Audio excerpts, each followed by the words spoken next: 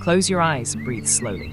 Somewhere in the world tonight, there are people who have lived through 2 world wars, through the invention of the airplane and the internet, through more loss and more love than most of us can fully imagine, and who are still here, still watching the morning arrive, still finding reasons to be glad it has.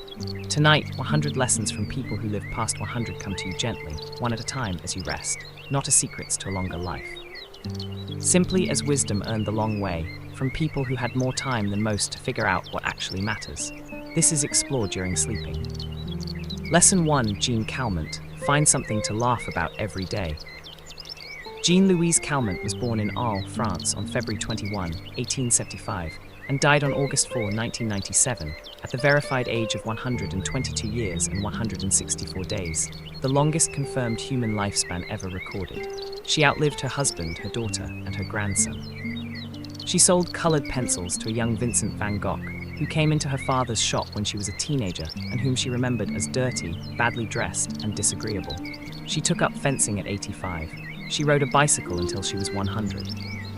She did not give up chocolate, consuming roughly 1 kilogram per week for most of her adult life, and she did not give up smoking until she was 117, at which point she stopped not for health reasons, but because she found it embarrassing to need to ask others to light her cigarettes since her eyesight had declined.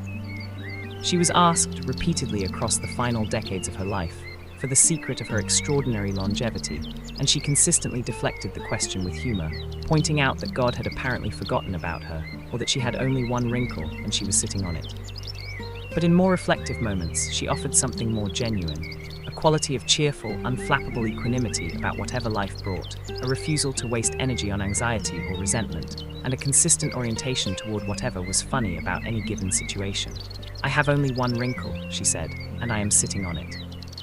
Her physician, who studied her extensively in her final decades, described her as having an unusual relationship with stress, not that she never encountered difficulty, but that she metabolized it differently than most people, moving through adversity without the prolonged physiological activation that chronic stress produces in most human nervous systems. She did not ruminate. She did not catastrophize. She noticed what was difficult, engaged with it as necessary, and then moved on, apparently without carrying the residue of difficulty forward in the way that most people, over decades of accumulated stress responses, tend to do. Her advice, offered late in her extraordinarily long life, was characteristically simple. Always keep your sense of humor. That's what I attribute my long life to. I think I will die laughing. She did not, but she died as she had lived, with a quality of lightness that the years, however many of them accumulated, had not managed to extinguish. Tonight, let whatever is genuinely funny about today be allowed its full, unguarded moment of recognition. Jeanne Calment would say you owe it to yourself. Lesson 2, the Blue Zones, what the world's longest-lived communities share. Dan Buettner, the National Geographic explorer and researcher, who coined the term Blue Zones to describe the 5 regions of the world with the highest concentrations of centenarians and supercentenarians, spent more than a decade studying these communities: Okinawa in Japan, Sardinia in Italy, Nicoya in Costa Rica, Caria in Greece, and the Seventh-day Adventist community in Loma Linda, California, looking for the common factors that distinguish their longevity from the world average.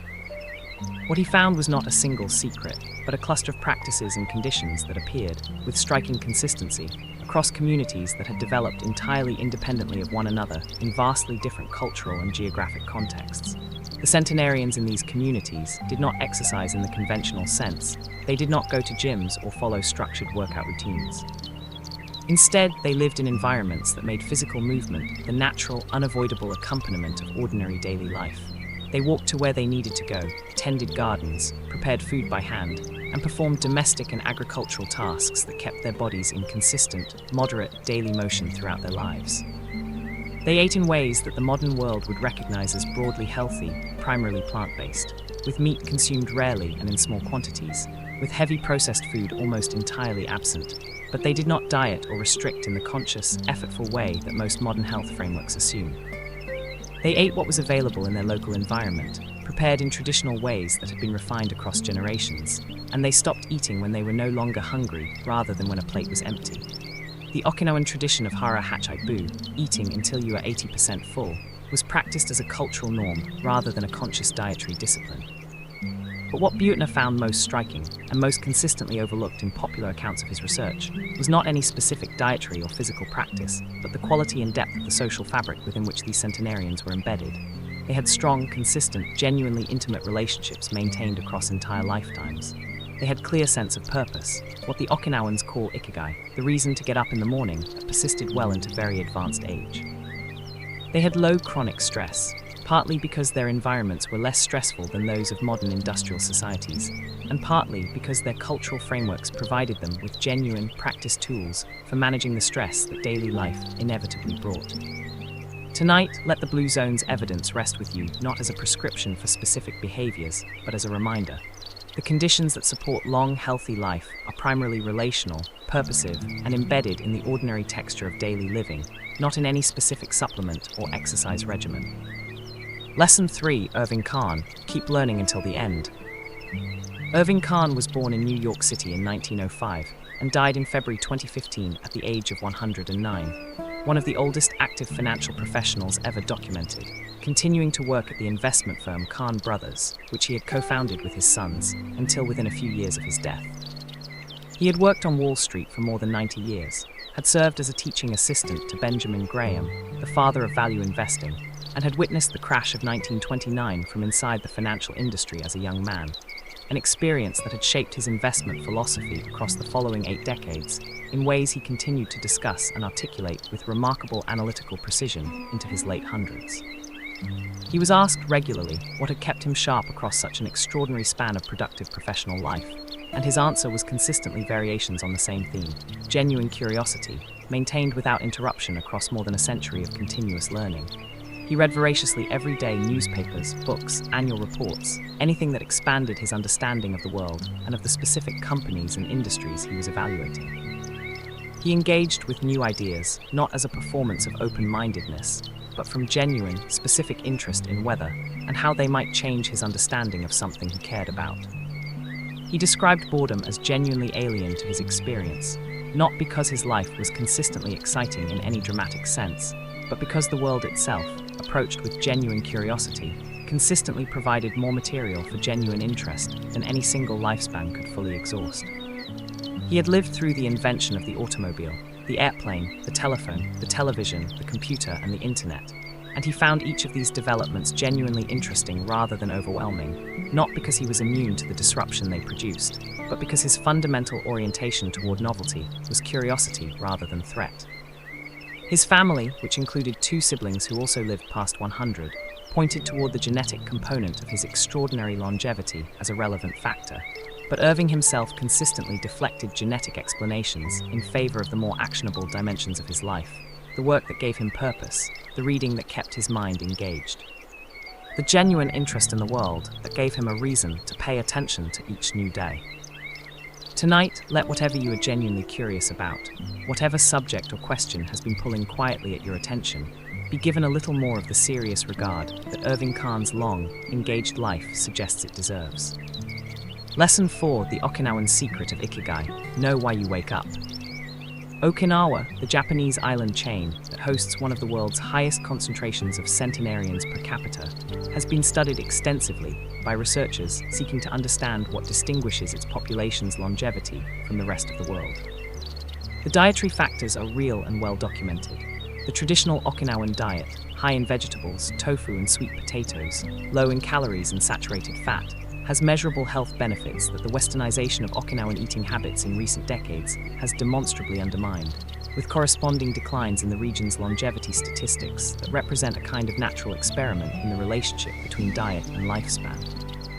But the factor that consistently appears in accounts of Okinawan centenarians that is most difficult to quantify and most consistently underemphasized in popular health accounts is Ikigai, a Japanese concept that translates roughly as the reason for being, the thing that makes getting up in the morning feel worthwhile, the intersection of what you love, what you are good at, what the world needs, and what you can be compensated for that provides genuine, felt meaning to daily existence. Okinawan centenarians typically describe their Ikigai not in grand terms, not as a life's mission or a world historical purpose, but in the specific, concrete, ordinary terms of their actual daily lives. Tending a garden, caring for grandchildren, maintaining a craft practiced across decades, participating in the moe, the small social support group that is a distinctive feature of Okinawan community life, and that provides its members with consistent, reliable social connection and mutual support across entire lifetimes. The Ikigai is not an abstract aspiration. It is the specific, practical, daily reason that the morning is worth meeting. Research on purpose and longevity, drawing on data from several large longitudinal studies, consistently finds that people who report a strong sense of purpose, who can articulate a clear answer to why their life matters and what they are here to contribute, show significantly lower mortality rates, better physical health outcomes, and reduced rates of cognitive decline across aging compared to those who report low sense of purpose. The effect size is substantial and consistent across cultural contexts, suggesting that purpose is not merely a pleasant accompaniment to long life, but a genuine contributor to it. Tonight, let the question rest gently, without pressure. What is the specific, ordinary, daily thing that makes your morning feel worth meeting? It need not be grand. For the Okinawan centenarian, it was often a garden. For you, it may be something equally simple and equally sufficient. Lesson 5, Hendrik van Andel Schipper. The brain can stay sharp for a very long time. Hendrik van Andel Schipper, a Dutch woman who was born in 1890 and died in 2005 at the age of 115, was for a period the oldest verified living person in the world, and she is remembered in the medical literature not only for her extraordinary longevity, but for her remarkable cognitive acuity throughout the final decades of her life. She scored within normal range on cognitive tests administered at 112, retained sharp memory, clear verbal expression, and genuine engagement with the people and world around her until very near her death. She donated her body to science, and the subsequent analysis of her brain and blood revealed findings that have significantly influenced how researchers understand the relationship between aging, the immune system, and cognitive decline. Her blood showed that her immune system, at the end of her life, was essentially composed of cells derived from only 2 stem cell lineages, the others having been exhausted across more than a century of continuous immune function. A finding that suggested one possible limit on human lifespan may be the exhaustion of the immune system's regenerative capacity, rather than any single organ's failure. But what is most relevant for the present collection is not the cellular biology of her aging, however fascinating, but the quality of cognitive life she maintained into extreme old age, a quality that her physicians attributed to a combination of factors that research on cognitive aging has subsequently confirmed. Lifelong mental engagement, strong social relationships maintained across her entire life, continued genuine interest in the world around her, and a quality of psychological equanimity about the inevitable losses of extreme old age that prevented the rumination and chronic stress that research consistently finds to be among the most damaging forces in cognitive aging. She said, in one of the interviews she gave in her final years, that she had no fear of death, that she had had such a good and long life that she could face its conclusion without anxiety. This equanimity about mortality, which appears across many of the longest-lived people studied by researchers, seems to represent not resignation or passivity, but a genuine, earned perspective, the view from a life long enough to have found, repeatedly and across many different circumstances, that things tend to be manageable and that most of what is feared in advance turns out, when it actually arrives, to be survivable. Tonight, let her extraordinary, still-thinking mind rest with you as a gentle encouragement. The brain's capacity for genuine engagement across a very long life is greater than most people assume. Lesson 6, The Sardinian Secret, Men Who Stay Connected. Sardinia, the Italian island that hosts one of the world's highest concentrations of male centenarians, a ratio of men to women among the very elderly that is unique among Blue Zone communities and that has attracted specific research attention, offers what researchers have identified as a distinctive social environment that may partially account for this unusual longevity pattern among its male population. Sardinian centenarian men are typically deeply embedded in their communities across their entire lives. They maintain consistent, intimate, multi-generational social relationships with their families, with their peer groups, with the broader village communities within which they have spent their entire lives. And these relationships are characterized by genuine mutual care, regular physical contact, consistent emotional support, and the kind of frank, unsentimental honesty that long, close relationships across many decades of shared history tend to produce. Researchers studying Sardinian longevity, including Mitchell Poulain and Jeanne Pease, who originally documented the Blue Zone, have suggested that the specific combination of physical activity, the daily walking of Sardinian shepherds across hilly terrain, with the social embeddedness of village life, and the maintenance of a clear, valued social role across advancing age together, produce a protective effect that no single factor alone could achieve. The Sardinian centenarian man is not simply a man who has avoided specific risk factors. He is a man who has remained genuinely needed, whose contribution to his family and community has continued to be recognized and valued into very advanced age.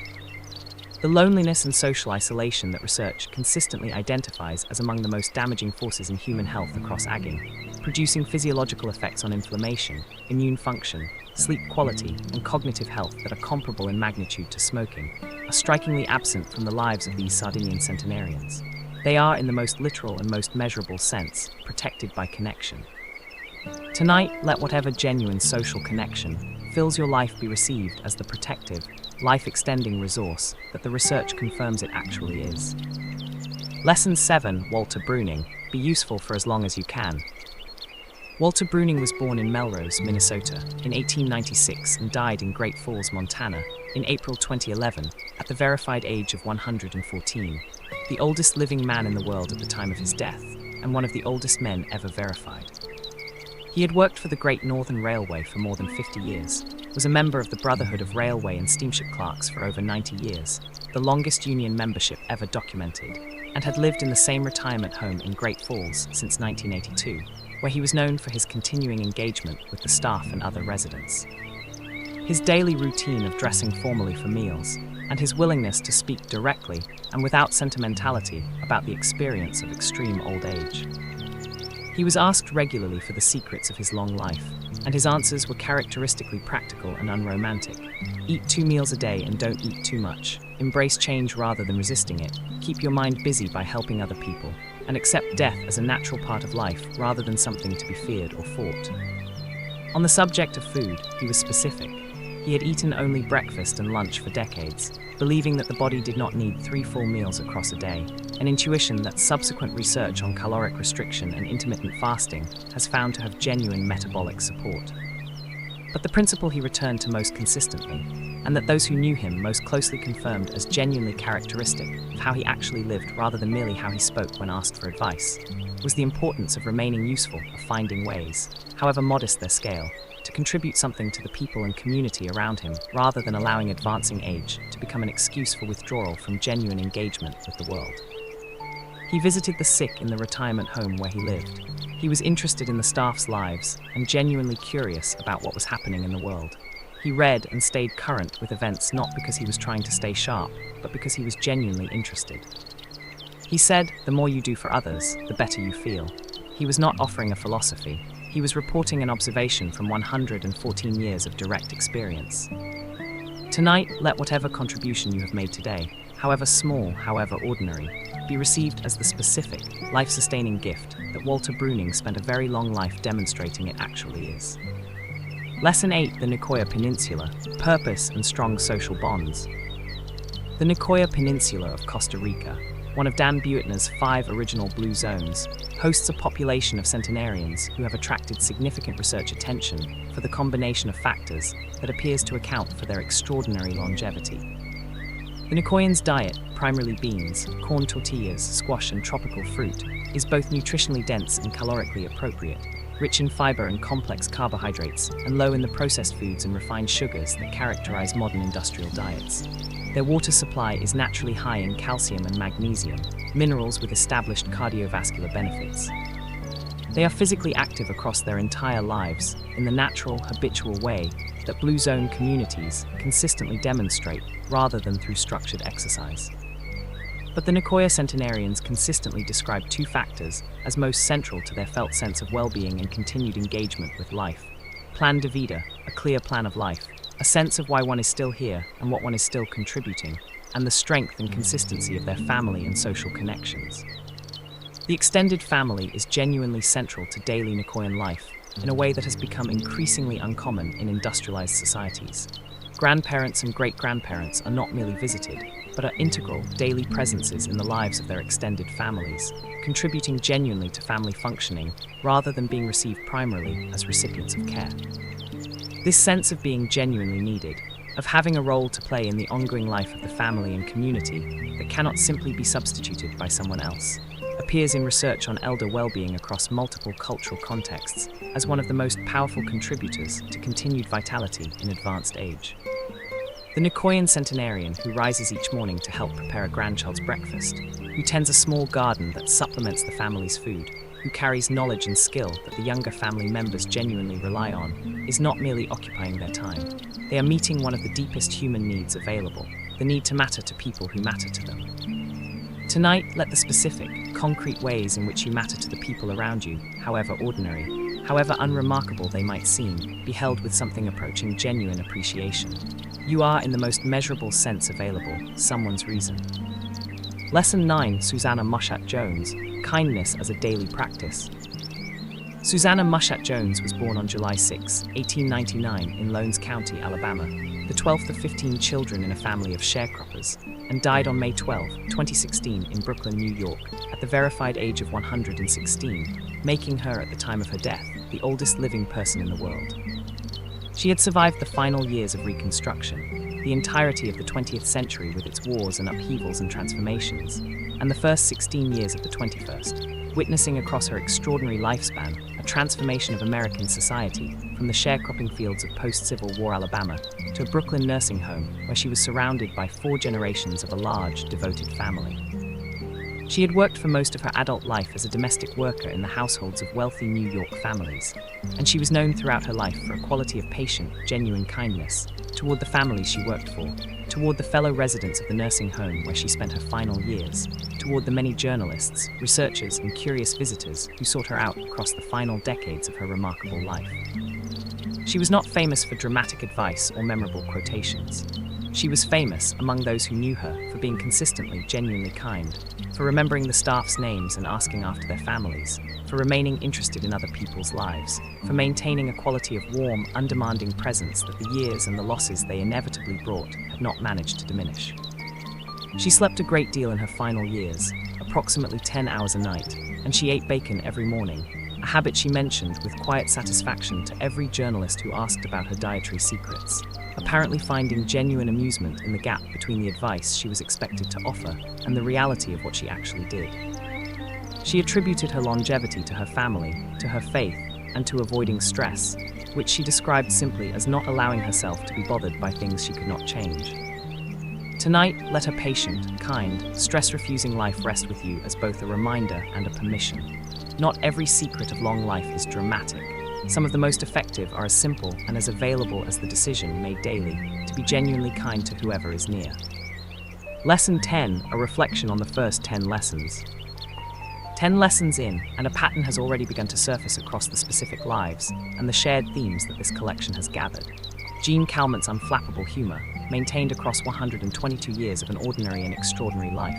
The Blue Zone's consistent evidence for the primacy of social connection, genuine purpose, and habitual movement. Irving Kahn's relentless, genuine curiosity maintained into his 109th year. Okinawa's Ikigai, the specific, ordinary daily reason to get up. Hendrik van Andelskipper's remarkable cognitive acuity, sustained by genuine engagement and equanimity about what could not be changed. Sardinia's socially embedded men, protected by connection across entire lifetimes. Walter Bruning's practical, unromantic prescription for remaining useful. Nicoya's plan de vida, the daily evidence of being genuinely needed. Susannah Mushatt Jones's patient, daily, unspectacular kindness. What these 10 lessons share is not a single dramatic secret or a specific practice that distinguishes the very long-lived from the rest of humanity. What they share is a cluster of ordinary qualities: curiosity, connection, purpose, equanimity, kindness, movement, genuine engagement with the people and world around them, practiced consistently and without fanfare across the entire arc of very long lives.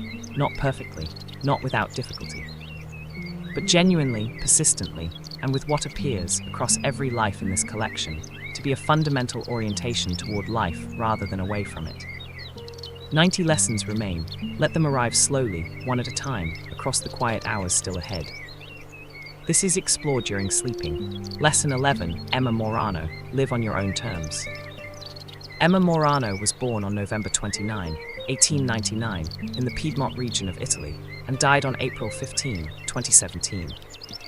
At the verified age of 117 years and 137 days, the last known living person born in the 19th century, and the oldest verified person in the world at the time of her death. She was the oldest verified Italian person in history. She had survived 2 world wars, the Spanish flu, severe anemia in her 30s, and a physically abusive marriage from which she eventually, decisively separated. An act of considerable courage for a woman in early 20th century rural Italy, living independently for the remaining 8 decades of her life. She attributed her long life to 3 specific things: her diet of raw eggs and cookies, which she had followed on the advice of a doctor who treated her anemia in her 30s, and which she maintained with cheerful, unapologetic consistency for the rest of her life; her independence, which she described as among the things she valued most and refused to surrender; and genetics, which she acknowledged with the same pragmatic honesty she brought to everything. She ate approximately 2 raw eggs per day across most of her adult life. She was aware that most dietary authorities would not have recommended this. She continued anyway.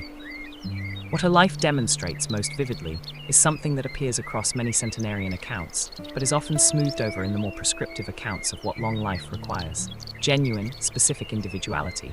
Emma Morano did not follow a conventional dietary regimen. She did not live in a particularly socially embedded community. She lived alone, contentedly, for most of her very long adult life, and she appeared to find this independence genuinely nourishing rather than genuinely isolating. The lesson is not that raw eggs produce longevity, or that independence is always the optimal living arrangement. The lesson is that the life lived most authentically in accordance with one's own genuine needs and genuine preferences may, in some cases, be the life that lasts longest. Researchers studying her case noted that her specific combination of factors, the nutrition intervention from her 30s, the removal of chronic stress through separation from a damaging marriage, and her family's genetic predisposition toward longevity, likely each contributed to her extraordinary lifespan, but she herself was not particularly interested in the research. She was interested in her eggs and her independence, both of which she defended with warm, cheerful firmness against all suggestions of modification. Tonight, let whatever in your own life you have been living genuinely rather than conventionally be received.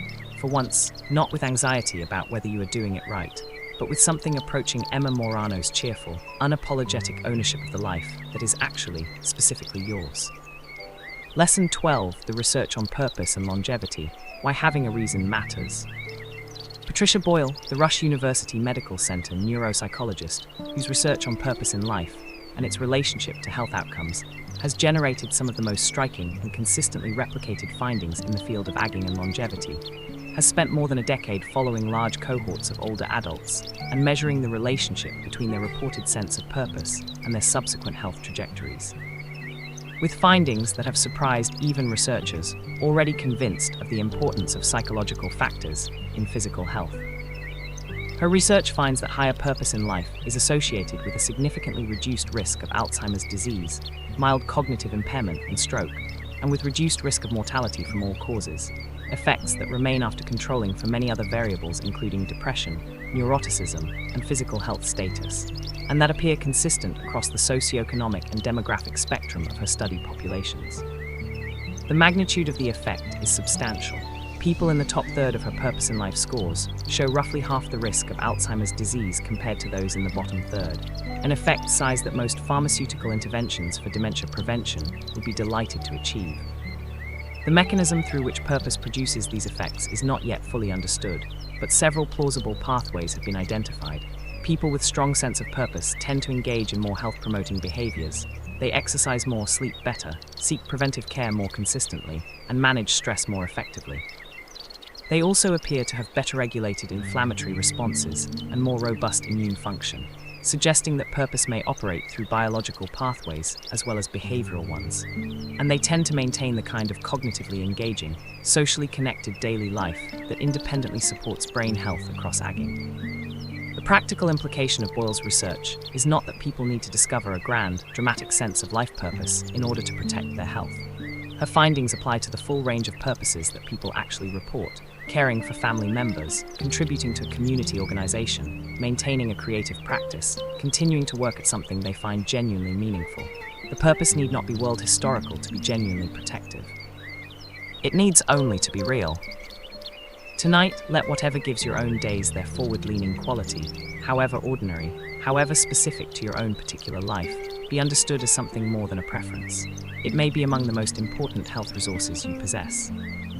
Lesson 13, Alexander Amich. Stay curious about new things.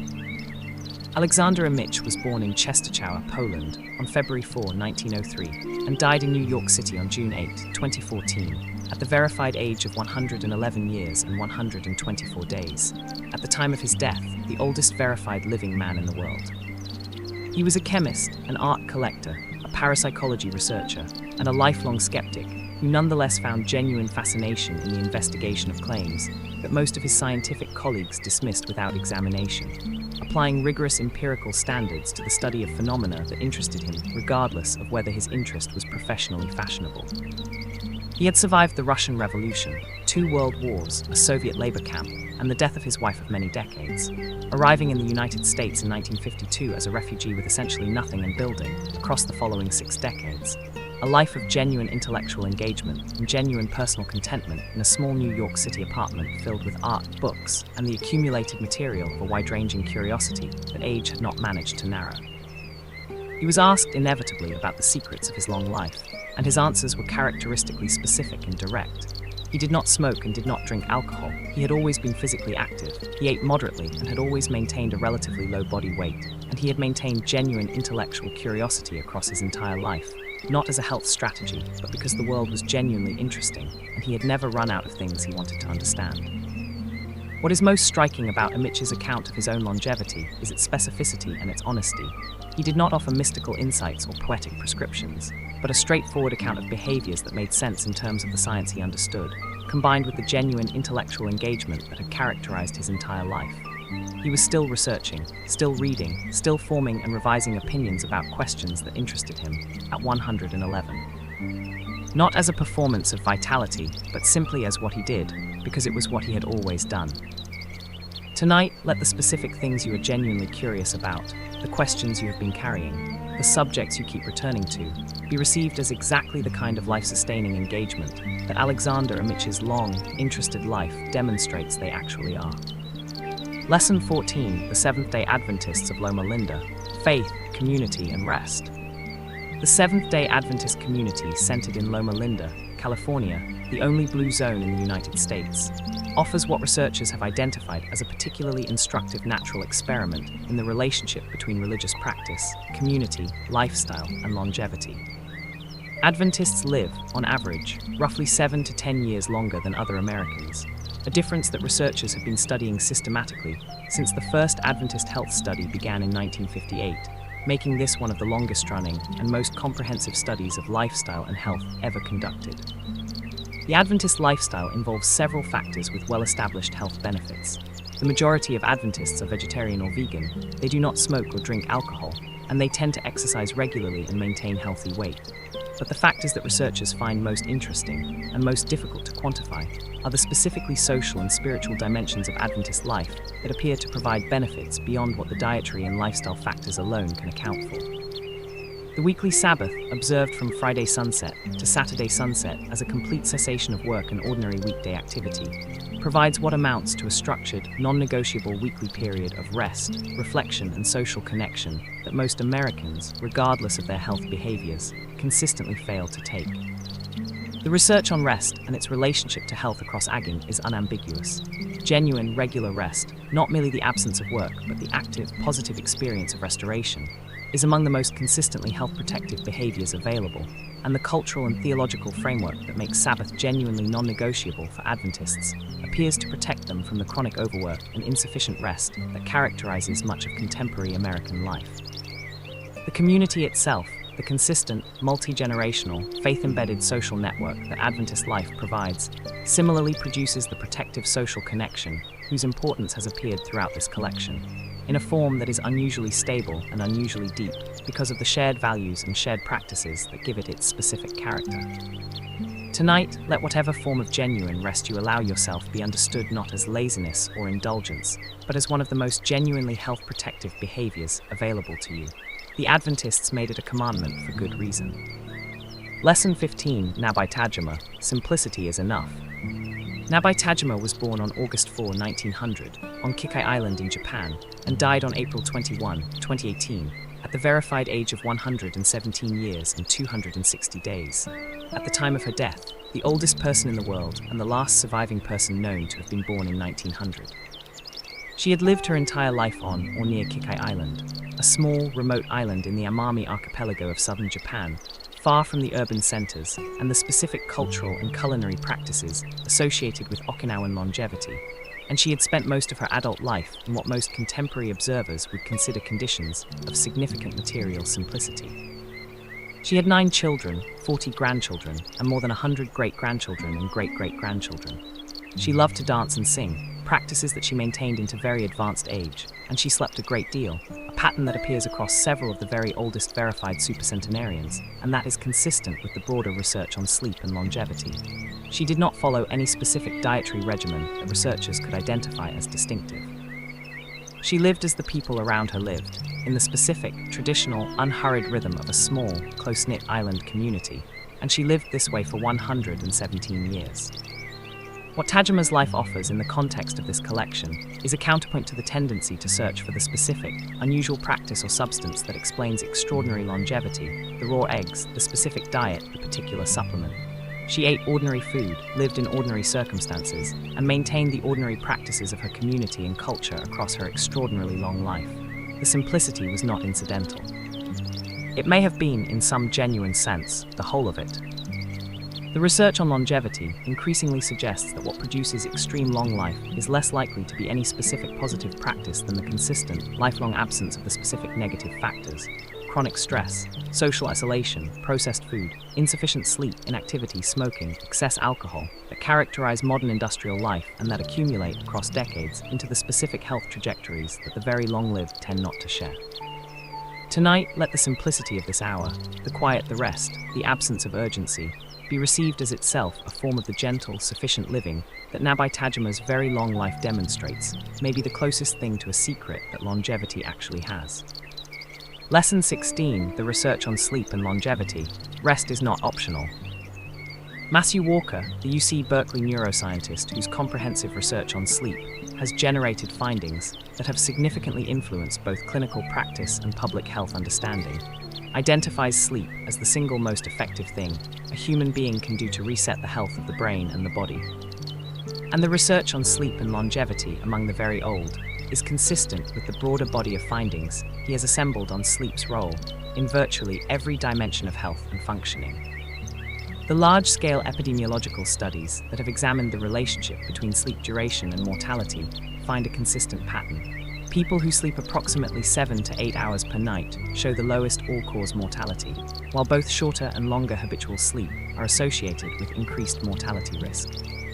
The relationship between insufficient sleep and health consequences is mediated through a wide range of mechanisms: impaired immune function, elevated inflammatory markers, disrupted glucose metabolism, increased cardiovascular risk, accelerated cognitive aging, and the accumulation of amyloid plaques in the brain that are associated with Alzheimer's disease. Among centenarians studied by researchers, adequate sleep is a nearly universal characteristic, not achieved through any particular sleep hygiene strategy, but simply as a natural feature of the lifestyle patterns that characterize the Blue Zone communities and many individual very long-lived people. The Okinawan centenarian who naps in the afternoon, the Sardinian shepherd who sleeps with the natural rhythm of daylight and darkness. Nabai Tajima, who is noted by family members to sleep a great deal throughout her adult life. The pattern is consistent. The very long-lived tend to give sleep the time and respect that modern industrial life consistently pressures people to withhold from it. Walker's research on what happens in the brain during sleep, the clearance of metabolic waste products through the lymphatic system, the consolidation of memory, the regulation of emotional experience, the restoration of immune function, suggests that the relationship between adequate sleep and long, healthy life is not correlational but causal. Sleep is not a passive state in which the body waits for waking life to resume.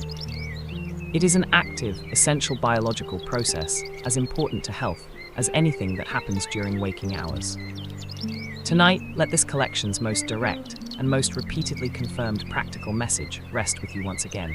The sleep you are about to receive is not a suspension of your life. It is one of the most important things your body and brain will do in the next 24 hours. Let it be given what it genuinely needs. Lesson 17, Chiyo Miyako, accept what you cannot change. Chiyo Miyako was born on May 2, 1901, in Yamaguchi Prefecture, Japan, and died on July 22, 2018, at the verified age of 117 years and 81 days. One of the oldest verified people ever to have lived, and the oldest verified person in the world for the brief period between Nabai Tajima's death in April 2018 and her own death 3 months later.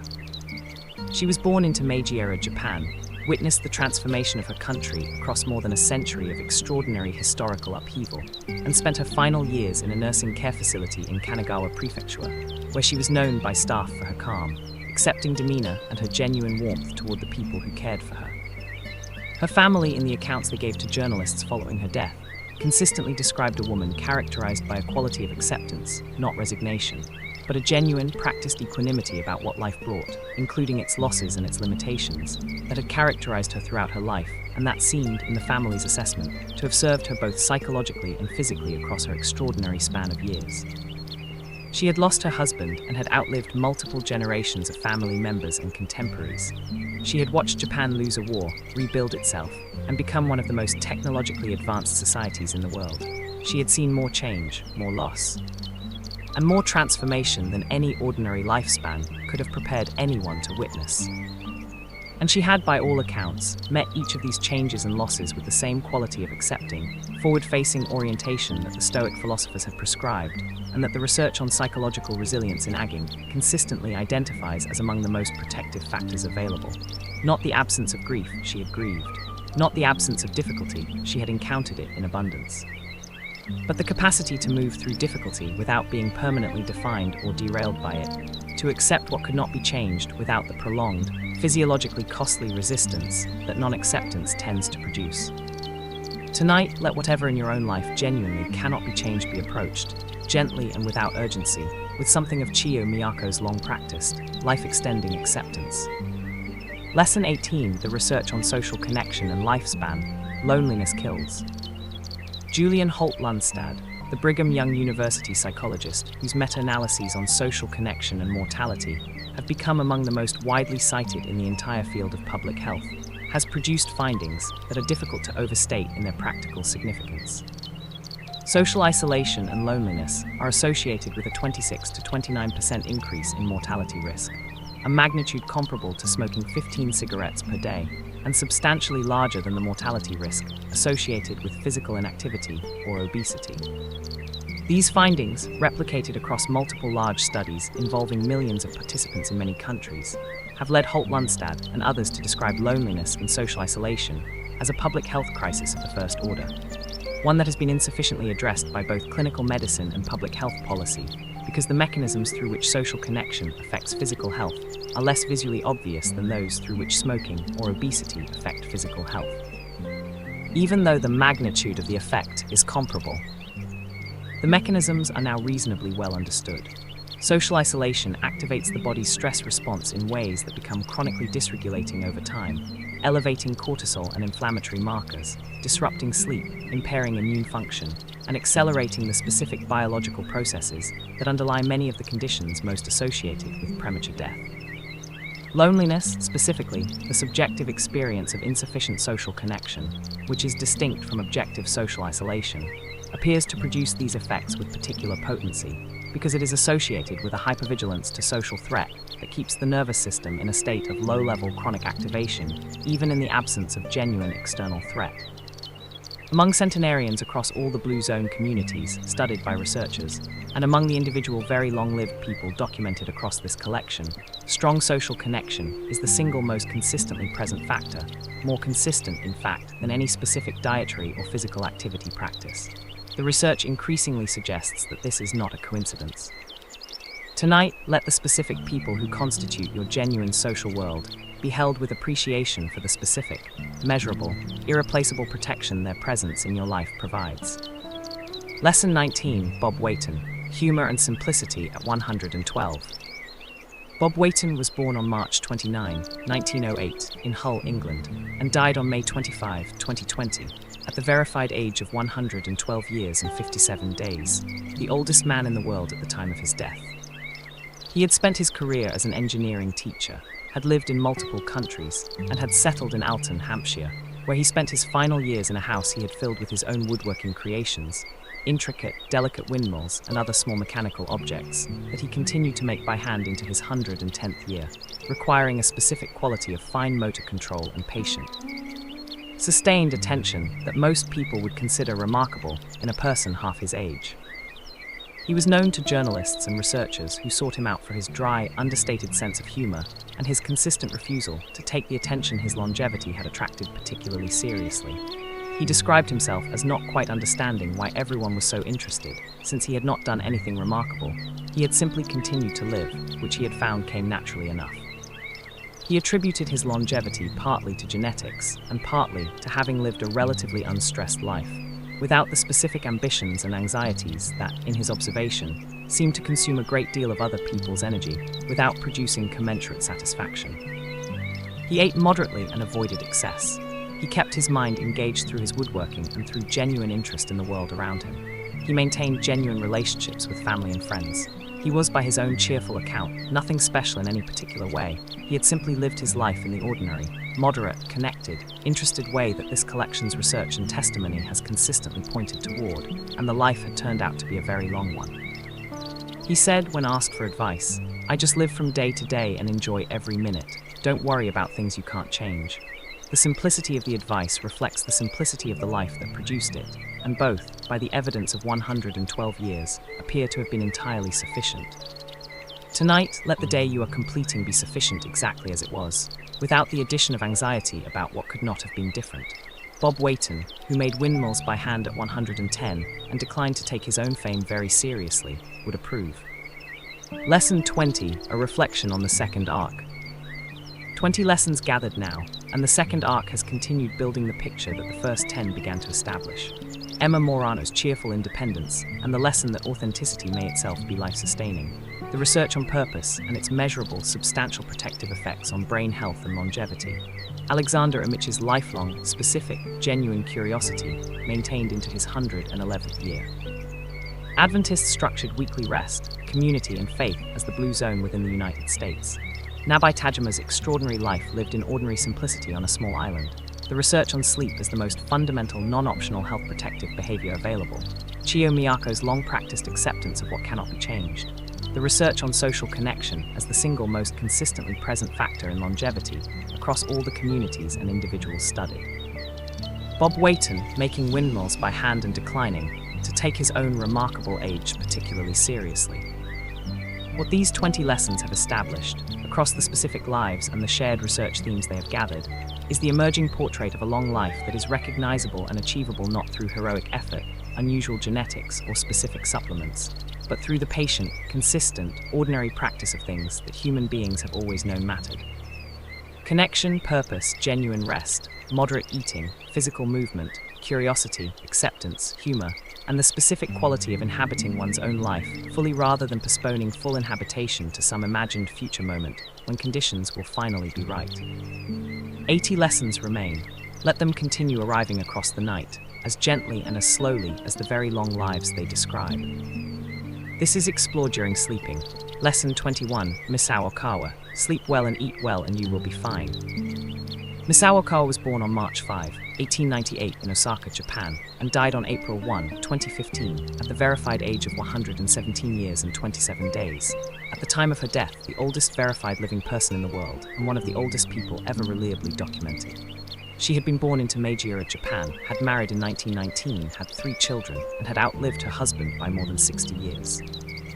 She spent her final years at the Kurenai nursing home in Osaka, where staff described her as a cheerful, warm presence who enjoyed being surrounded by family and who retained a quality of genuine engagement with the people around her well into her final years. She was asked, inevitably and repeatedly, for the secret of her extraordinary longevity, and her answers were characteristically simple and unsentimental: eat sushi, sleep well, and relax. She specifically mentioned her love of mackerel sushi, which she apparently ate with consistent enjoyment throughout her life. And she described sleep as among the things she most looked forward to. She regularly slept more than 8 hours per night, and appeared to find genuine restorative pleasure in the act of sleeping, rather than treating it as a necessity to be minimized. At 116, when asked how life at that age felt, she reportedly said that it seemed short to her, which researchers and journalists found both charming and revealing. The sense that even 116 years had passed more quickly than she had expected, and that there remained things she was still interested in. Her physician at the nursing home described her as having maintained remarkably good health across extreme old age, with no major chronic diseases until very near the end of her life. pattern that researchers studying supercentenarians describe as characteristic of the very oldest verified people, who tend not to accumulate chronic disease in middle age, but instead maintain relatively good health until a final, rapid decline in very advanced age.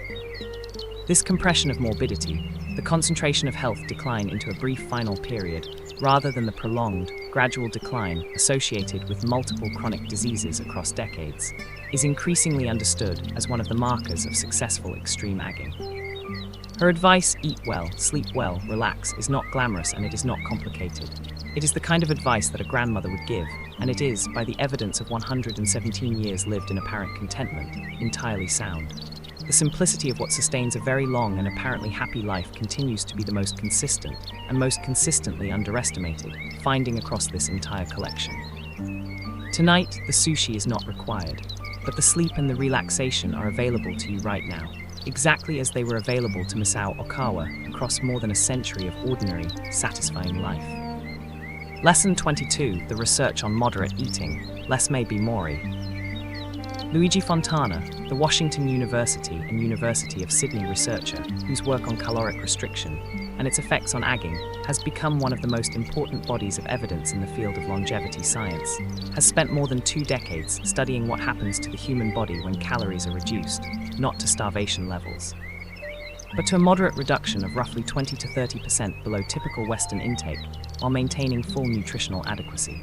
What he has found, across both animal studies and the human caloric restriction research he has conducted through the calorie study and other projects, is a consistent pattern of biological changes associated with slower aging and reduced risk of age-related disease.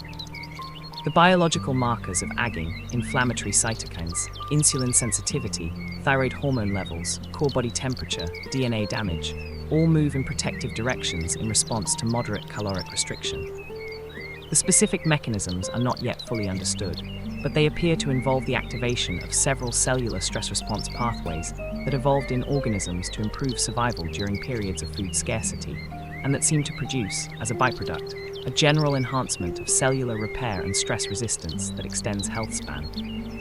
The practical challenge of lifelong caloric restriction for most people in environments of food abundance is significant, and Fontana is careful to note that the evidence for its benefits in humans across a full lifespan is still incomplete, since the relevant human studies have not yet run long enough to produce definitive longevity data.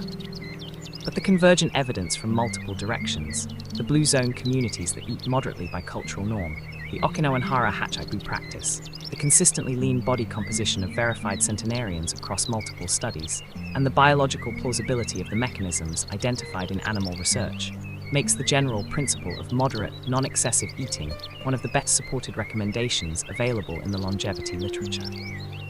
What is not supported, and what Fontana is consistent in noting, is that any specific dietary composition, any particular balance of macronutrients, any specific exclusion of particular food categories, shows effects comparable to the overall pattern of moderate, nutritionally complete eating. The dietary factor that appears most consistently associated with longevity across the epidemiological evidence is not what is eaten but how much. The consistent avoidance of chronic overeating, maintained across a lifetime, appears more protective than the specific macronutrient composition of the diet. Tonight, let the moderate, sufficient meal you have eaten today rest in your body as what it was enough, and by the evidence, more than enough. Lesson 23, Kane Tanaka, find joy in small daily pleasures. Kane Tanaka was born on January 2, 1903, in Wajiro, Fukuoka, Japan, and died on April 19, 2022, at the verified age of 119 years and 107 days, the oldest verified person in recorded history after Jeanne Calment, and the oldest verified living person in the world for several years before her death. She was born the 7th of 9 children, married in 1922, had 4 children of her own and later adopted a 5th, and spent her working life running a business selling sticky rice cakes and noodles with her husband. She had survived stomach cancer in her 40s and colon cancer in her 60s, and she had outlived her husband by more than 50 years. In her final years at a nursing care facility in Fukuoka, she was known by the staff for her sharp mind. She studied mathematics and calligraphy daily well into her hundreds, and she consistently defeated other residents at board games with competitive intensity that the nursing home staff found both impressive and slightly alarming. She had an acknowledged weakness for Coca-Cola and chocolates, which her family provided in regular supply, apparently without concern for the dietary implications, having concluded that at 117, the question of optimal nutrition had perhaps been superseded by other considerations.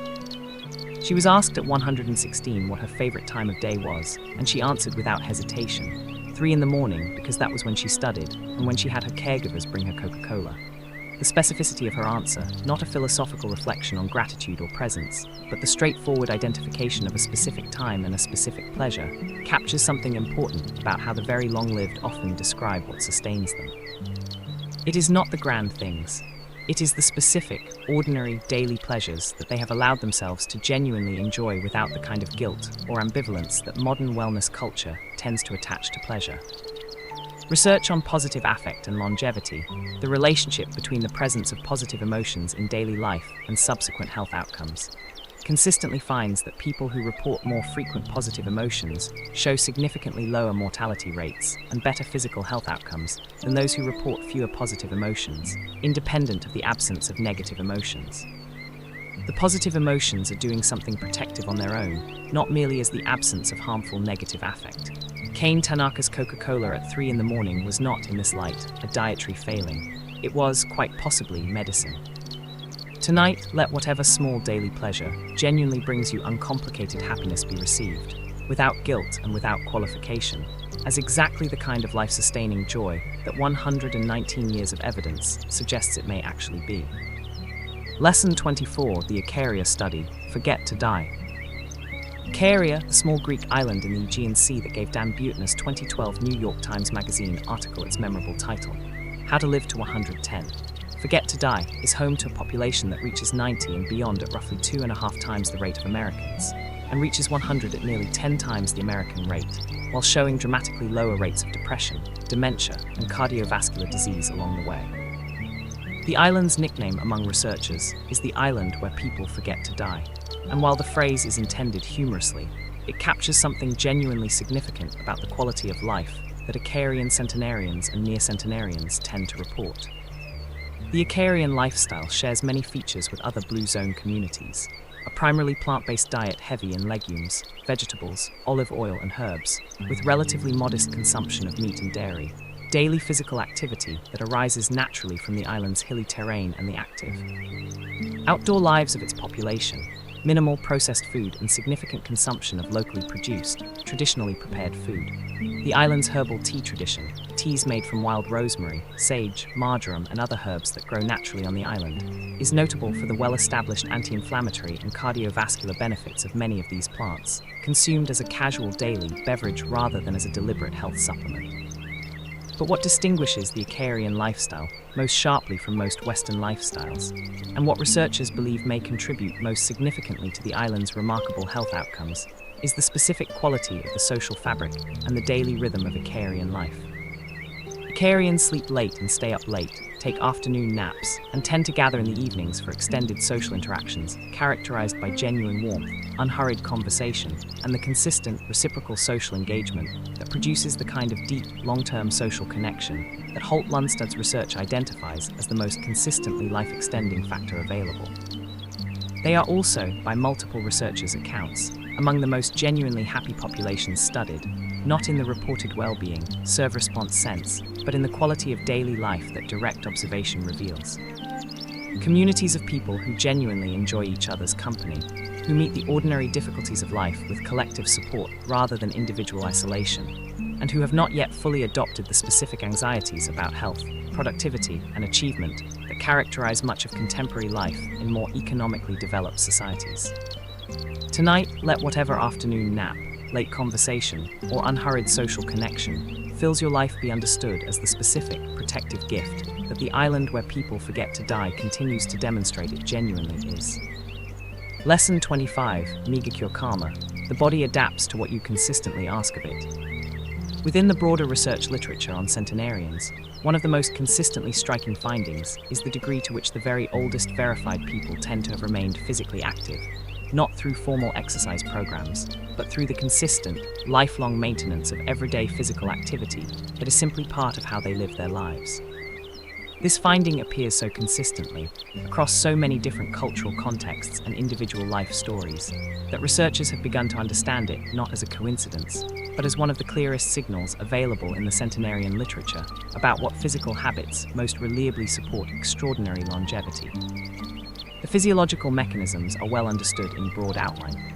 Consistent, moderate physical activity across a lifetime maintains cardiovascular efficiency, preserves muscle mass and bone density, supports metabolic function, reduces chronic inflammation, promotes better sleep, supports cognitive function, and appears to slow several of the cellular aging processes, including telomere shortening, that are associated with biological aging at the molecular level.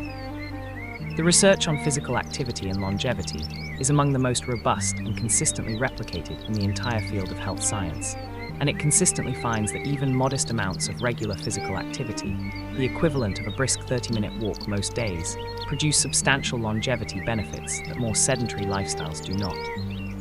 What is particularly relevant about the centenarian evidence is that the physical activity maintained by the very long-lived is almost never the kind of intense, high-performance physical training that contemporary fitness culture often emphasizes, but rather the consistent, moderate, lifelong movement that is embedded as an ordinary feature of daily life, the walking, gardening, domestic physical activity, and manual work that human beings performed as a matter of course throughout most of human history, and that modern convenience has increasingly eliminated from the lives of people in wealthier societies.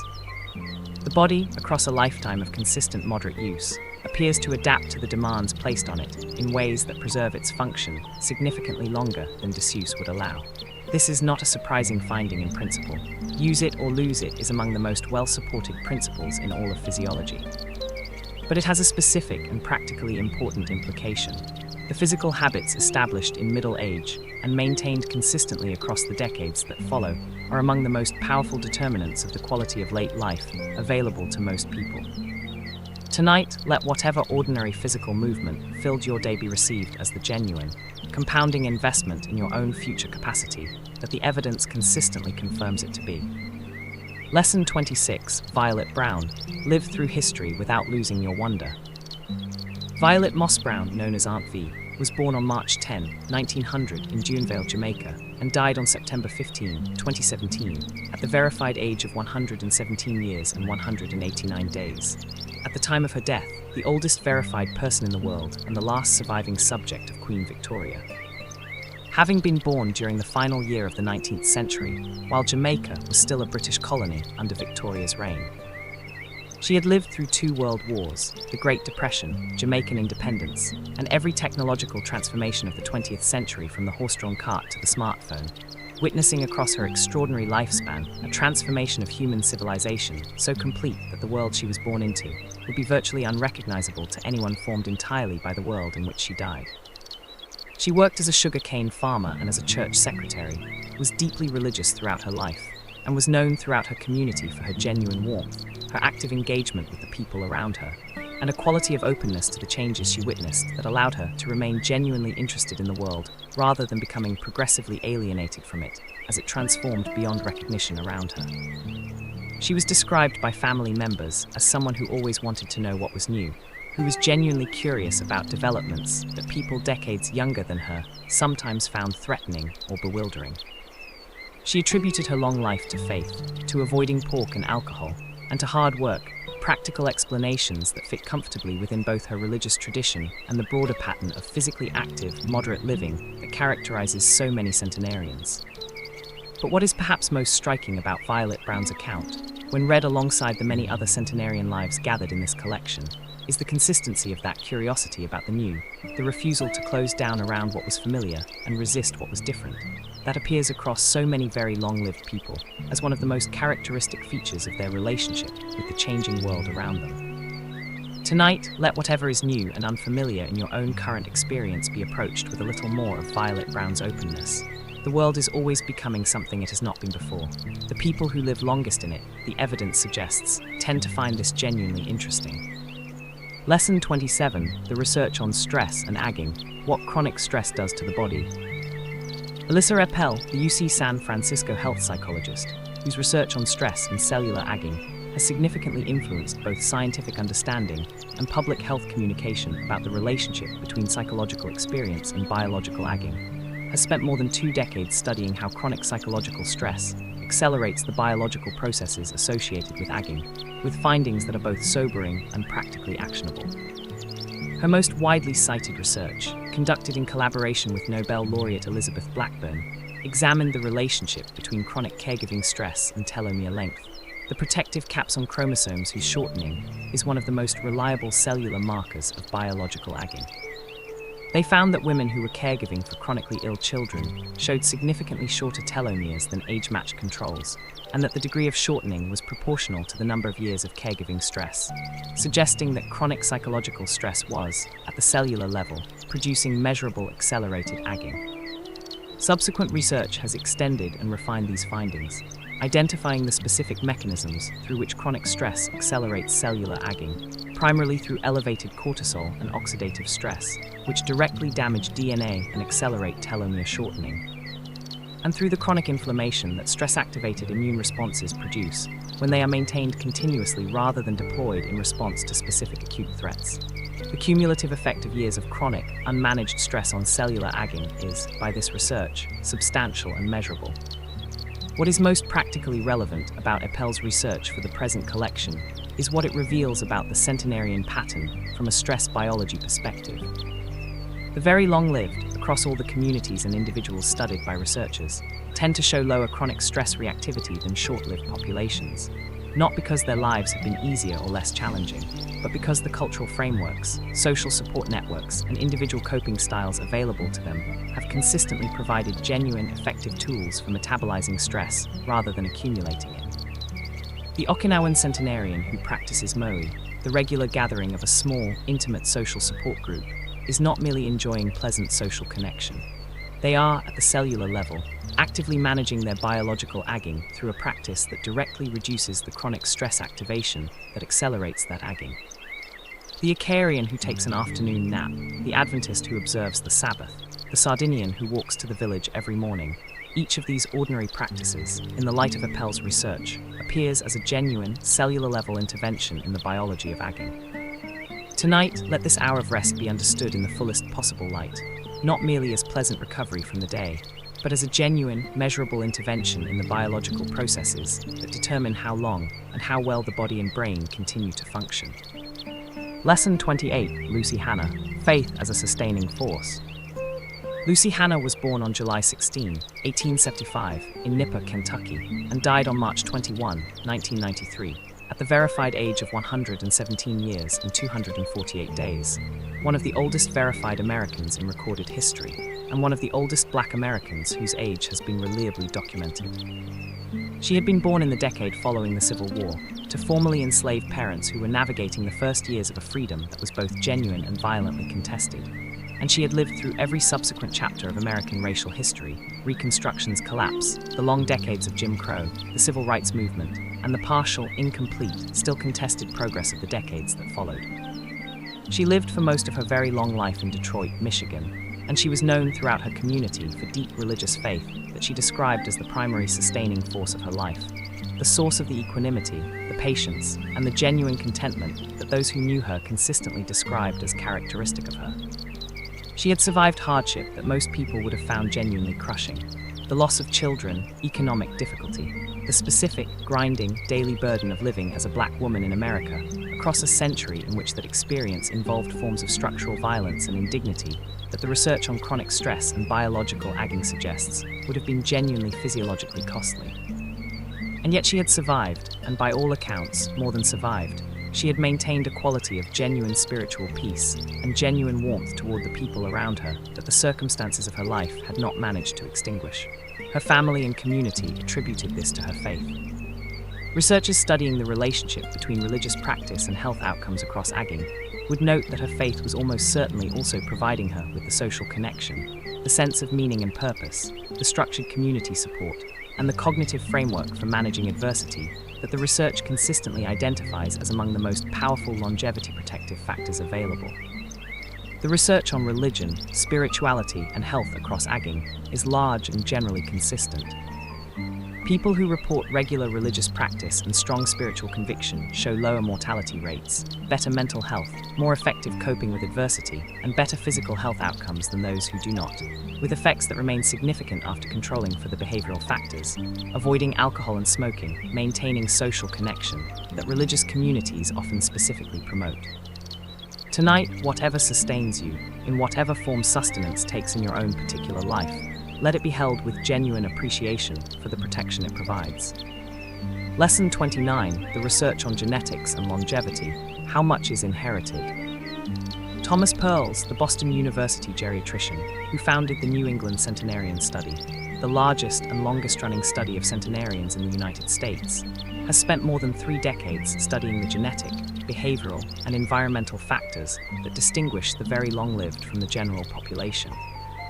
With findings that have significantly refined what researchers and the public understand about the respective roles of genetics and lifestyle in determining who reaches extreme old age.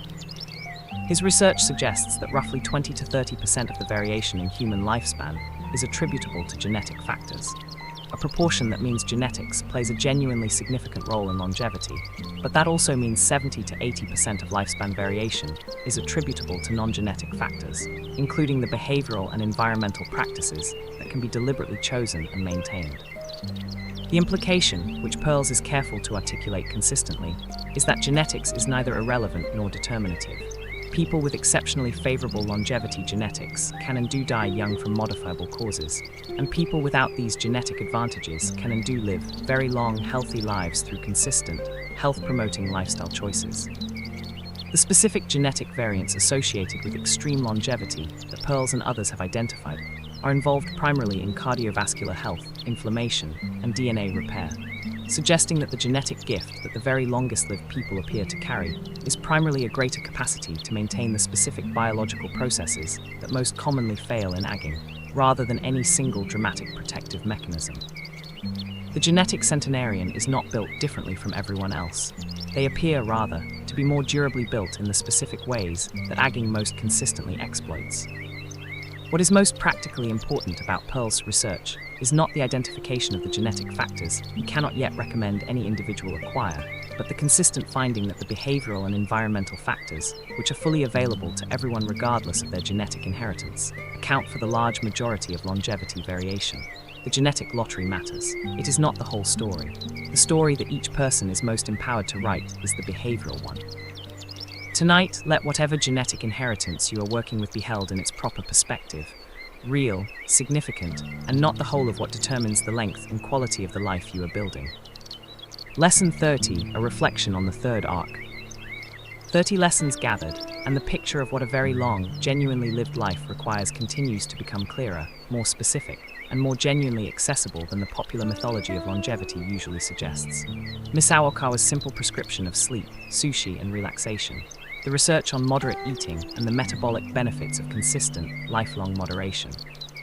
Kane Tanaka's competitive mathematical studies at 116 and her 3 in the morning Coca-Cola, Ikaria's afternoon naps and unhurried evening conversations, the research on physical activity as perhaps the single most reliably protective behavioral intervention available across aging, Violet Brown's curious, open relationship with the century of change she witnessed, the cellular biology of chronic stress, and what it reveals about why the centenarian practices of connection, rest, and managed stress are not merely pleasant but genuinely protective.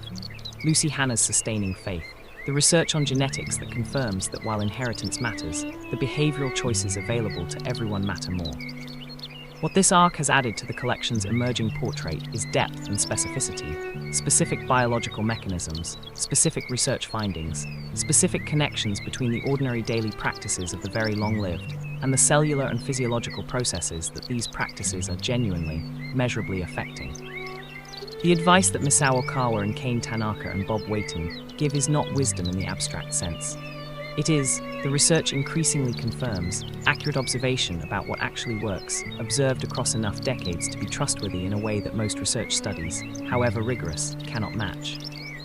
70 lessons remain. Let them continue to accumulate slowly, building toward whatever understanding of the long, well-lived life this collection is gradually and patiently assembling. This is explored during sleeping. Lesson 31, Maria Branya's Mora, avoid toxic people and toxic environments. Maria Brañas Mora was born on March 4, 1907, in San Francisco, California, to Catalan parents who had emigrated to the United States, and died on August 19, 2024, at the verified age of 117 years and 168 days, the oldest verified person in the world at the time of her death, and one of the oldest people ever reliably documented. She had returned with her family to Catalonia as a young child, had lived through the Spanish Civil War, 2 world wars, the Franco dictatorship, Spain's transition to democracy, and every subsequent transformation of European life, and had spent her final decades in a nursing home in Olot, Catalonia, where she remained mentally sharp, genuinely engaged with the world around her, and warmly connected to a large extended family across the final years of her remarkable life. She was distinctive among the very long-lived figures in this collection for the specificity and directness of the advice she offered about what she believed had sustained her. She avoided toxic people.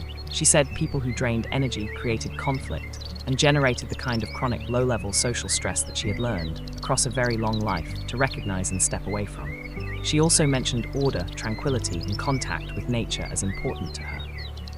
She had good genes, she acknowledged. Her mother had lived to 96, but she did not attribute her longevity primarily to genetics. She attributed it to the quality of the social environment she had deliberately cultivated and maintained. The research on social relationships and health across aging is consistent with her account. While the presence of positive social connection is powerfully protective, the presence of negative social relationships, characterized by conflict, chronic criticism, unpredictability, or the kind of demanding, energy-consuming dynamics that social researchers sometimes describe as high maintenance, produces physiological stress responses that, maintained chronically, carry genuine health costs. The quality of social relationships, not merely their quantity, is what matters most in the research on social connection and longevity.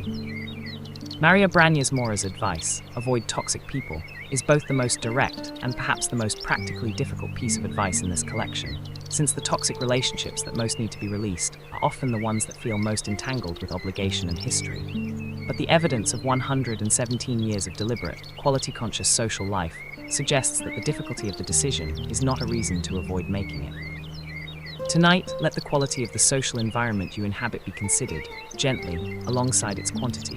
She chose her company with care across an extraordinarily long life. The care itself may have been part of what made the life so long. Lesson 32, the research on optimism and longevity, seeing the future as worthwhile. Becca Levy, the Yale epidemiologist whose research on aging stereotypes and their effects on health has generated some of the most surprising and most practically significant findings in the entire field of longevity science, has documented across multiple large studies that a person's own attitudes toward aging, specifically whether they hold positive or negative stereotypes about what growing old means, are among the most powerful predictors of longevity available, producing effects larger than many biological risk factors that receive considerably more clinical attention. In her landmark 2002 study, Levy and colleagues followed a sample of adults over 23 years and found that those who held more positive views of aging, who saw old age as a time of continued wisdom, engagement, and value, rather than as a period of inevitable decline and diminishment, lived, on average, 7.5 years longer than those who held more negative views of aging. This effect persisted after controlling for age, gender, socioeconomic status, loneliness, and functional health, suggesting that the attitude itself, rather than any confounding factor, was producing the longevity benefit.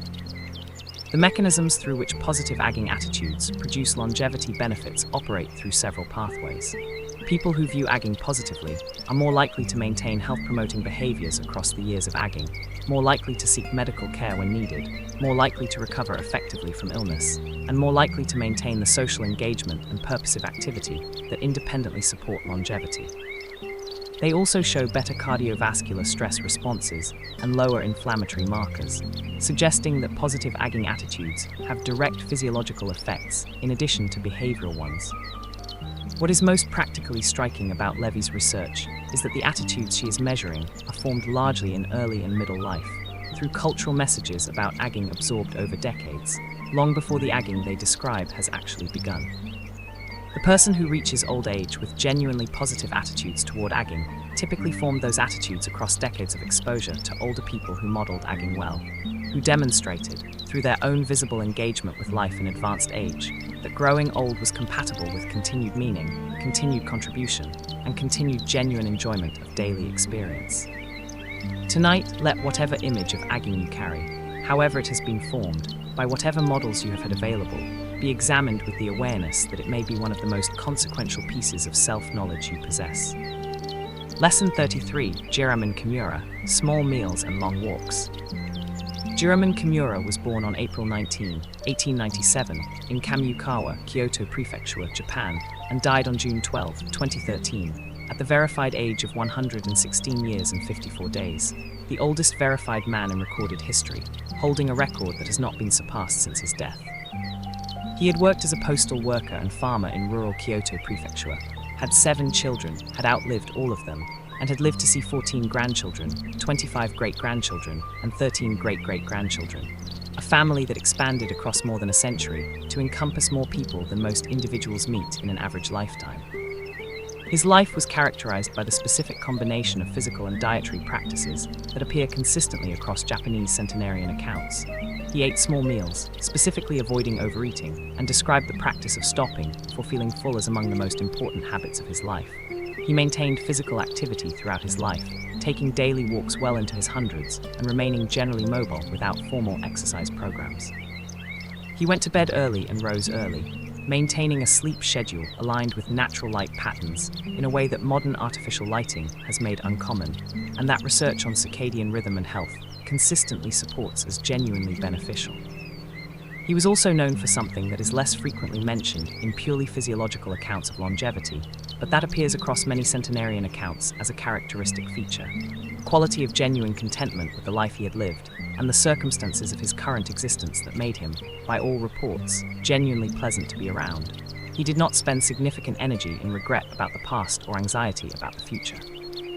He was, characteristically, present to whatever the current day offered, and he found in ordinary daily experience enough to sustain genuine interest and genuine satisfaction. Researchers who studied him noted that his consistent, measured daily eating, his regular moderate physical activity, and his apparent equanimity about his circumstances represented precisely the combination of lifestyle factors most strongly associated with longevity in the broader research literature, not through any single dramatic practice, but through the consistent, lifelong maintenance of habits that are individually modest in their effect and powerful in their combination across decades. He said near the end of his remarkable life, "Eat light to live long. The wisdom is not complicated. Very little about the long life, when the evidence is examined honestly, turns out to be complicated. The difficulty, as Kimura demonstrated across 116 years, is the patient, consistent, unspectacular practice of what is not complicated." Tonight, let your own meal today rest in your body, as whatever it actually was, enough, moderate, sufficient. Jiroemon Kimura would say that is exactly right. Lesson 34, the Moe, Why Small Social Circles Keep You Alive.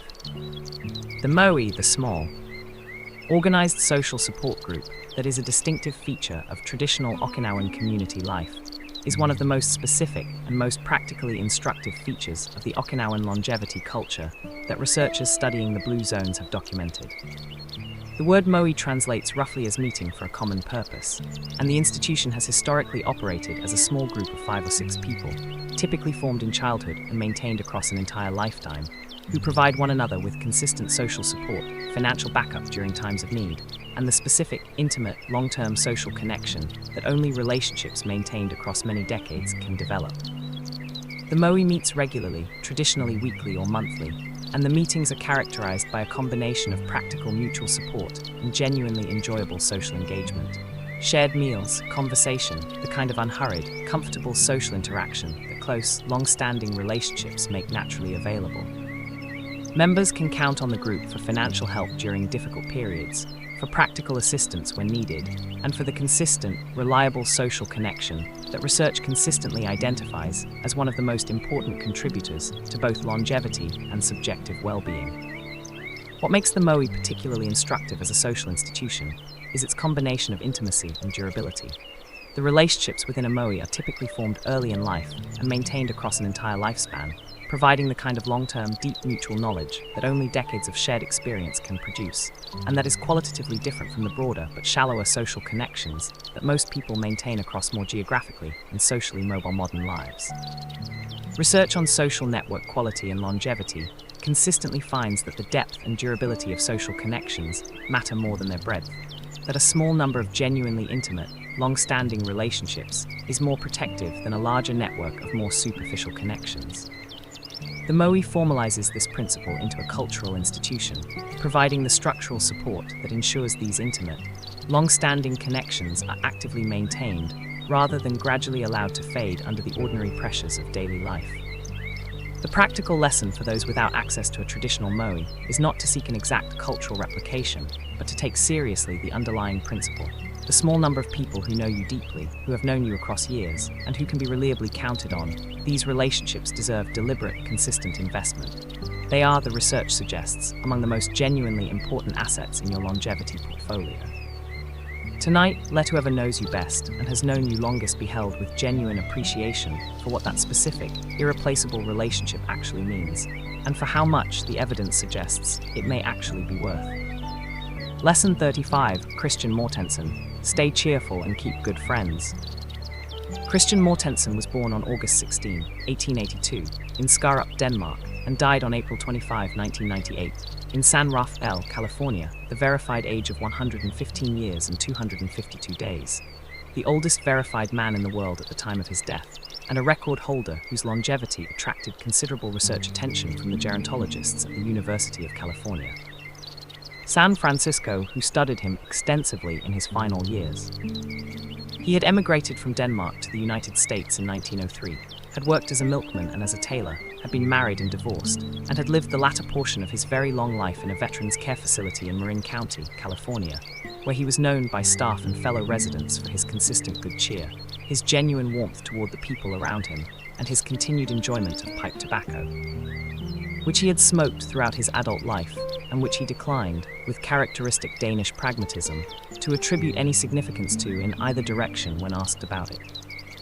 When the UCSF researchers who studied him asked what he believed had sustained him across his extraordinary lifespan, he consistently offered the same answer: good friends, a positive attitude, and the pipe. The pipe's contribution to his longevity, researchers noted with careful circumspection, was presumably not the active ingredient.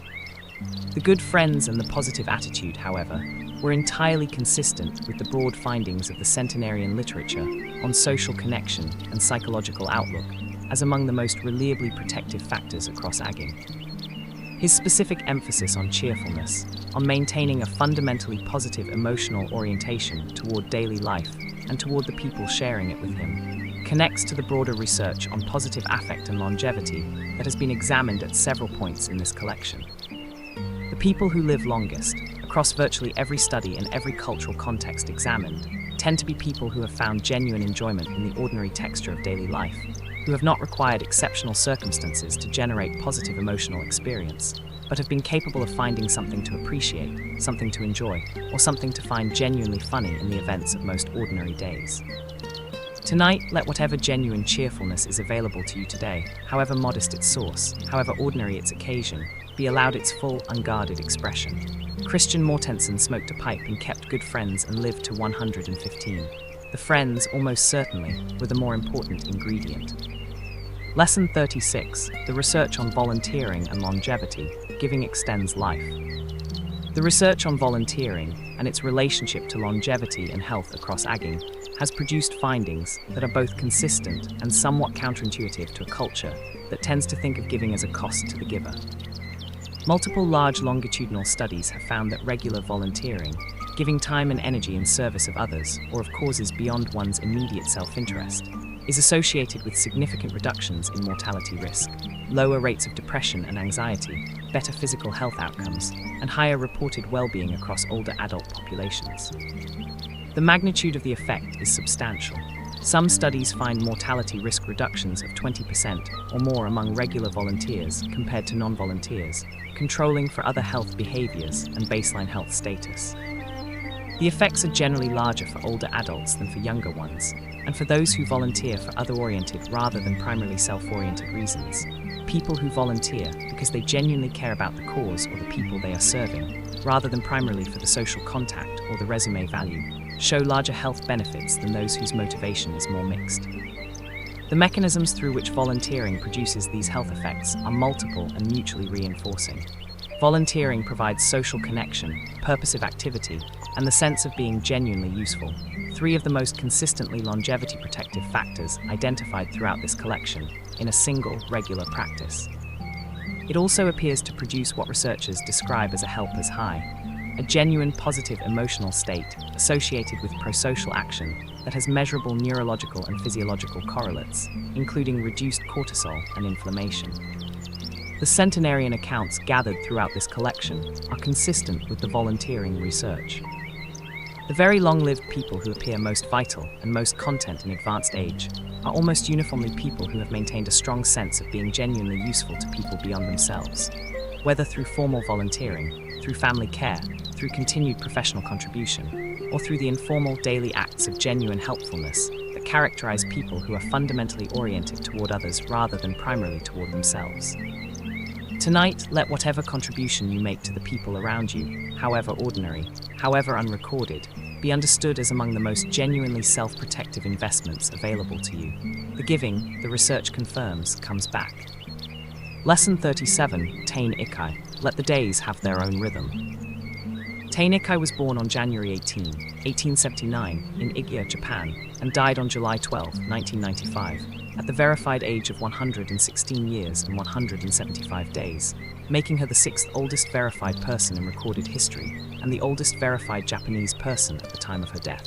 She had been born in the Meiji era, had lived through the Russo-Japanese War, 2 world wars, the American occupation of Japan, and the country's extraordinary economic transformation across the second half of the 20th century. And she had done so in the same region of rural Japan where she had been born, living the kind of geographically rooted, culturally continuous life that Blue Zone researchers consistently find among the very long-lived. She was a Buddhist, and she attributed her long life to her faith and to the specific practices of daily life that her faith structured. She rose early, ate moderately, worked physically in her garden and household, prayed, and followed the natural rhythm of light and darkness in a way that aligned her daily cycle with the circadian patterns that research on sleep and health consistently supports as genuinely beneficial. She did not describe dramatic interventions or unusual practices. She described a life lived in the ordinary rhythm of a traditional Japanese rural community, sustained by faith, structured by simple daily practice, and embedded in the specific social and natural environment she had inhabited since birth. What is instructive about Tain Ikai's life in the context of this collection is the degree to which it exemplifies what researchers sometimes call the passive longevity factors, the absence of specific harmful exposures rather than the presence of specific protective practices. She had not smoked. She had not drunk alcohol. She had not eaten a diet dominated by processed food. She had not lived in chronic social isolation. She had not been subject to the specific stresses of modern industrial life that research consistently identifies as accelerating biological aging. Her longevity may have been as much about what her life did not contain as about any specific positive practice. This observation connects to a broader finding across the centenarian literature. The very long-lived tend, as a group, to have been exposed across their lives to fewer of the specific modifiable risk factors most strongly associated with premature death. They are not usually people who have found a special secret that others lack.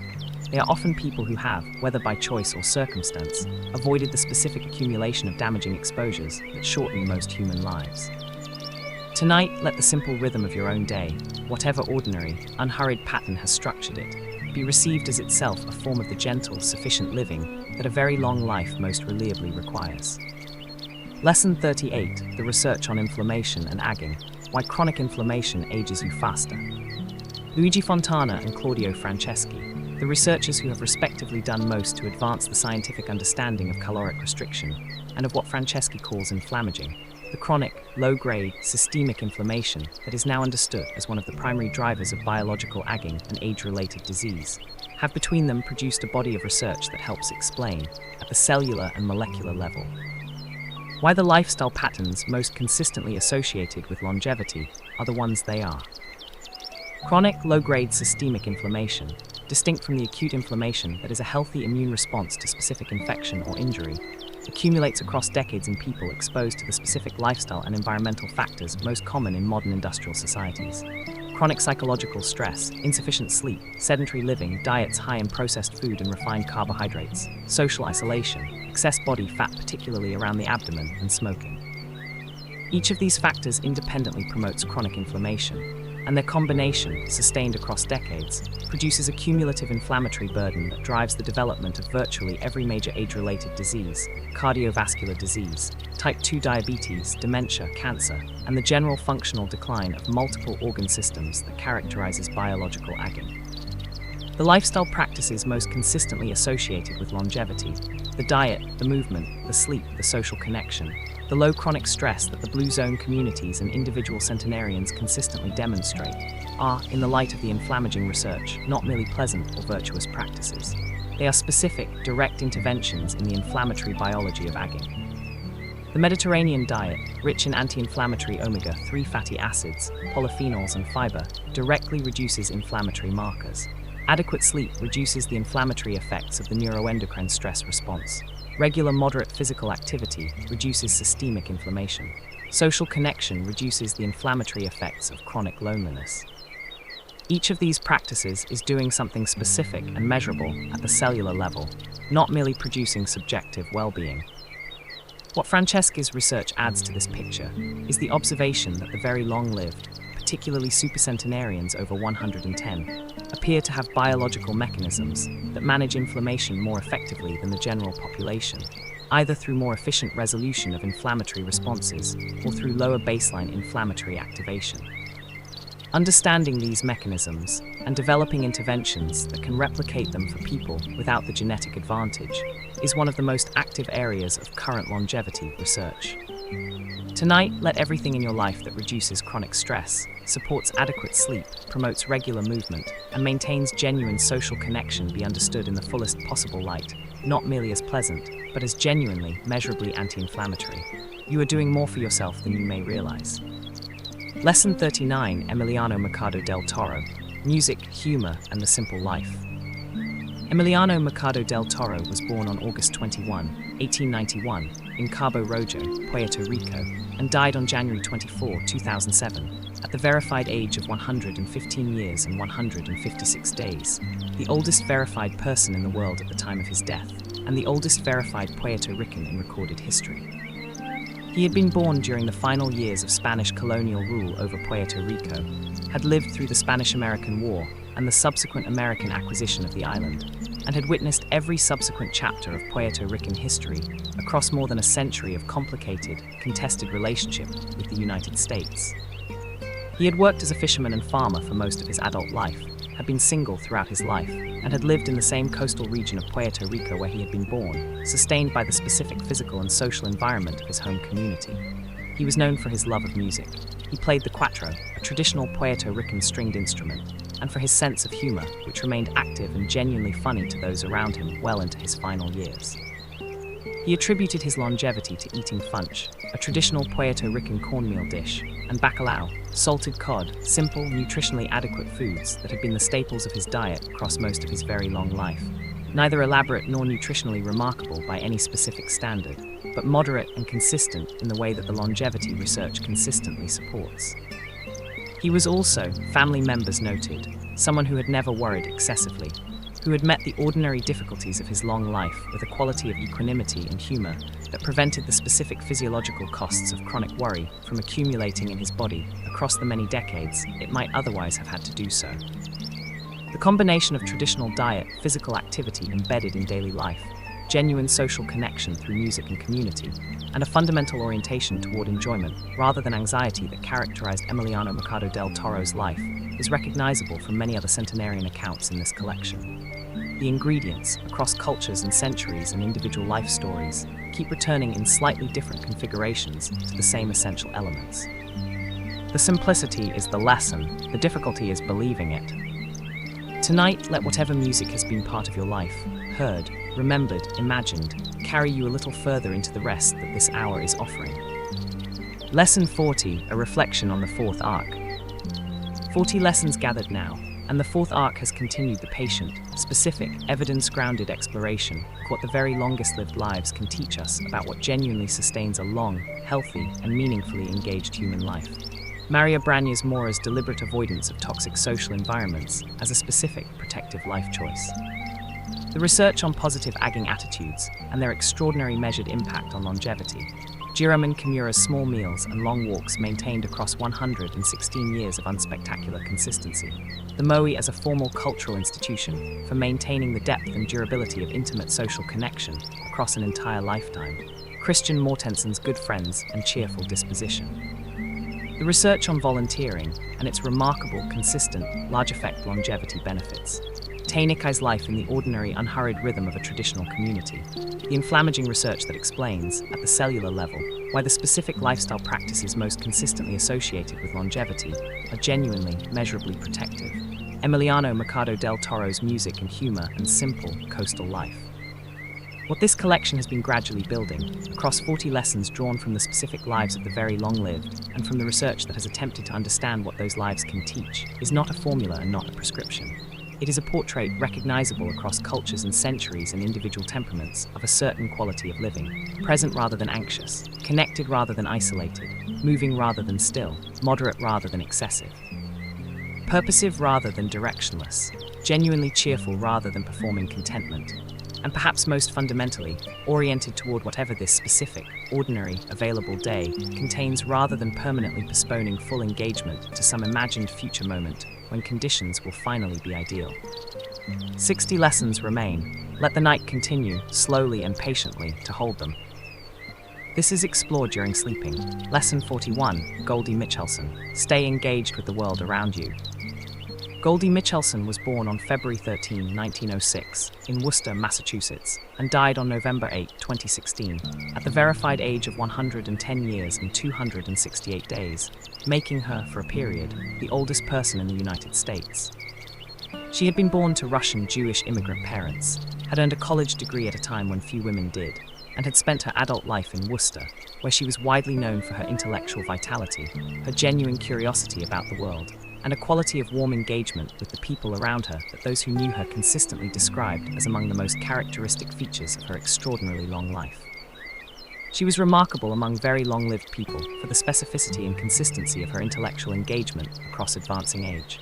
She read voraciously, newspapers every morning, books of various kinds throughout her life, and she maintained genuine, informed opinions about current events and cultural life that she expressed with clarity and confidence well into her hundreds. She was not merely keeping up with the world as a performance of continued relevance. She was genuinely interested in it, in the same way she had always been genuinely interested in it, and the world appeared to cooperate by continuing to provide her with things worth being interested in. Her family described her as someone who had always found the world genuinely fascinating, not in the performed, generic sense that self-improvement culture sometimes encourages, but in the specific, committed way of a person who has particular interests, particular opinions, and particular curiosity about particular things, maintained across the full arc of a very long life.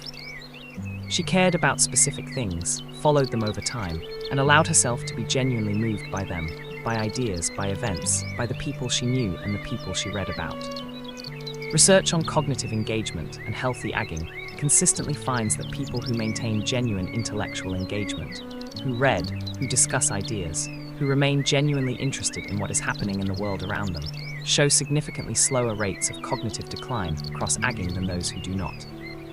The engagement appears to build what researchers call cognitive reserve, the functional redundancy in neural networks that allows the brain to maintain effective function, even as some individual pathways decline with age.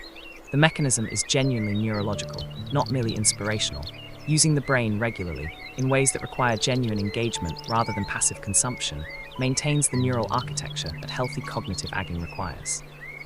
Tonight, let whatever you have read, thought about, or genuinely engaged with today be received as the specific, valuable, neurologically protective investment that Goldie Michelson's 110 years of avid reading demonstrates it actually is.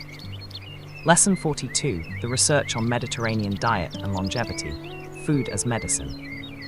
Ansel Keys, the American physiologist who first identified the relationship between dietary fat and cardiovascular disease in his landmark 7-country study, initiated in the 1950s what has become one of the most extensively researched areas in the entire field of nutritional epidemiology. The relationship between the traditional dietary patterns of Mediterranean populations and their remarkably favorable health and longevity outcomes compared to populations eating more westernized diets. The decades of research that have followed Keyes's initial observations have produced one of the most robust and consistent bodies of nutritional evidence available, converging across thousands of studies in dozens of countries on a relatively clear picture of what eating patterns most reliably support long, healthy life.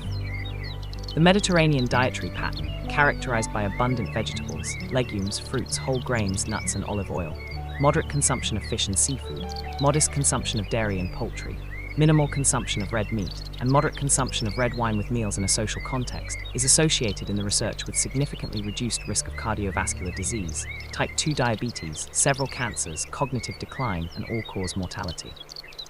The effects are large enough to be clinically meaningful and consistent enough across study populations to be genuinely persuasive. The specific components of the Mediterranean pattern that researchers believe are most active in producing these benefits include the olive oil's abundant oleic acid and polyphenols, which reduce inflammation and oxidative stress, the high fiber content from vegetables, legumes, and whole grains, which supports gut microbiome health and metabolic function, the omega-3 fatty acids from fish and nuts, which support cardiovascular and brain health, and the wide range of phytonutrients from diverse plant foods, which collectively support cellular health through multiple mechanisms simultaneously. What is perhaps most important about the Mediterranean evidence, in the context of this collection's broader exploration of centenarian wisdom, is that the dietary pattern associated with longevity benefits is not a restrictive, effortful, calculated dietary regimen, but a traditional, culturally embedded way of eating that produces its benefits as a natural consequence of how food has always been prepared and shared in these communities. The health emerges from the culture, not from the conscious effort to eat healthily. The food is good, it is shared in good company, and the combination of genuine pleasure and genuine nutritional quality that characterizes the best of traditional Mediterranean eating may itself be part of what makes it so consistently associated with long, healthy life. Tonight, let whatever genuinely nourishing food has been part of your day, however simply prepared, however ordinary, be received with something of the Mediterranean appreciation for the pleasure and the sustenance that good food, properly shared, genuinely provides. Lesson 43, Sarah Norse, Serenity in the Face of Whatever Comes. Sarah Clark Norse was born on September 24, 1880, in Hollywood, Pennsylvania, at that time a small settlement that had not yet become the township it would eventually be, and died on December 30, 1999, at the verified age of 119 years and 97 days, becoming at her death the second oldest verified person in recorded history after Jeanne Calment and the oldest verified American in history. She spent the last years of her life in a nursing care facility in Allentown, Pennsylvania, where her daughter Kitty Sullivan, herself in her 90s, visited her daily. She had lived an ordinary American life across an extraordinary span of time. She had been born before the airplane, before the automobile was widely available, before radio, before television, before the internet, before antibiotics, and had watched the technological transformation of the entire human material environment across 119 years of active witness. She had also lived through every major American historical event from the Spanish-American War through the final months of the 20th century, and had done so in a small region of Pennsylvania without notable longevity statistics, suggesting that her own individual characteristics, rather than any specific environmental or cultural factor, were primarily responsible for her extraordinary lifespan. Her family, when asked for the explanation of her longevity, consistently offered a single word: serenity. She did not get upset about things. She encountered difficulty and loss and disappointment across 119 years of a fully lived human life, and she met these experiences with a quality of settled, unflappable calm that those around her found both remarkable and genuinely comforting. Not the performance of calmness or the suppression of genuine feeling, but what appeared from the outside to be a genuine, temperamental ease with the reality of circumstances as they actually presented themselves rather than as she might have preferred them to be. Whether this serenity was primarily temperamental, a characteristic of her individual nervous system that she had been fortunate enough to inherit, or primarily cultivated through decades of deliberate, practiced equanimity, is unknowable from the available accounts. What is clear is that it characterized her across the full arc of her extraordinarily long life, and that it connects directly to what the research on stress, telomeres, and biological aging would predict. A person who does not get upset about things is a person whose cortisol stays lower, whose inflammatory markers stay quieter, and whose cellular aging proceeds more slowly than in a person who meets the same inevitable difficulties with a more reactive, sustained stress response. Tonight, let whatever cannot be changed about today be met, if only for this hour, with something approaching Sarah Norse's remarkable, life-sustaining serenity. Lesson 44, the research on nature and longevity, why green space extends life. Francis Q, the University of Illinois environmental psychologist, whose research on green space and human health has generated findings that consistently surprise people accustomed to thinking of contact with nature as a pleasant optional enrichment rather than a genuine health necessity, has documented across multiple rigorous studies that access to natural environments, parks, trees, gardens, views of nature, is associated with significant health benefits including reduced mortality risk, lower stress hormone levels, faster recovery from illness, better mental health outcomes, and reduced rates of several conditions strongly associated with premature death. The research on nature exposure and longevity operates through several distinct mechanisms that researchers have now begun to identify with reasonable precision. Contact with natural environments activates the parasympathetic nervous system, the rest and digest mode that is the physiological opposite of the stress response, reducing cortisol, lowering blood pressure and heart rate, and promoting the neurological state associated with recovery, repair, and restoration. The specific sensory qualities of natural environments, the complex, fractal visual patterns of foliage and landscape, the variable sounds of wind and water and birdsong, the changing light that characterizes outdoor environments at different times of day, appear to be particularly effective at restoring the directed attention that urban, screen-dominated environments exhaust, while simultaneously activating a more restful, diffuse mode of awareness.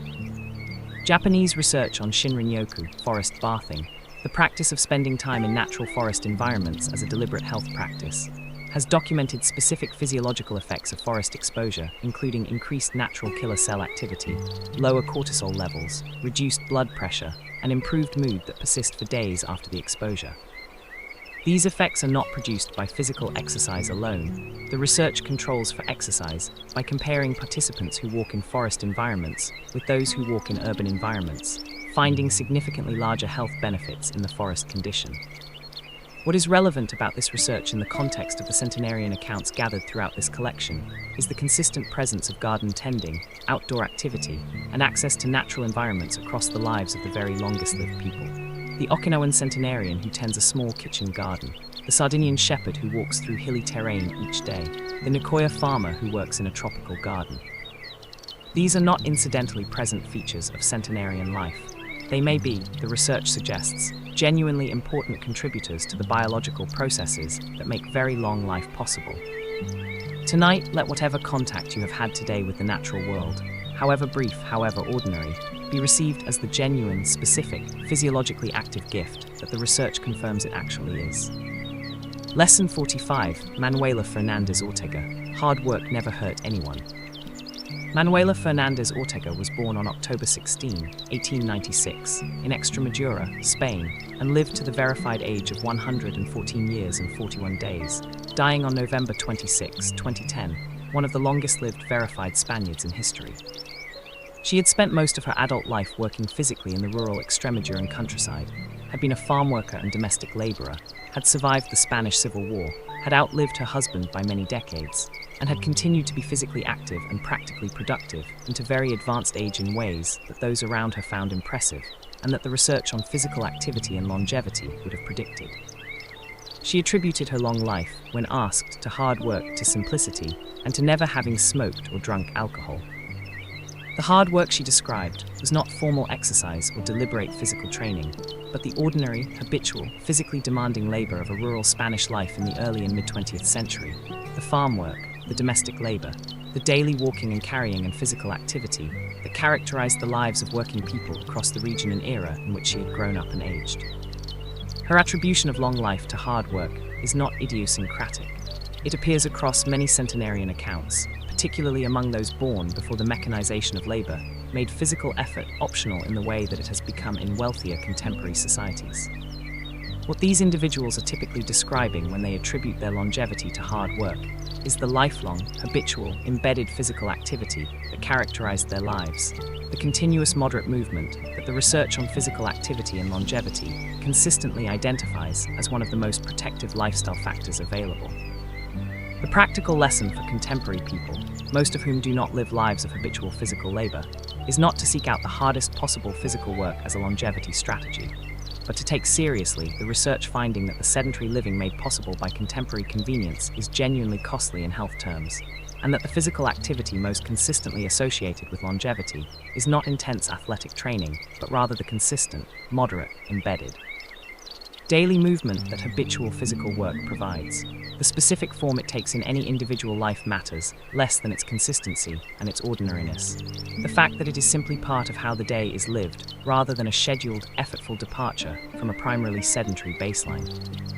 Tonight, let whatever physical activity filled your day, however ordinary, however modest, be received as the genuine, specifically protective contribution that 114 years of lived experience suggests it is. Lesson 46, the research on alcohol and longevity, what the evidence actually says. The relationship between alcohol consumption and longevity has generated more confusion and more confident misinterpretation in the popular health literature than almost any other topic in nutritional epidemiology, primarily because the relevant research is genuinely complex and because the findings that are most appealing to the largest number of people, specifically that moderate alcohol consumption is associated with health benefits, have been most widely publicized, while the significant methodological limitations of these findings have received considerably less attention. The apparent health benefits of moderate alcohol consumption, identified in earlier observational research, have been substantially revised downward in more recent analyses that have corrected for the abstainer bias. The observation that many people classified as non-drinkers in these studies are former drinkers who stopped because of existing health problems, making non-drinkers as a group appear less healthy than they actually are relative to moderate drinkers. When these individuals are excluded from the non-drinker category, the apparent benefits of moderate drinking largely disappear. The most rigorous recent analyses, including a large 2018 meta-analysis in The Lancet, concluded that the safest level of alcohol consumption for overall health is 0. This does not mean that moderate alcohol consumption is dramatically harmful for most people, or that the specific traditional drinking patterns of blue zone communities, such as the moderate red wine consumption that is part of traditional Sardinian and Icarian life, are producing harm. It means that the evidence for a specific longevity benefit from alcohol consumption is considerably weaker than popular reporting has often suggested, and that the health benefits that appear in some studies are likely attributable primarily to the social context of drinking in these communities, the shared meals, the genuine social connection, the unhurried conversation, rather than to the alcohol itself. The specific centenarians studied individually throughout this collection show no consistent pattern on alcohol. Some drank moderately across their lives. Many did not drink at all. The absence of a consistent pattern among the very longest-lived people is itself informative. Alcohol is unlikely to be a specific ingredient in their extraordinary longevity, and its presence or absence appears less important than the social context in which it does or does not appear. Tonight, let this finding rest simply as information rather than instruction. The glass of wine shared with people you love over a long, unhurried meal may well be genuinely good for you, primarily because of the meal and the people and the unhurried pace, rather than the wine. Lesson 47, Calment again, the art of not letting things bother you. Jeanne Calment, who opened this collection as its first and most chronologically extraordinary figure, deserves a second visit, not for biographical repetition, but because the specific psychological quality that her physicians who studied her most closely identified as most characteristic of her extraordinary longevity is important enough to warrant direct, specific attention. Jean-Marie Robin and Mitchell Allard, the French researchers who conducted the most rigorous and comprehensive study of Calment's longevity ever undertaken, identified as the single most striking psychological characteristic of her extraordinarily long life, a quality they described as emotional adaptability, the specific capacity to encounter difficulty, loss, disappointment, or change, and to metabolize the experience and move forward without prolonged, sustained distress. She had lost her husband, her daughter, and her grandson. She had outlived everyone she had known in youth and middle age. She had experienced the loss of significant physical capacities across her final decades. She had moved from her own home to a care facility in her 110th year. Each of these losses was real and each was genuinely experienced, but she did not ruminate. She did not carry the emotional residue of each loss forward as an ongoing weight. She grieved as necessary, and then she returned to the present, to the chocolate, to the humor, to the genuine, if reduced, pleasures of whatever day she was currently in. Her physicians described this not as superficiality or absence of feeling, but as something more like a genuine, practiced, a apparently temperamentally grounded capacity to complete the emotional processing of difficult experiences and move forward without being permanently defined by them. Research on psychological resilience and agging consistently identifies this quality, which appears across the literature under various labels including emotional regulation, psychological flexibility, and resilience, as among the most consistently protective psychological factors for longevity and healthy agging. It is distinct from happiness in the simple sense, and it is distinct from the denial of difficulty. It is the specific capacity to move through difficulty without getting stuck in it, to process what needs processing, and then return to the present rather than remaining in the past or the feared future. Tonight, let whatever the day brought that was difficult be given the emotional attention it deserves, and then, gently and without forcing, be allowed to begin its release. Lesson 48, the research on spirituality and meaning, why belief sustains. Harold Koenig, the Duke University psychiatrist, who has spent more than 3 decades conducting and synthesizing research on the relationship between religious and spiritual practice and health outcomes across the lifespan, has assembled one of the most comprehensive bodies of evidence available on this topic in his many publications and in the landmark Handbook of Religion and Health, which reviews more than 3,000 published studies on the relationship between religious involvement and physical and mental health. The findings are consistent and large in magnitude. People who are regularly religiously involved, who attend services, who pray, who consider themselves spiritual and who practice their spirituality in structured communal ways, show significantly lower rates of depression and anxiety, better immune function, lower blood pressure and cardiovascular risk, faster recovery from illness, and lower all-cause mortality than those who are not religiously involved. With effects that persist across many cultural contexts and after controlling for many potential confounding variables. The mechanisms Koenig identifies are multiple and interconnected. Religious communities provide the consistent social connection that research throughout this collection has identified as among the most reliably longevity protective factors available. Religious practice typically promotes health behaviors, discouraging smoking, alcohol excess, and other specifically harmful behaviors that independently reduce mortality risk. The specific psychological resources provided by religious belief, a coherent framework for understanding suffering, a sense of ultimate meaning that does not depend on current circumstances, the comfort of prayer and of feeling held within a relationship with something larger than the self, reduce the physiological costs of chronic stress in ways that appear genuinely biological rather than merely subjective.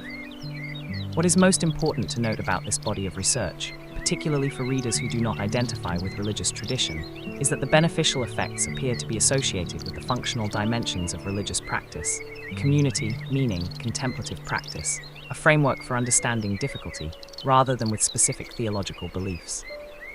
People who engage in secular forms of contemplative practice, who have strong philosophical frameworks for meaning-making, and who participate in tight-knit communities organized around shared values, tend to show similar health advantages to those provided by religious involvement, suggesting that the relevant variables are functional rather than specifically theological.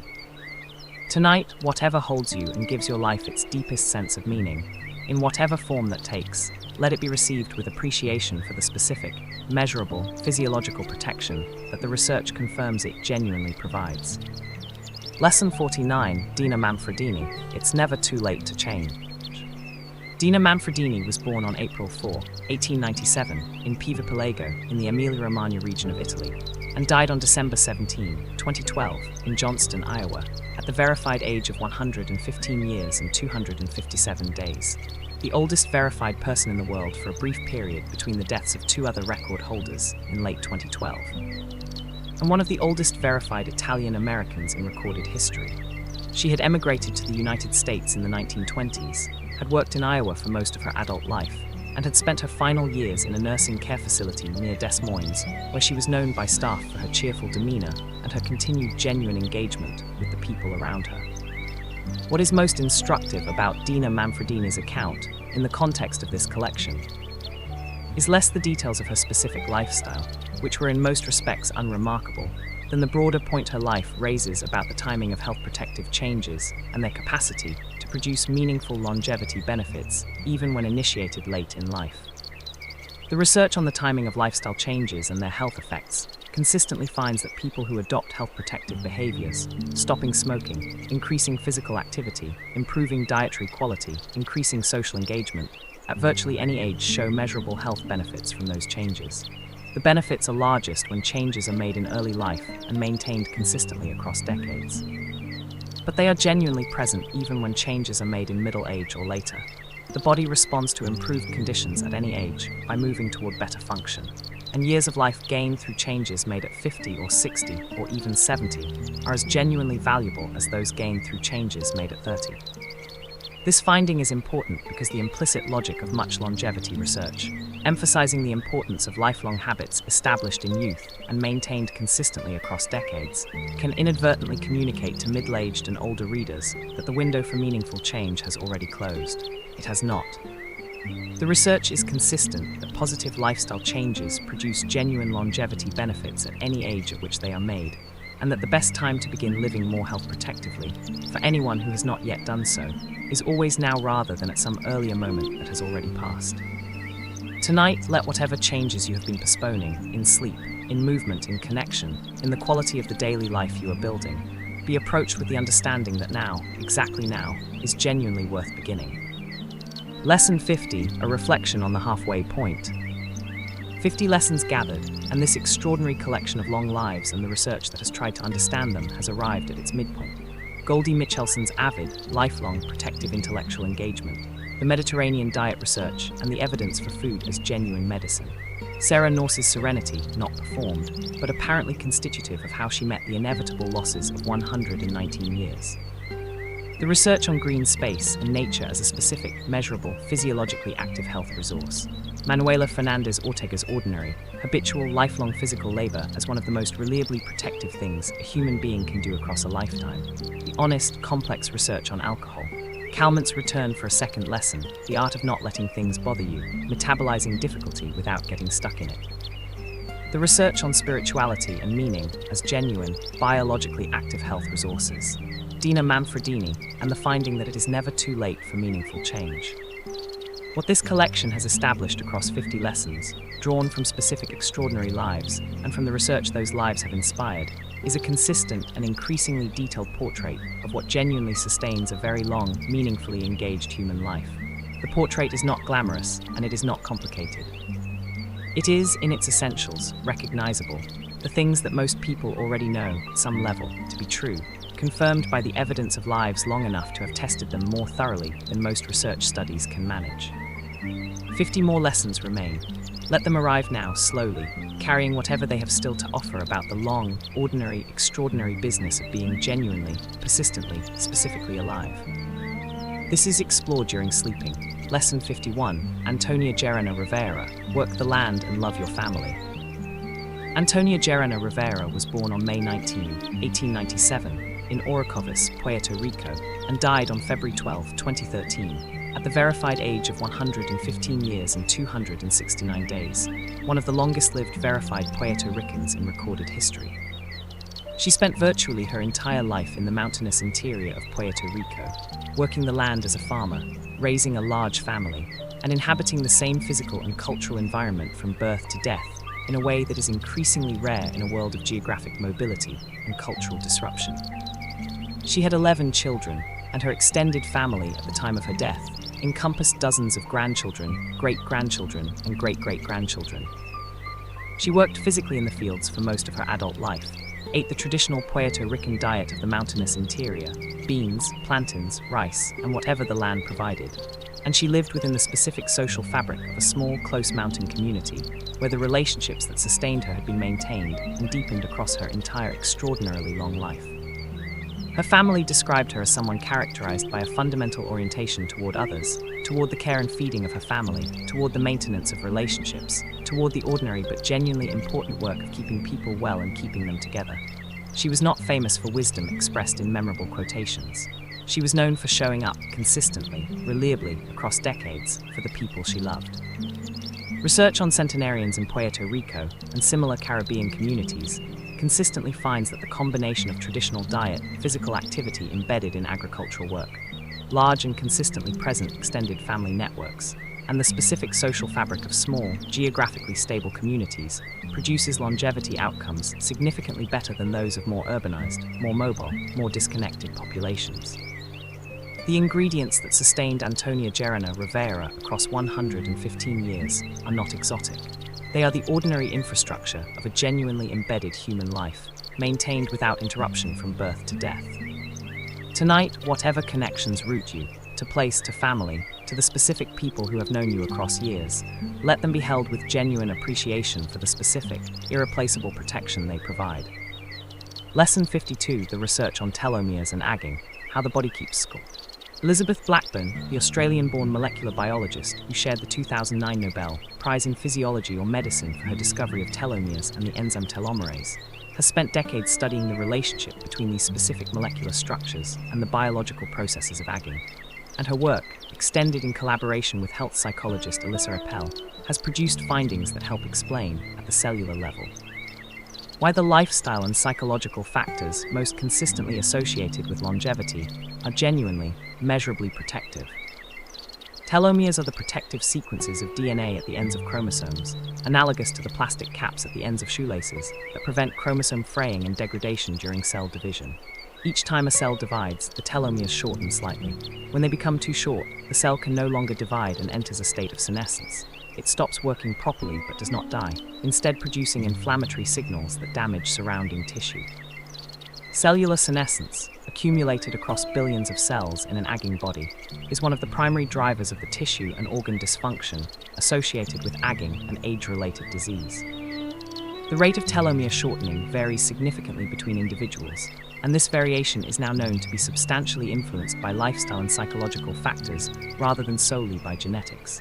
Chronic psychological stress, as Blackburn and Appel's research documented, accelerates telomere shortening. People under chronic caregiving stress show telomeres equivalent to those of people 10 years older.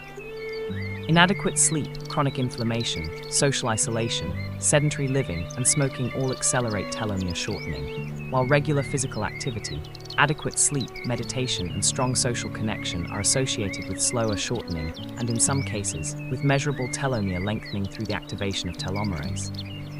What this research provides is a molecular-level explanation for why the centenarian lifestyle patterns documented throughout this collection are genuinely protective rather than merely associated with longevity through some unmeasured confounding factor. The daily walk, the adequate sleep, the genuine social connection, the managed stress, each of these is doing something specific and measurable at the level of the chromosome, slowing the cellular aging process in ways that compound like interest across decades. Tonight, let the rest you are giving your body be understood in the fullest possible cellular light. Your telomeres are grateful. Lesson 53, Fred Winter. Adaptability is the most important survival skill. Fred Winter was born in 1901 in London and died in 2007 at the verified age of 105 years. Not among the most extreme supercentenarians documented in this collection, but notable for the specific quality of adaptability across change that those who knew him consistently identified as among the most characteristic features of his extraordinarily long life. He had been born in the final decade of Queen Victoria's reign, had served in the First World War, had survived the Great Depression and the Second World War, had lived through the entire transformation of British society from its Edwardian origins through the post-war welfare state to the digital age, and had met each of these transformations with what family members described as a quality of genuine, forward-facing curiosity rather than nostalgic resistance. He had adapted to new circumstances repeatedly across his life, new technologies, new social arrangements, new cultural expectations, not because he was indifferent to continuity or unaware of what had been lost in each transition, but because his fundamental orientation toward change was more interested than threatened. He found new things genuinely interesting rather than primarily threatening, and this orientation had allowed him to remain genuinely engaged with the world across a century of transformation that had rendered much of what he had known in youth completely unrecognizable. Research on psychological flexibility and longevity confirms what Fred Winter's long life demonstrates. People who are more psychologically flexible, who can adjust their thinking and behavior in response to changing circumstances rather than rigidly maintaining fixed patterns, show better health outcomes across aging and lower mortality risk than those who are more cognitively and behaviorally inflexible. The specific quality of adaptability, the willingness to encounter something new and respond to it with curiosity rather than threat, appears genuinely protective, both because it enables the maintenance of genuine social engagement across changing social environments, and because it is associated with the lower chronic stress reactivity that research throughout this collection has identified as central to healthy biological aging. Tonight, let whatever is new or changing in your own life be approached, if possible, with a quality of genuine curiosity about what it might offer, rather than only attention to what it threatens. Lesson 54, the research on centenarian personalities. What most of the very old share. Researchers who have studied large samples of centenarians using validated personality assessments have identified a cluster of personality characteristics that appear with significantly greater frequency among the very long-lived than in the general population, findings that offer a psychological complement to the physiological and behavioral patterns documented throughout this collection. The personality profiles that most consistently appear among centenarians across multiple studies share several characteristics. They tend to score low on neuroticism, the personality trait associated with chronic negative emotional reactivity, anxiety and emotional instability, and relatively high on conscientiousness, the trait associated with reliability, self-discipline, and the consistent, careful management of one's own behavior across time. They tend to be extroverted in the sense of genuine orientation toward other people and genuine enjoyment of social engagement, though not necessarily in the high-energy, excitement-seeking sense that extroversion sometimes implies. And they consistently demonstrate what researchers describe as low-harm avoidance, a relative freedom from the specific anxiety about negative outcomes that can prevent people from engaging fully with the world and the relationships it offers. These personality characteristics are not entirely fixed. They are influenced by both genetic predisposition and the accumulated experience of how a person has learned to navigate their own emotional life across decades. But they do suggest that the psychological orientation most consistently associated with extraordinary longevity shares a family resemblance across individuals and cultures. A fundamental ease with one's own existence, a genuine orientation toward other people, a capacity for consistent, reliable self-management, and a relative freedom from the specific chronic anxiety that the research on stress and aging identifies as biologically costly. What is practically relevant about these findings is not that people need to manufacture a different personality in order to live long. Personality, to a significant degree, is given rather than chosen. It is that the practices documented throughout this collection, the meditation, the social engagement, the management of chronic stress, the cultivation of genuine purpose, tend, over time, to move people in the direction of the personality profile most consistently associated with healthy long life, suggesting that the practices and the personality are not merely correlated but genuinely bidirectionally related. Tonight, let the ordinary daily practice of whatever brings genuine ease, genuine connection, and genuine equanimity be received as the long, slow investment in exactly the qualities that the very oldest lives most consistently demonstrate. Lesson 55, Anna Henderson, Never Stop Contributing. Anna Henderson was born in Nashville, Tennessee in 1903 and lived to the verified age of 110 years, spending the final 2 decades of her life at a retirement community in Nashville, where she remained, by staff and family accounts, genuinely and actively engaged in the life of the community around her. She was known for visiting residents who were ill, for participating actively in community activities, for maintaining genuine interest in the lives of the staff members who cared for her, and for bringing a quality of warm, sustained presence to the ordinary social life of the community that younger residents and staff found genuinely energizing rather than merely admirable.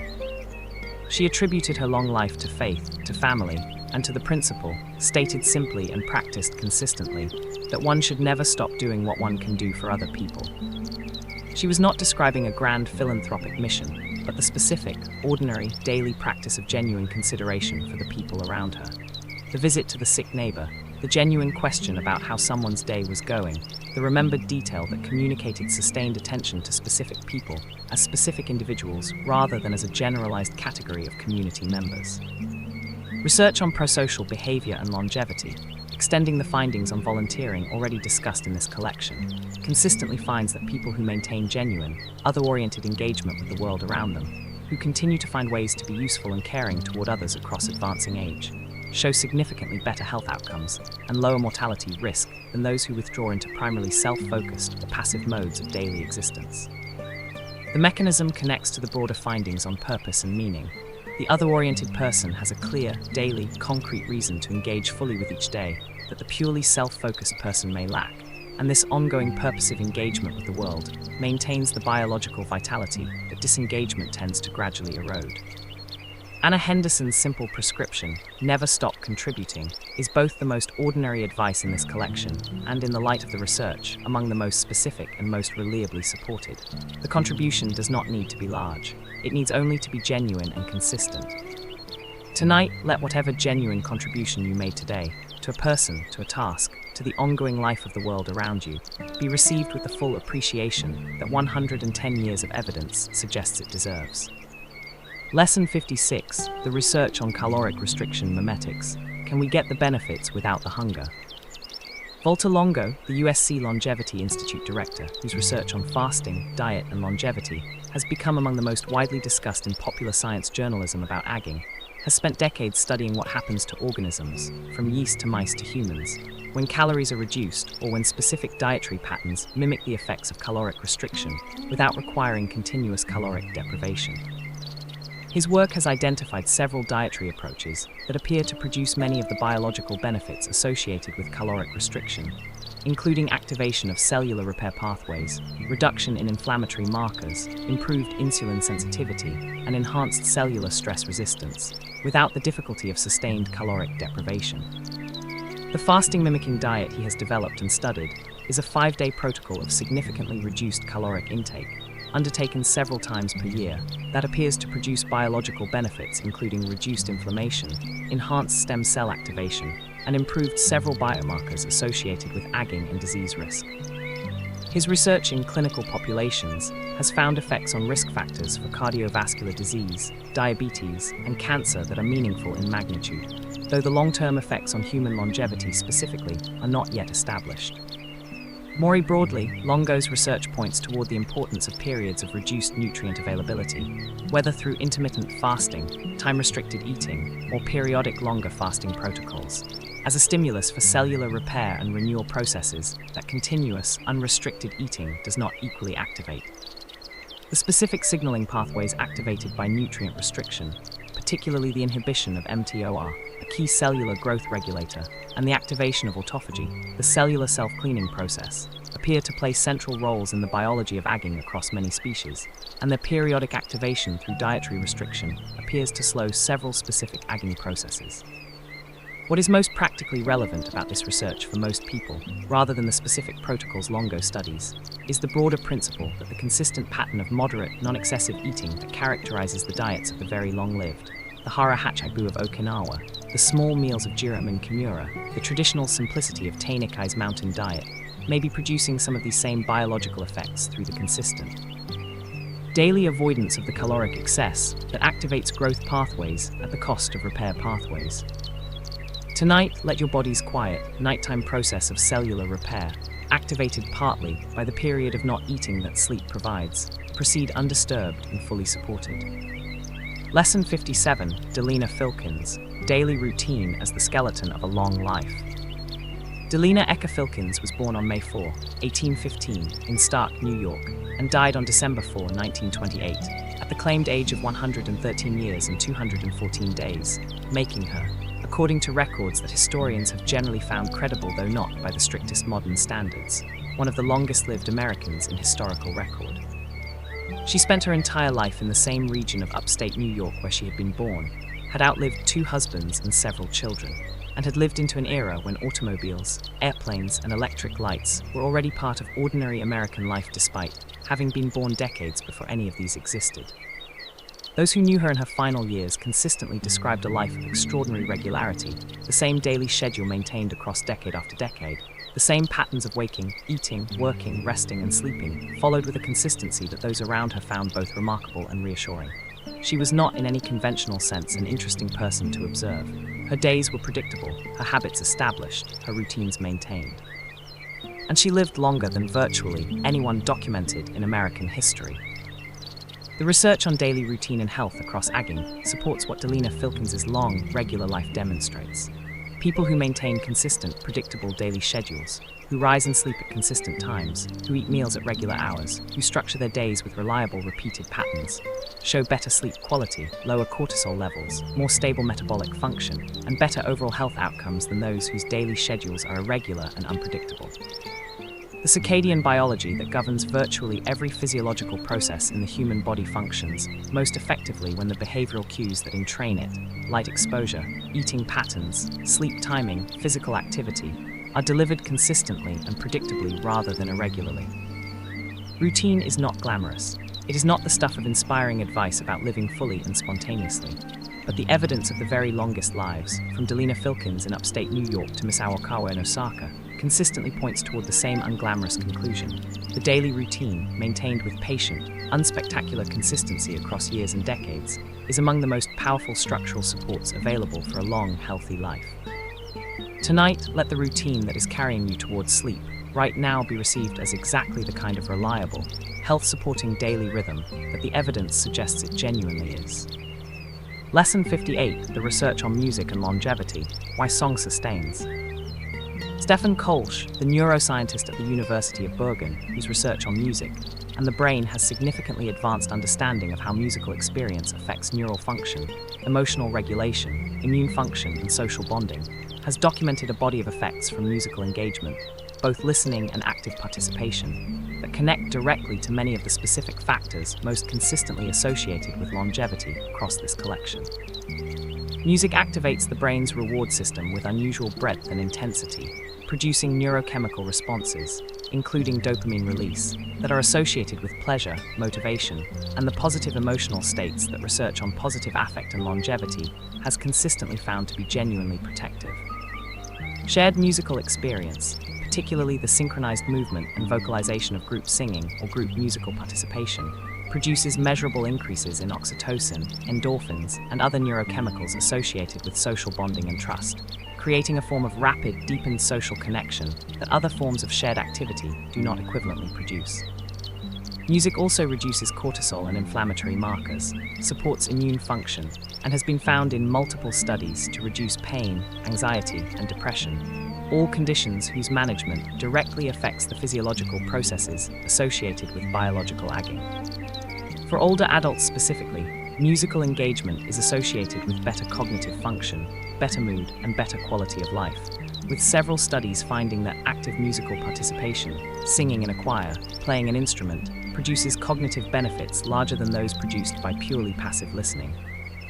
What connects this research to the centenarian accounts throughout this collection is the consistent presence of musical engagement across many of the very long-lived lives documented here. Emiliano Mercado del Toro's Quattro, Violet Brown's love of singing, the traditional music that is woven through the social fabric of virtually every Blue Zone community. This is not coincidental. The specific neurochemical and social effects of musical engagement appear to be doing something genuinely protective through multiple biological pathways that is entirely consistent with the broader pattern of longevity factors this collection has assembled.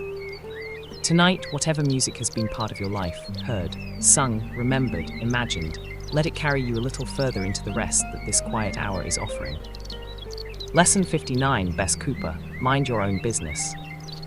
Bess Berry Cooper was born on August 26, 1896, in Sullivan County, Tennessee, and died on December 4, 2012, in Monroe, Georgia, at the verified age of 116 years and 100 days, making her the oldest verified person in the world for a period before her death, and one of the oldest verified Americans in recorded history. She had been a school teacher for most of her working life, had raised 4 children, and had spent her final years in a Georgia nursing care facility where her son Sidney, himself in his 90s, remained an active and devoted presence.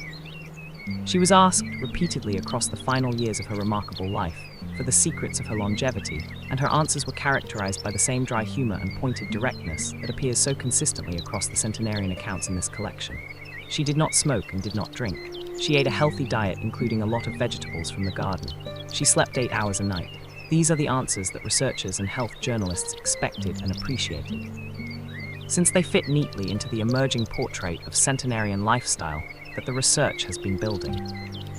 But her most memorable answer was the one that was most quoted across the news coverage of her extraordinary life, and that offered something slightly different from the familiar prescriptions. She minded her own business. She did not spend energy on other people's affairs, other people's conflicts, or other people's choices. She attended to what was hers to attend to, and allowed what was not hers to attend to simply to proceed without her participation or her anxiety. The research on rumination and health across aging consistently finds that the specific habit of mental engagement with other people's affairs, worrying about things over which one has no genuine influence, engaging mentally with conflicts and situations that are not one's own responsibility to resolve, is among the more specifically costly forms of cognitive engagement available, consuming mental and emotional resources while producing the chronic. Low-grade stress activation that research throughout this collection has identified as biologically expensive. Minding one's own business is not selfishness. It is, the evidence suggests, a specific, health-protective form of cognitive economy. Tonight, let whatever you have no genuine power to change in the world, in other people's lives, in circumstances beyond your reach, simply proceed without your participation. Bess Cooper lived to 116 by doing this. The research suggests she may have been onto something genuinely important.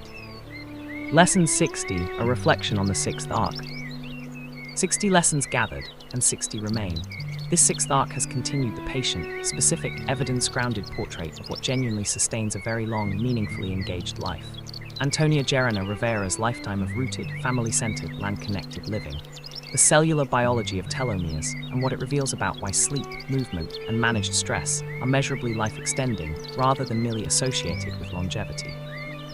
Fred Winter's adaptability and forward-facing curiosity across a century of transformation.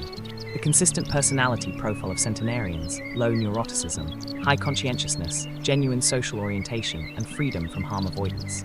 Anna Henderson's daily, ordinary, consistent contribution to the people around her.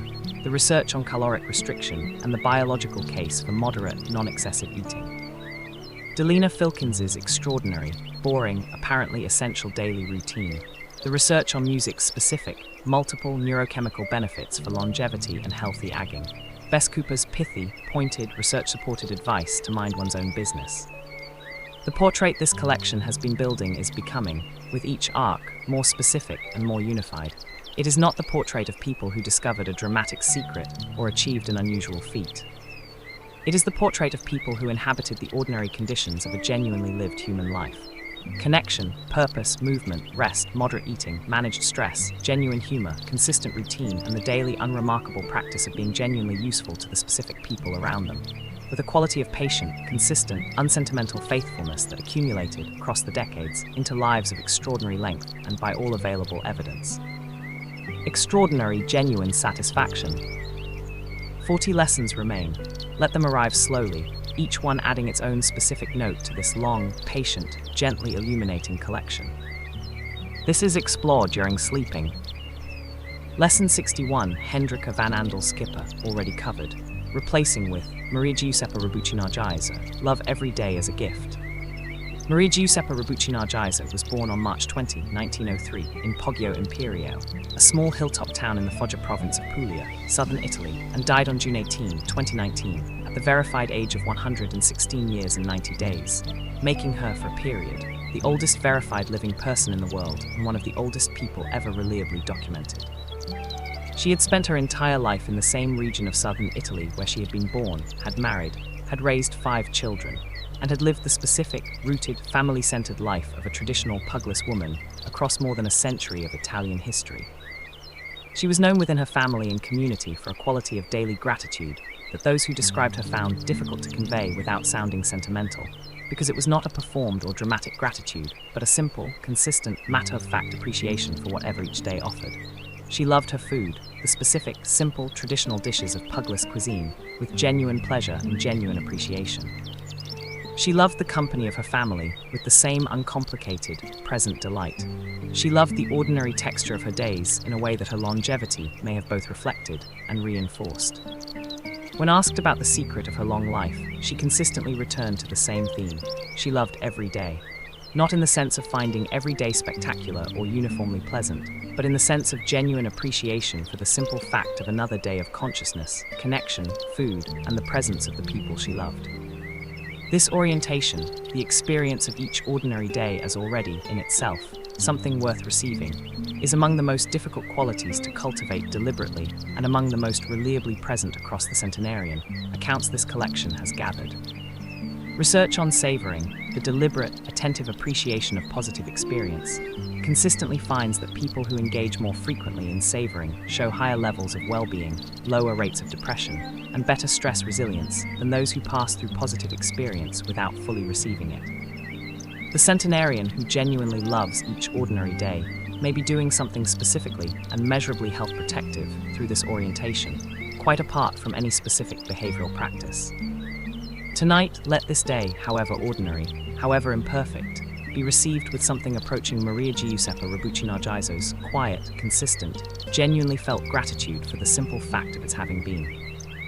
Lesson 62, the research on gut microbiome and longevity, the bacteria that keep you alive.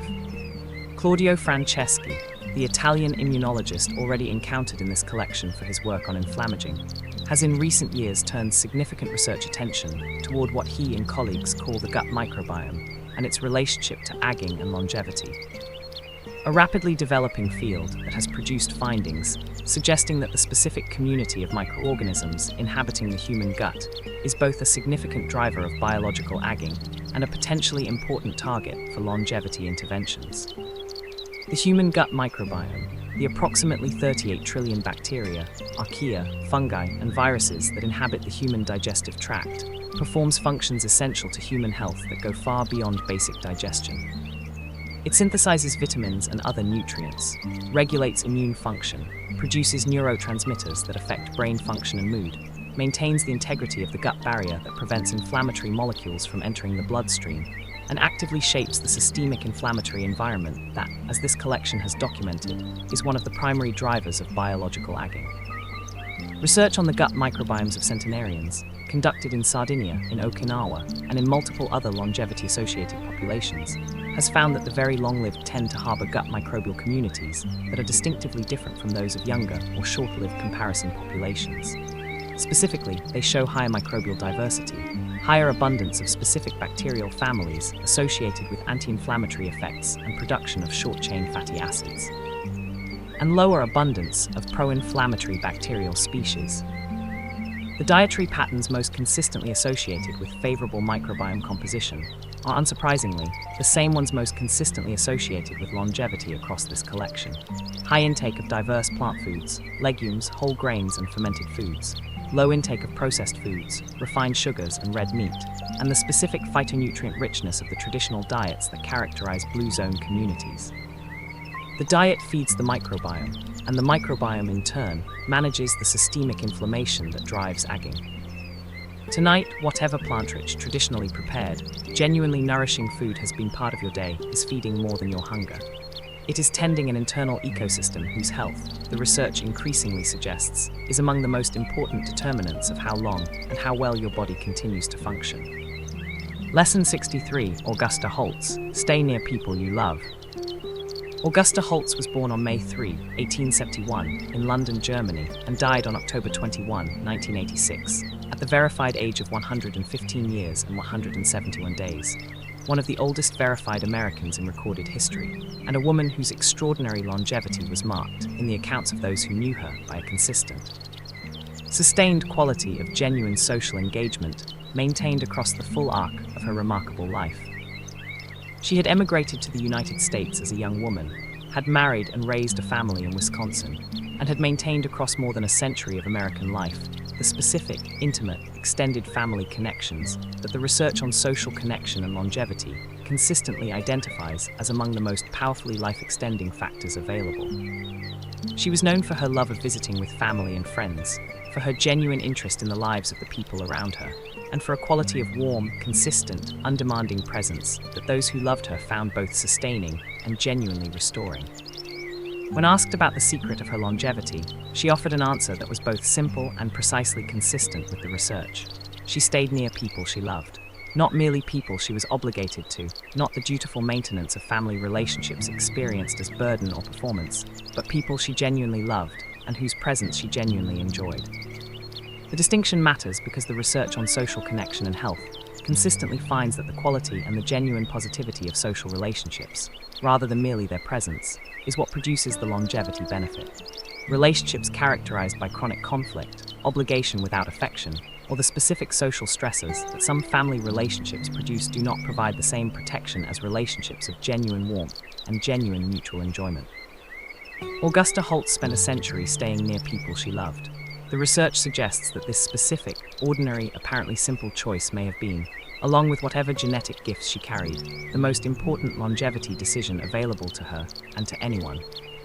Tonight, let whoever you love most be held in your awareness, with something approaching full, uncomplicated appreciation for what their presence in your life actually means.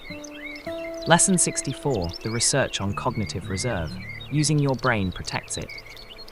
Yaakov Stern, the Columbia University neuropsychologist, whose decades of research on cognitive reserve have significantly influenced how clinicians and researchers understand the relationship between education, intellectual engagement, and resistance to cognitive decline, has documented a phenomenon with profound practical implications for how people think about protecting their brain health across aging.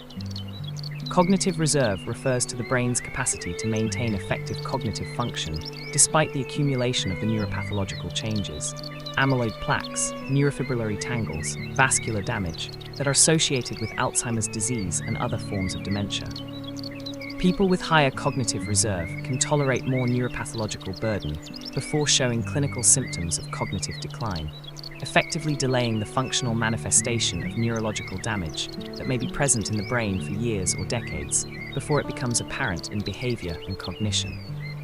The factors most consistently associated with higher cognitive reserve are lifelong cognitive engagement, education, intellectually demanding occupations, continued learning across life, regular reading and engagement with ideas, and the social engagement that research throughout this collection has identified as critical to longevity more broadly. These factors appear to build the specific neural redundancy that allows the brain to root around damage rather than being immediately impaired by it. The practical implication for anyone who wants to protect their cognitive function across aging is both clear and genuinely encouraging. The brain, unlike most organs, appears to improve with use rather than simply wearing out. The sustained, genuine engagement with ideas, language, problems, and the social world that intellectually active people maintain across their lives does not merely occupy the mind pleasantly. It builds structural and functional resilience in the neural architecture that aging will eventually challenge, pushing back the timeline at which that challenge produces functional impairment. Goldie Michelson reading her newspaper every morning at 110. Irving Kahn reviewing annual reports at 108. Kane Tanaka studying mathematics daily at 116. These were not performances of vitality. They were the ongoing maintenance of the specific neural infrastructure that maintained the vitality they were performing. Tonight, let whatever genuine intellectual engagement fills your days be understood as one of the most specifically protective investments available in the long-term health of your own mind. Lesson 65, Emma Tillman, A Gentle Soul Outlasts the Storm. Emma Faust Tillman was born on November 22, 1892, in Davidson County, North Carolina, and died on January 28, 2007, in Hartford, Connecticut, at the verified age of 114 years and 67 days. Holding the title of oldest person in the world for only 5 days between the death of Elizabeth Bolden and her own passing, one of the briefer periods of record holding in the history of verified supercentenarians. She had been born 2 generations after the Civil War to parents who had themselves been born into slavery, and she had navigated across her extraordinary lifespan every form of discrimination, difficulty, and transformation that American history had produced across those 114 years. Her family described her as a gentle soul, a phrase that appears across many centenarian accounts, and that may carry more specific meaning than its softness suggests. The gentleness they described was not passivity or absence of inner strength, but a specific quality of non-combativeness, of meeting the world without the chronic adversarial stance that generates the physiological costs of sustained defensive arousal. She had encountered injustice and difficulty in forms and at scales that would have justified considerable anger, and she had met these experiences with a quality of faith-grounded acceptance that preserved her inner peace across circumstances that would have been genuinely difficult to accept. The research on hostility and cardiovascular health, developed extensively by Redford Williams at Duke University, finds that the specific personality characteristic of chronic hostility, the tendency to meet the world with suspicion, adversarial expectation, and anger, is among the strongest psychological predictors of cardiovascular disease and early death. The mechanism is direct and biological.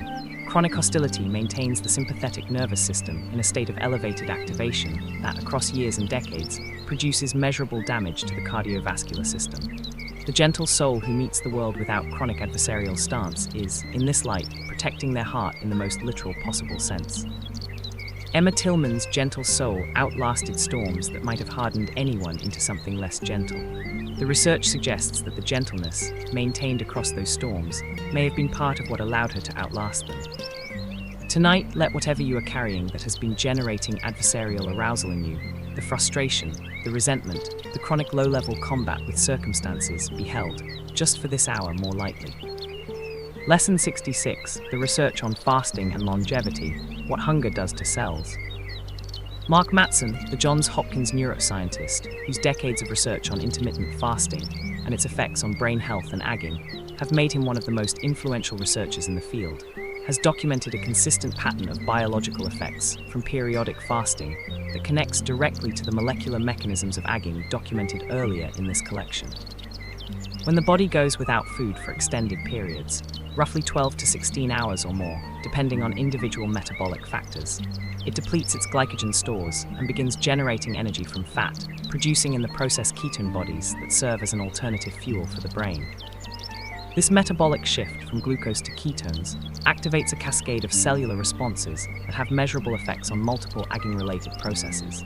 It stimulates autophagy, the cellular self-cleaning process in which damaged proteins and organelles are digested and recycled. It reduces mTOR activity and activates AMPK, nutrient-sensing pathways whose balance strongly influences the trade-off between cellular growth and cellular repair.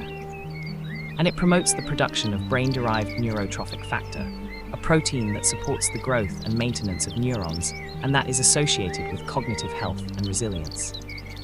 Mattson's research and the broader intermittent fasting literature suggest that these effects, produced reliably by periodic fasting, play meaningful roles in the maintenance of cellular and brain health across aging. The specific fasting protocols that produce these effects range from the relatively gentle, a 12-hour overnight fast, which many people already achieve simply by not eating after dinner, to more substantial time-restricted eating windows of 6 to 8 hours per day, to the less common but more studied protocols of periodic multi-day fasting or fasting-mimicking diets. What connects this research to the centenarian accounts throughout this collection is the consistent pattern of moderate eating and the absence of continuous, unrestricted caloric intake that characterizes the diets of the very long-lived. The Hara Hachabu of Okinawa, the 2 meals a day of Walter Bruning, the small portions of Jiroemon Kimura, each of these patterns, in the light of Mattson's research, appears to be producing something specifically and measurably beneficial at the cellular level through the regular, modest periods of reduced caloric intake they provide. Tonight, let the overnight fast that sleep provides, the hours between dinner and tomorrow's breakfast, be understood as among the most ancient, most natural, and most biologically beneficial practices available. Your cells are already doing something important in this quiet. Lesson 67, Tuti Yusupova, be grateful for what you have. Tuti Yusupova was a Tajik woman whose claimed birth date of July 1, 1880, if verified, would have made her one of the oldest people ever to have lived. Though the verification of ages in the former Soviet Union is complicated by the historical record-keeping practices of the era and region, and her case does not meet the strict documentary standards applied to verified supercentenarians in the gerontology research group's records. She was nonetheless widely recognized within Tajikistan as among the oldest living people in the country at the time of her death in 2015, at a claimed age of 134, and she has been included in multiple popular accounts of extreme longevity. Regardless of the precise verification status of her age, what is instructive about Yusupova's account is the consistency with which she described the psychological orientation underlying her extraordinary longevity. She was grateful for what she had, grateful for her health, for her family, for the food she ate, for the day itself. She described a consistent practice of morning gratitude, acknowledging what was present and good in her life before engaging with whatever the day would bring, and a corresponding refusal to dwell on what was absent or imperfect. Research on gratitude as a psychological practice has been examined at several points in this collection, but it deserves return here because its effects on longevity-relevant biological processes are becoming increasingly well characterized. The consistent practice of genuine gratitude, not the performance of appreciation, but the deliberate daily. Specific acknowledgement of what is genuinely good in one's current life is associated with lower cortisol, reduced inflammatory markers, better sleep quality, and stronger immune function. These effects appear to be mediated through the specific emotional and neurological states that genuine gratitude produces, states that are physiologically incompatible with the chronic stress activation that accelerates biological aging. Tonight, let whatever is genuinely good in your life, however ordinary, however taken for granted in the ordinary rush of days, be received, for this one quiet moment, with the full, specific, uncomplicated gratitude that Tuti Yusupova practiced every morning of a very long life. Lesson 68, the research on loneliness as a health risk, the biology of disconnection. Stephen Cole, the UCLA molecular biologist, whose research on the genomic effects of loneliness has produced some of the most striking and most biologically specific findings in the entire field of social health research, has documented what he describes as a conserved transcriptional response to adversity. A specific pattern of gene expression, changes that the human immune system produces in response to perceived social isolation, that appears to have been evolutionarily conserved, because it was adaptive in the ancestral environment where social isolation genuinely predicted increased vulnerability to physical threat. When the brain perceives chronic loneliness, the subjective experience of insufficient social connection, which Cole and others are careful to note, is distinct from objective social isolation. It activates a specific gene expression program in immune cells that upregulates inflammatory responses and downregulates antiviral responses. This pattern makes evolutionary sense in an environment where a solitary animal faces increased risk from predators and wounds, but reduced risk from viral infection transmitted through social contact. In the modern environment, where viral infection is a far more common health threat than predator attack, this ancient response becomes actively harmful, producing chronic inflammation that drives the aging-related diseases this collection has documented, while simultaneously reducing the specific immune defenses most needed against the pathogens most likely to cause illness. Cole's research provides a specific, molecular-level mechanism through which loneliness kills, not through any single dramatic pathway, but through the cumulative, chronic alteration of gene expression in immune cells that, maintained across months and years of perceived social isolation, produces a systemic inflammatory environment hostile to the cellular health on which longevity depends. The practical implication connects directly to the most consistent finding across every arc of this collection. Genuine social connection is not a pleasant complement to a healthy life. It is, at the molecular level, a specific, essential, continuously active component of the biological infrastructure that health requires. The moe, the family dinner, the morning coffee with a neighbor, the consistent, warm presence of people who know you and care about you, these are not luxuries. They are, the research confirms with increasing specificity, genuinely essential. Tonight, let whoever genuinely knows and cares about you be held in awareness with the full, biological, specific appreciation that Cole's extraordinary research suggests they deserve. Lesson 69, Neva Morris. Laughter is the best medicine, and the research agrees. Neva Morris was born on March 5, 1898, in what is now Iowa, and died on April 4, 2010, at the verified age of 112 years and 30 days, one of the oldest verified Americans of her generation, and a woman known throughout the care facility where she spent her final years for a quality of humor that remained genuinely active and genuinely funny well into her hundreds. She was not performing cheerfulness. She was, by the accounts of those who knew her, genuinely amused by the ongoing spectacle of human life, including her own situation as an extremely old woman being studied and photographed and asked repeatedly for the secrets of her longevity. She described herself as someone who had never worried much, who had found most situations funnier than they were frightening, and who had maintained across more than a century of living a genuine ability to see the absurdity in difficult situations that prevented them from becoming overwhelming. This capacity, what psychologists sometimes describe as humor as a coping mechanism, and what the research distinguishes from forced or performative cheerfulness, appears with striking consistency across the centenarian accounts this collection has assembled. The research on humor and health across aging, while less extensive than the research on some other factors documented in this collection, is consistent in its direction.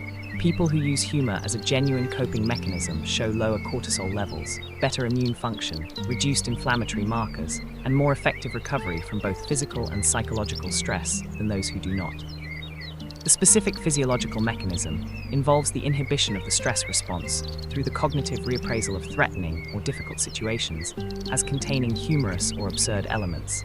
a reappraisal that genuinely shifts the neurological and endocrine response to the situation, rather than merely overlaying a performance of levity on top of unchanged underlying physiological stress. Laughter is not merely a pleasant accompaniment to a healthy life. The research suggests it may be a specific, physiologically active contributor to it, one of the more accessible and more enjoyable interventions available across agging, and one that the very longest-lived people appear to deploy with a naturalness and consistency that those who studied them found both striking and, in retrospect, entirely instructive. Tonight, let whatever is genuinely funny about today, about your life, about the business of being human, have its full, unguarded, physiologically beneficial moment. Lesson 70, a reflection on the 7th arc. 70 lessons gathered, and 30 remain. Maria Giuseppa Rabucci-Nargis, loving every day as a gift, the orientation of genuine daily gratitude as both the most ordinary and most specifically protective psychological practice available. The gut microbiome research revealing that the plant-rich, traditionally prepared foods of the very long-lived are tending an internal ecosystem whose health directly manages the inflammation that drives agging. Augusta Holt staying near people she loved across a century of American life. The cognitive reserve research establishing that genuine intellectual engagement builds the neural redundancy that allows the brain to resist the damage of agging longer. Emma Tillman's gentle soul, outlasting the storms of 114 years of American racial history. The intermittent fasting research connecting the moderate eating patterns of the very long-lived to specific, cellular-level anti-agging mechanisms. Tuti Yusupova's morning gratitude practice. The molecular biology of loneliness from Stephen Cole, showing gene expression changes in immune cells that help explain, at the most fundamental biological level, why social disconnection kills. Neva Morris's genuine, physiologically active humor maintained into her hundreds. What this 7th arc has contributed to the collection's emerging portrait is a deepening molecular specificity, the cellular and genetic mechanisms through which the ordinary, familiar-sounding practices of the very long-lived are genuinely, measurably extending biological vitality. The gut bacteria that manage inflammation, the telomeres that record the stress response in the chromosome, the immune gene expression changes that loneliness drives, the cognitive reserve that intellectual engagement builds. These are not metaphors for why centenarian wisdom matters. They are the specific, biological reasons why it does. 30 lessons remain. Let them arrive now, gently and patiently, across the quiet remainder of this long, generative night. This is explored during sleeping. Lesson 71, Jeroemon Torley, accept what you cannot control. Jeroemon Kurtz Torley was born on May 23, 1899, in Montrose, Georgia, and died on June 17, 2015, in Inkster, Michigan, at the verified age of 116 years and 25 days, the oldest verified person in the world for a period before her death, and the last surviving person verified to have been born in the 19th century at that time. She had been born in the Deep South in the final years of Reconstruction, had moved north as part of the Great Migration, and had lived in Michigan for most of her adult life, working as a domestic laborer, raising her family, and maintaining the specific, faith-grounded equanimity that those who knew her consistently described as the most characteristic feature of her remarkable personality. She was a deeply religious woman, a Jehovah's Witness, and she attributed her extraordinary longevity unequivocally to her faith. She described her faith not as a set of beliefs held abstractly, but as a practical daily relationship with the divine that gave her a clear framework for understanding difficulty, a consistent source of peace in the face of what could not be changed, and a community of genuine, long-standing social support that had sustained her across more than a century of a genuinely difficult American life. She said, in one of the interviews she gave in her final years, that she had learned not to worry about what she could not control. This was not the advice of someone who had encountered little adversity. She had navigated a century of racial discrimination, personal loss, and the ordinary griefs of an extraordinarily long life with the consistency of someone who had, over many decades of practice, genuinely arrived at a settled relationship with the boundary between what was hers to address and what was not. The advice was earned through specific, prolonged experience of living within that boundary rather than against it. Research on perceived control and health across agging consistently finds that people who develop a clear, accurate sense of what is within their control and what is not, and who invest their cognitive and emotional resources accordingly, engaging fully with what they can influence and releasing what they cannot, show significantly better health outcomes, lower stress hormone levels, and lower mortality risk than those who either attempt to control everything or surrender agency over what is genuinely within their reach. the distinction between the two domains is not always obvious or easy. Jeanne Calment spent a century learning to draw it. Tonight, let the specific things that are genuinely beyond your control, however important they feel, however much anxiety they generate, be gently, carefully released just for this hour. Tomorrow they will still be there. Tonight they do not need your management. Lesson 72, the research on exercise and brain health. Moving your body protects your mind. John Ratey, the Harvard Medical School clinical associate professor whose book Spark, The Revolutionary New Science of Exercise and the Brain, synthesized a decade of research on the relationship between physical activity and cognitive function, documents a body of evidence whose implications for how we understand the relationship between physical and mental health across aging are both surprising and practically important. The specific effects of aerobic exercise on the brain include increased production of brain-derived neurotrophic factor, the protein that supports the growth, maintenance, and survival of neurons, increased hippocampal volume, improved prefrontal cortex function, and enhanced neuroplasticity broadly. These effects are produced by moderate aerobic exercise of 30 minutes or more most days, and they appear within weeks of beginning a consistent exercise practice, making them among the most rapidly responsive biological outcomes available to lifestyle intervention. The implications for cognitive aging are significant and consistently supported across multiple research populations. People who engage in regular aerobic exercise across their lives and who maintain physical activity into older age show significantly slower rates of cognitive decline, lower risk of dementia, and better preservation of the specific cognitive functions, working memory, executive function, processing speed, that typically decline most rapidly with aging. What connects this research most directly to the centenarian accounts throughout this collection is the consistent pattern of lifelong physical activity among the very longest-lived people. Not intense athletic training, but the consistent, moderate, embedded daily movement that characterized the lives of people for whom walking to work, tending a garden, working the land, or simply maintaining the ordinary physical activity of a pre-mechanized lifestyle was simply how life was lived. This movement was not only protecting their hearts and metabolisms, it was, the research now clarifies, protecting their brains, building the neural resilience that allowed many of them to maintain remarkable cognitive function into very advanced age. Tonight, let the ordinary physical movement that fills your days be received as the dual investment in both cardiovascular and cognitive health that the research confirms it genuinely is. Lesson 73, Susannah Mushatt Jones, already covered. Replacing with Agnes Fenton, a little of what you love. Agnes Fenton was born in 1905 in New Jersey and died in 2018 at the verified age of 112 years. Known locally throughout her final years at a care facility in Englewood, New Jersey, for her consistent good humor, her genuine warmth toward the staff who cared for her, and a dietary habit that attracted considerable amused attention from the journalists who sought her out for longevity advice. She drank 3 Miller High Life beers and a shot of Johnny Walker Scotch every day, a habit she had maintained for many decades on the advice of a doctor who had recommended beer for a bone density issue and which she appeared to find genuinely enjoyable. Her physicians noted, with the careful understatement of the medical profession when confronted with cases that complicate the standard narrative, that her remarkable longevity was almost certainly not attributable to the alcohol and was more plausibly explained by the combination of her genetic inheritance, her genuinely positive social orientation, and the specific quality of her daily emotional life rather than by anything in the bottle. She was, by all accounts, a person who enjoyed her life, who found genuine pleasure in the company of people, in the small daily pleasures available to her, and in the ongoing experience of being alive and attended to and known by the people around her. What Agnes Fenton's case offers the collection, beyond its value as an amusing counterpoint to more earnest longevity prescriptions, is a reminder that appears at several points across this long gathering of centenarian wisdom. The very long-lived are not a homogeneous population who arrived at extreme old age through identical practices. They share a cluster of features: the social connection, the genuine engagement with life, the managed stress, the moderate lifestyle in its broadest sense. But within that cluster there is considerable individual variation, and the variation often includes habits that no health expert would prescribe and that the individual themselves seems genuinely, quietly delighted to be able to mention. The lesson is not to drink 3 beers a day. The lesson is that the specific pleasures of a specific life, genuinely enjoyed within a broadly healthy overall pattern, are not likely the thing standing between anyone and longevity. Tonight, let whatever small pleasure you genuinely love be received, without guilt and without qualification, as part of the life worth living that a very long life most fundamentally requires.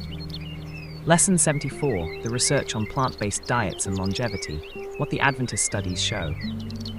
Gary Fraser, the Loma Linda University epidemiologist who has led the Adventist health studies, the ongoing series of large cohort studies tracking health outcomes in the Seventh-day Adventist population that has been running since 1958, has produced what is arguably the most rigorous and most directly applicable body of evidence available on the relationship between plant-based dietary patterns and longevity in a well-characterized American population. The Adventist health studies have now followed more than 90,000 participants across multiple decades, generating a body of dietary and health data whose size and duration make it one of the most valuable datasets in nutritional epidemiology. The consistent findings across the studies include significantly lower rates of cardiovascular disease, type 2 diabetes, several cancers, and all-cause mortality among vegetarian and particularly vegan Adventists compared to meat-eating Adventists, with the largest longevity benefits appearing among those who eat the most predominantly plant-based diets. What makes the Adventist data particularly valuable is that the comparison is between populations that are otherwise relatively similar in their lifestyles. Both groups are Adventist, share similar cultural and behavioral norms regarding smoking and alcohol avoidance, and come from similar socioeconomic backgrounds. The dietary comparison is therefore relatively clean, making the observed differences in health outcomes more credibly attributable to diet than is possible in many nutritional studies where multiple lifestyle factors co-vary.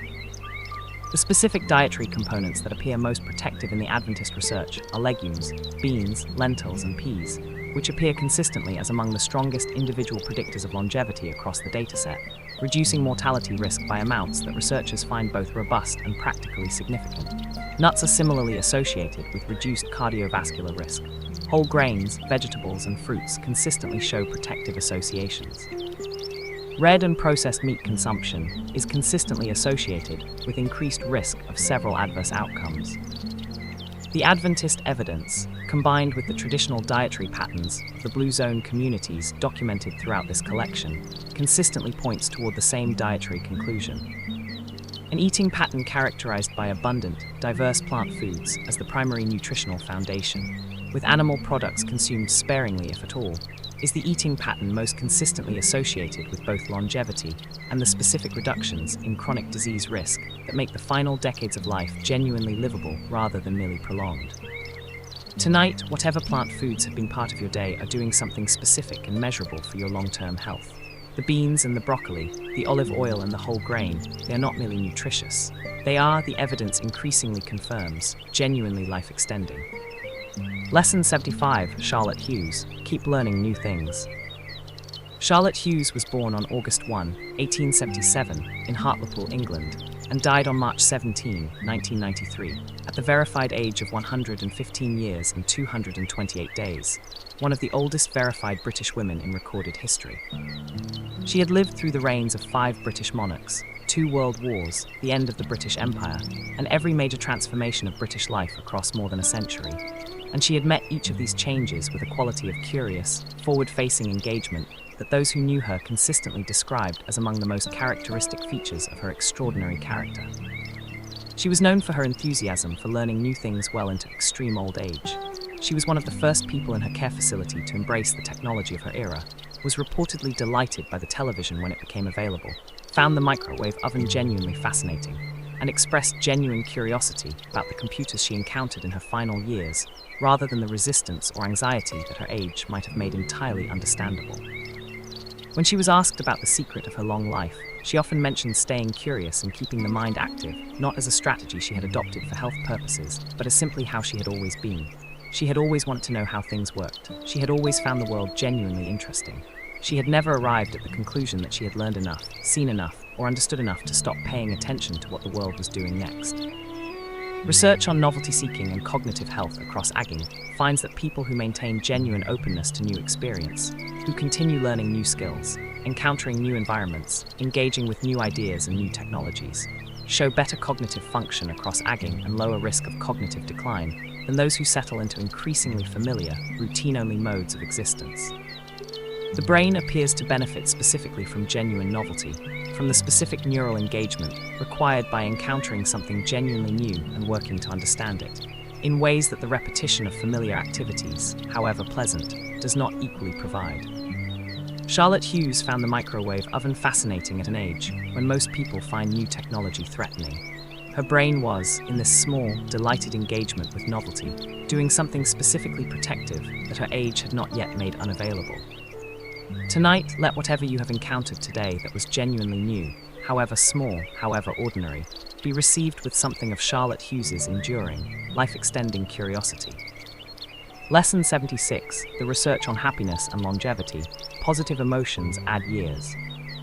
Eve Diener, the University of Illinois psychologist, widely regarded as the world's leading researcher on subjective well-being, and Andrew Steptoe, the University College London psychologist, whose large-scale research on positive affect and health outcomes in aging adults has produced some of the most directly applicable findings in the field, have each contributed substantially to what is now a well-established body of evidence. Positive emotional experience, not forced positivity or performed happiness, but the genuine, regular experience of positive emotions including joy, contentment, interest, and affection, is associated with significantly reduced mortality risk and better health outcomes across aging.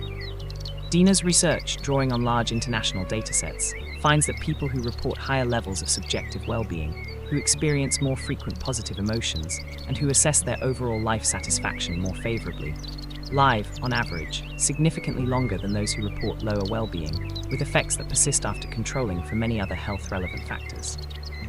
Steptoe's research, following a large cohort of English adults across many years, finds that people in the highest quartile of positive affect show significantly lower rates of cardiovascular disease, metabolic disease, and all-cause mortality than those in the lowest quartile, differences that translate into years of additional life expectancy.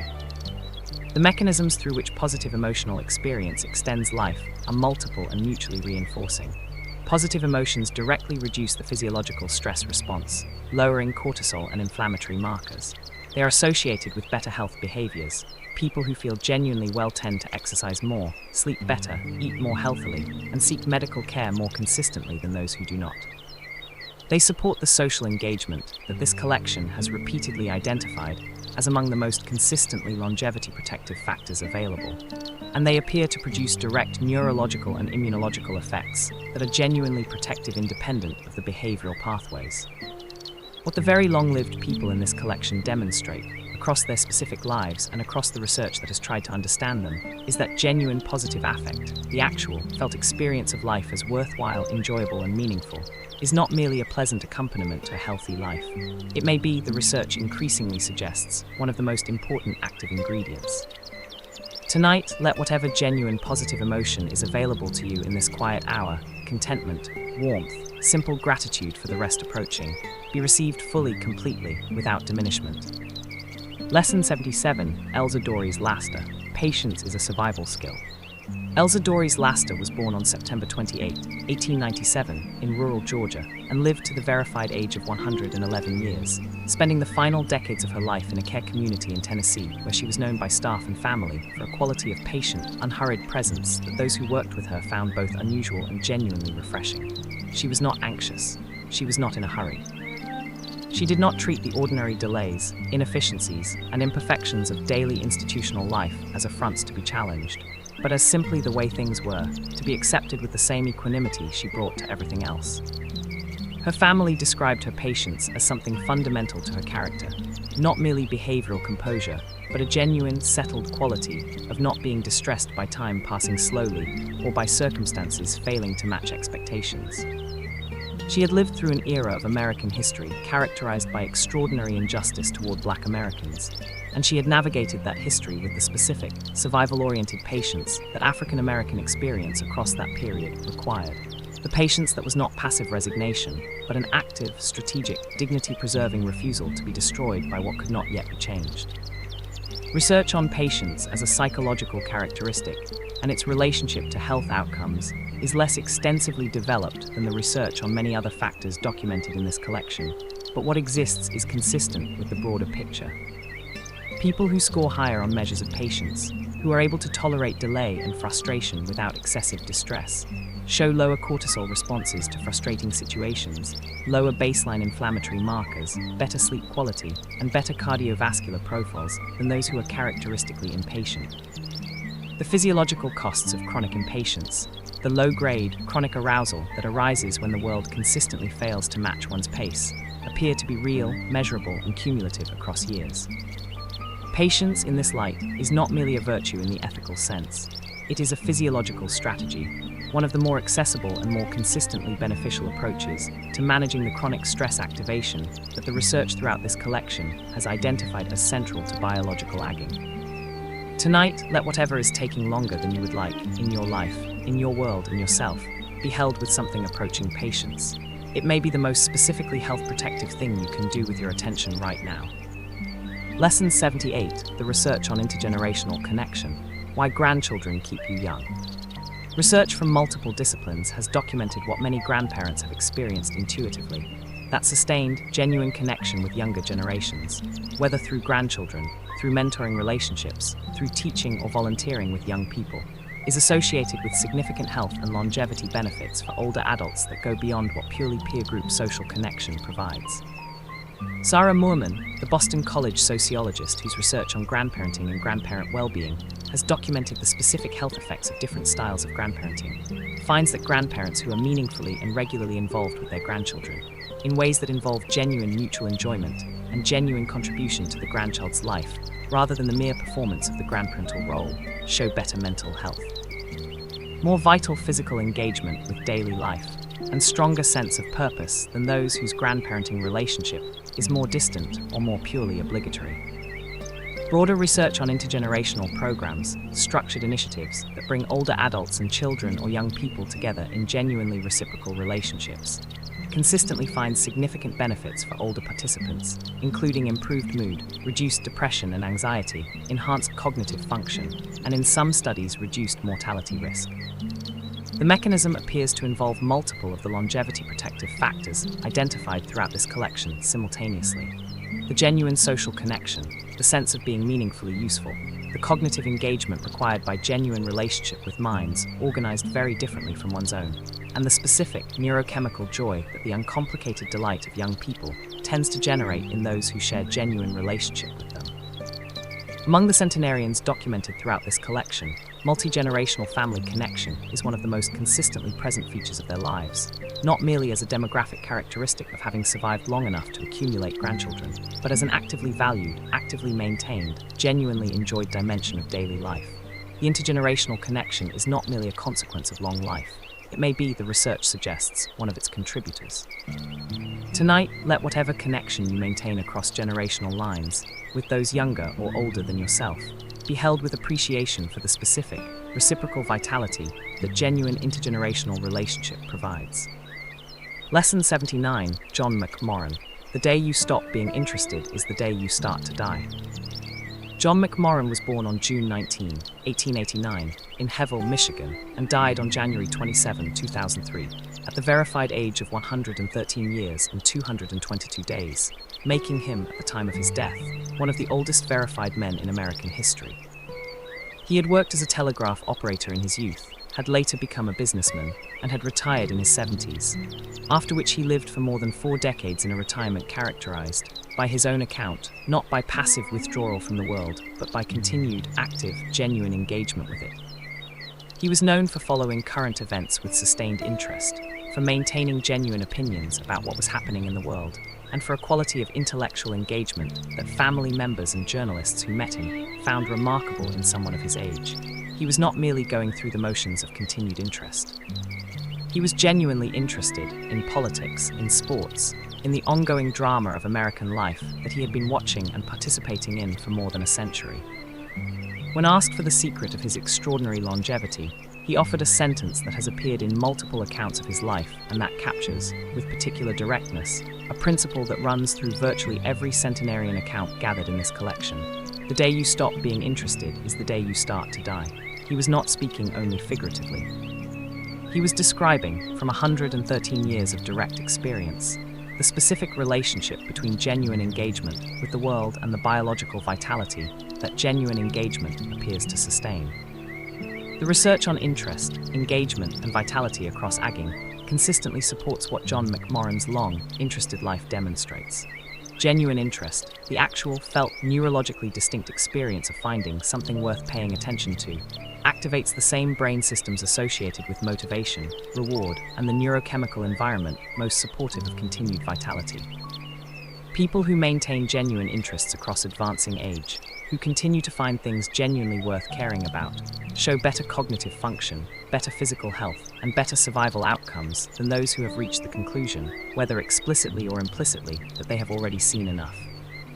Tonight, let whatever genuinely interests you, whatever question, whatever story, whatever person, whatever area of the world you are not yet finished attending to, be received as among the most important things you currently possess. Lesson 80, a reflection on the 8th arc. 80 lessons gathered, and 20 remain. Jeroemon Kimura's faith-grounded, century-practiced acceptance of what could not be controlled. The exercise neuroscience establishing that moving the body protects the brain through mechanisms as specific and as powerful as any pharmaceutical intervention yet developed. Agnes Fenton's 3 Miller High Lifes, and the reminder that the specific pleasures of a specific life, genuinely enjoyed, are part of what makes any life worth living long. The Adventist plant-based diet research, and its specific, longitudinal, highly controlled evidence for the longevity benefits of abundant plant foods. Charlotte Hughes's lifelong enthusiasm for learning new things, finding the microwave oven as fascinating at 100 as anything she had encountered at 30. The positive emotion research establishing that genuine happiness is not merely a consequence of good health, but a specific, active contributor to it.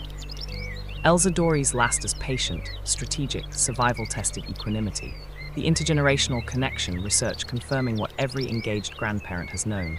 John McMorran's warning, the day you stop being interested is the day you start to die. What this 8th arc has continued to develop is the portrait of a centenarian who is not characterized primarily by what they avoid, but by what they actively, consistently maintain. Genuine interest, genuine connection, genuine purpose, genuine positive emotion, genuine engagement with the world in all its ongoing novelty and difficulty and occasional humor. The very long-lived people in this collection are not people who have retreated from life. They are people who have, across a very long time, stayed genuinely in it. 20 lessons remain. Let them gather now, quietly, toward the completion of this long night's accumulated understanding. This is explored during sleeping. Lesson 81, Jeanne Calment, already explored, replacing with Sakari Momo, gratitude for small mercies.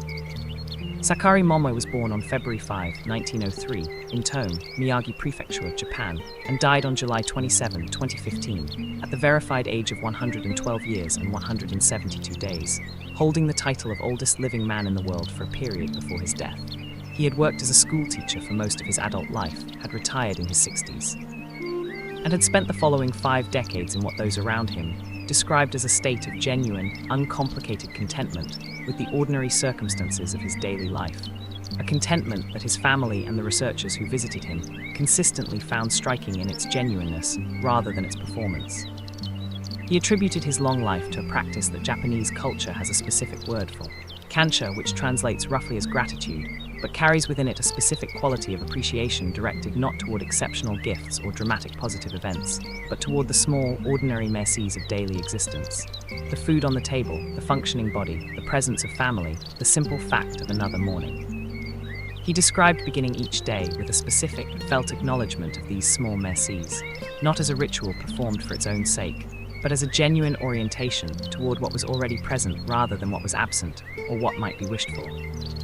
Research on what psychologists call micro-moments of positive connection and positive emotion, the brief, ordinary, genuine experiences of warmth, appreciation, contentment, and delight that fill or fail to fill the texture of ordinary days, finds that these small moments, accumulated across hundreds and thousands of daily interactions and experiences, are among the most powerful determinants of overall well-being and health available. The dramatic, exceptional positive experiences that people typically anticipate as the primary sources of happiness contribute less to overall well-being than the research's participants expect. The ordinary, accumulated small ones contribute more. Sakari Mom found in kancha, in the daily, specific, genuine appreciation for the small mercies that ordinary life continuously, and largely unnoticed, provides, a practice that connected directly to what the longevity research has been building toward across this entire collection. The orientation toward what is present and good, maintained consistently across ordinary days, as both the most fundamental and the most accessible health protective practice available.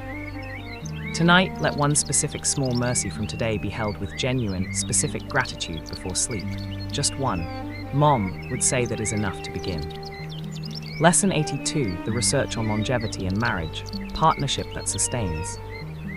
The epidemiological research on marital status and longevity is among the most consistent and most replicated in the entire field of social health science.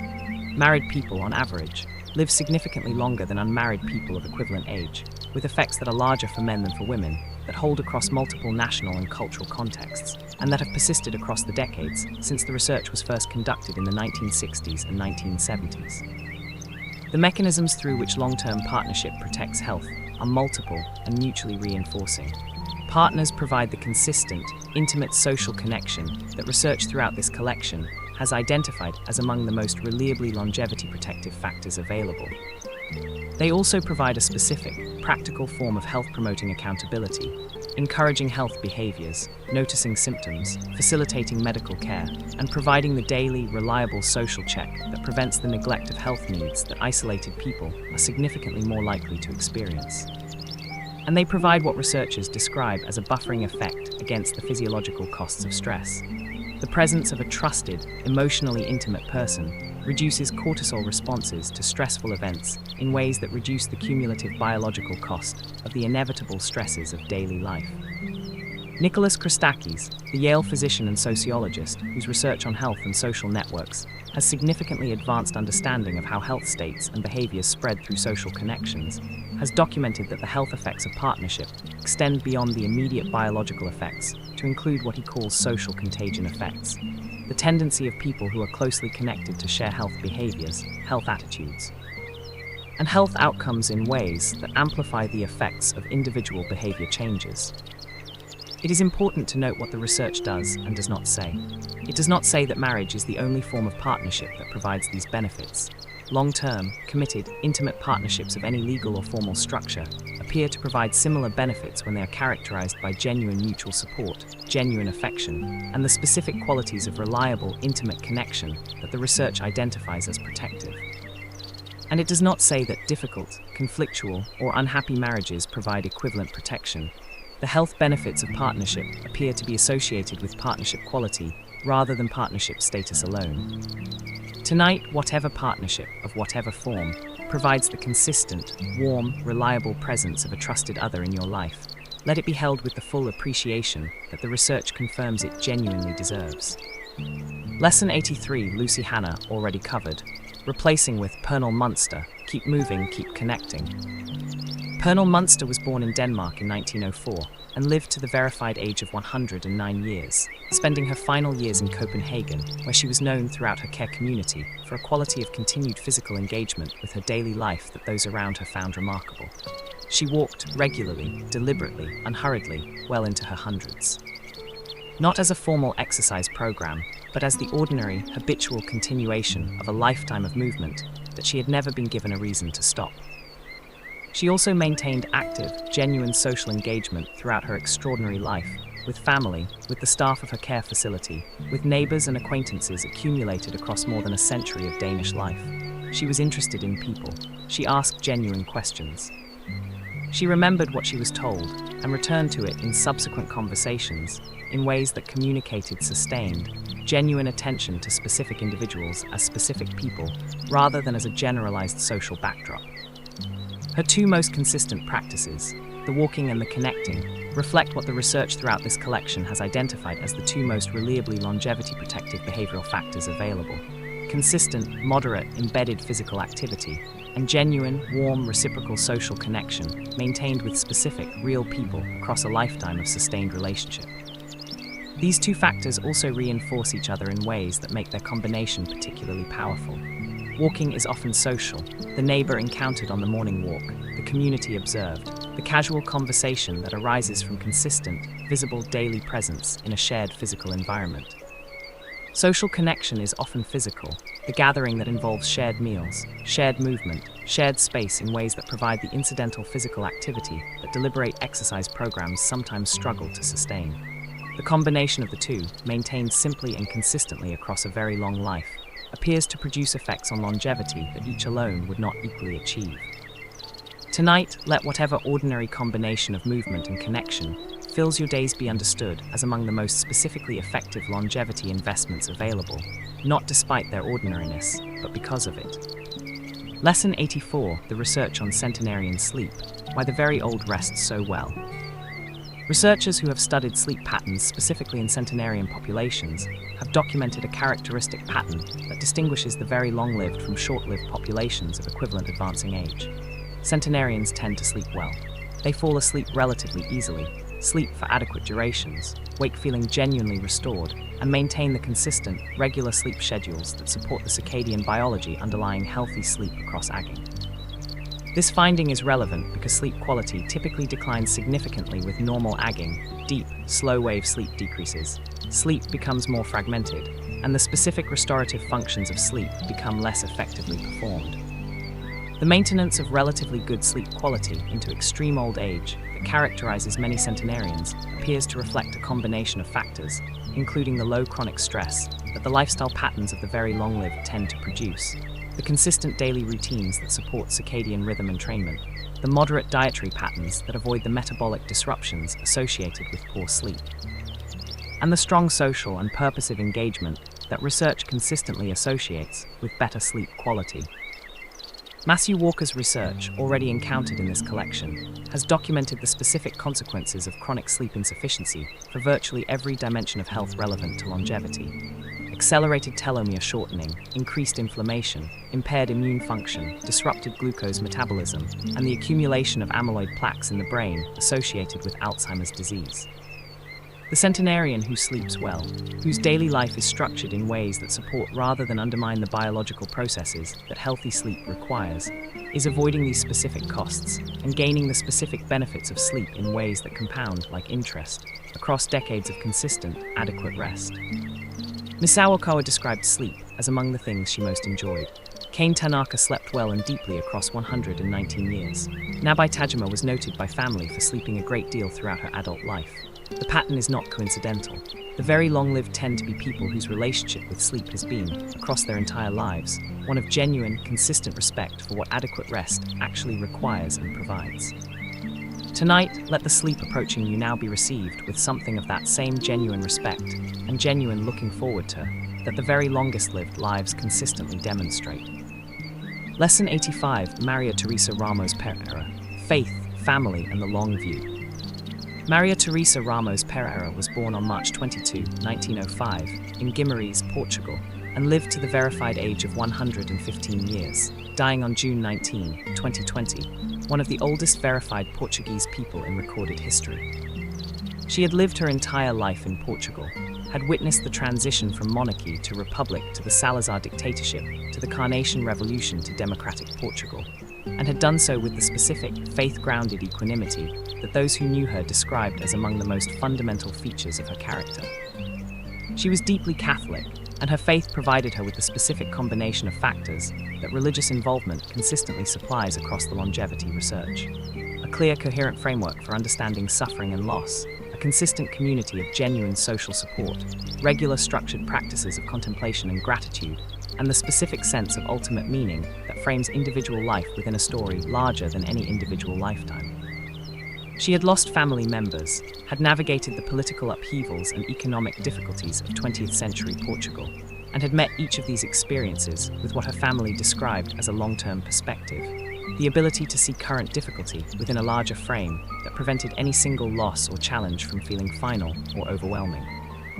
What Maria Teresa Ramos Pereira's life exemplifies, among the centenarian accounts this collection has gathered, is the specific protective value of what researchers sometimes call a coherent life narrative, the capacity to place one's current experience within a larger, meaningful story that gives difficulty a place and a purpose rather than leaving it as arbitrary disruption.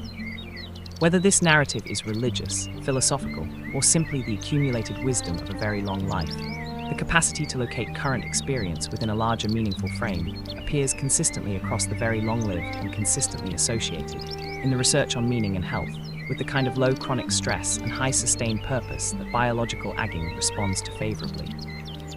Tonight, let whatever larger frame gives your own life its sense of meaning and continuity, however it is understood, be felt as the genuine, sustaining, life-extending resource that the evidence and the lives in this collection confirm it genuinely is. Lesson 86, the research on mindfulness and agging, presence as medicine. Jeanne Calment, the MIT-trained molecular biologist who developed mindfulness-based stress reduction at the University of Massachusetts Medical School in the late 1970s, and whose subsequent decades of research have documented the specific health effects of mindfulness meditation across multiple clinical and non-clinical populations, has produced a body of evidence whose implications for healthy agging are direct and increasingly well characterized.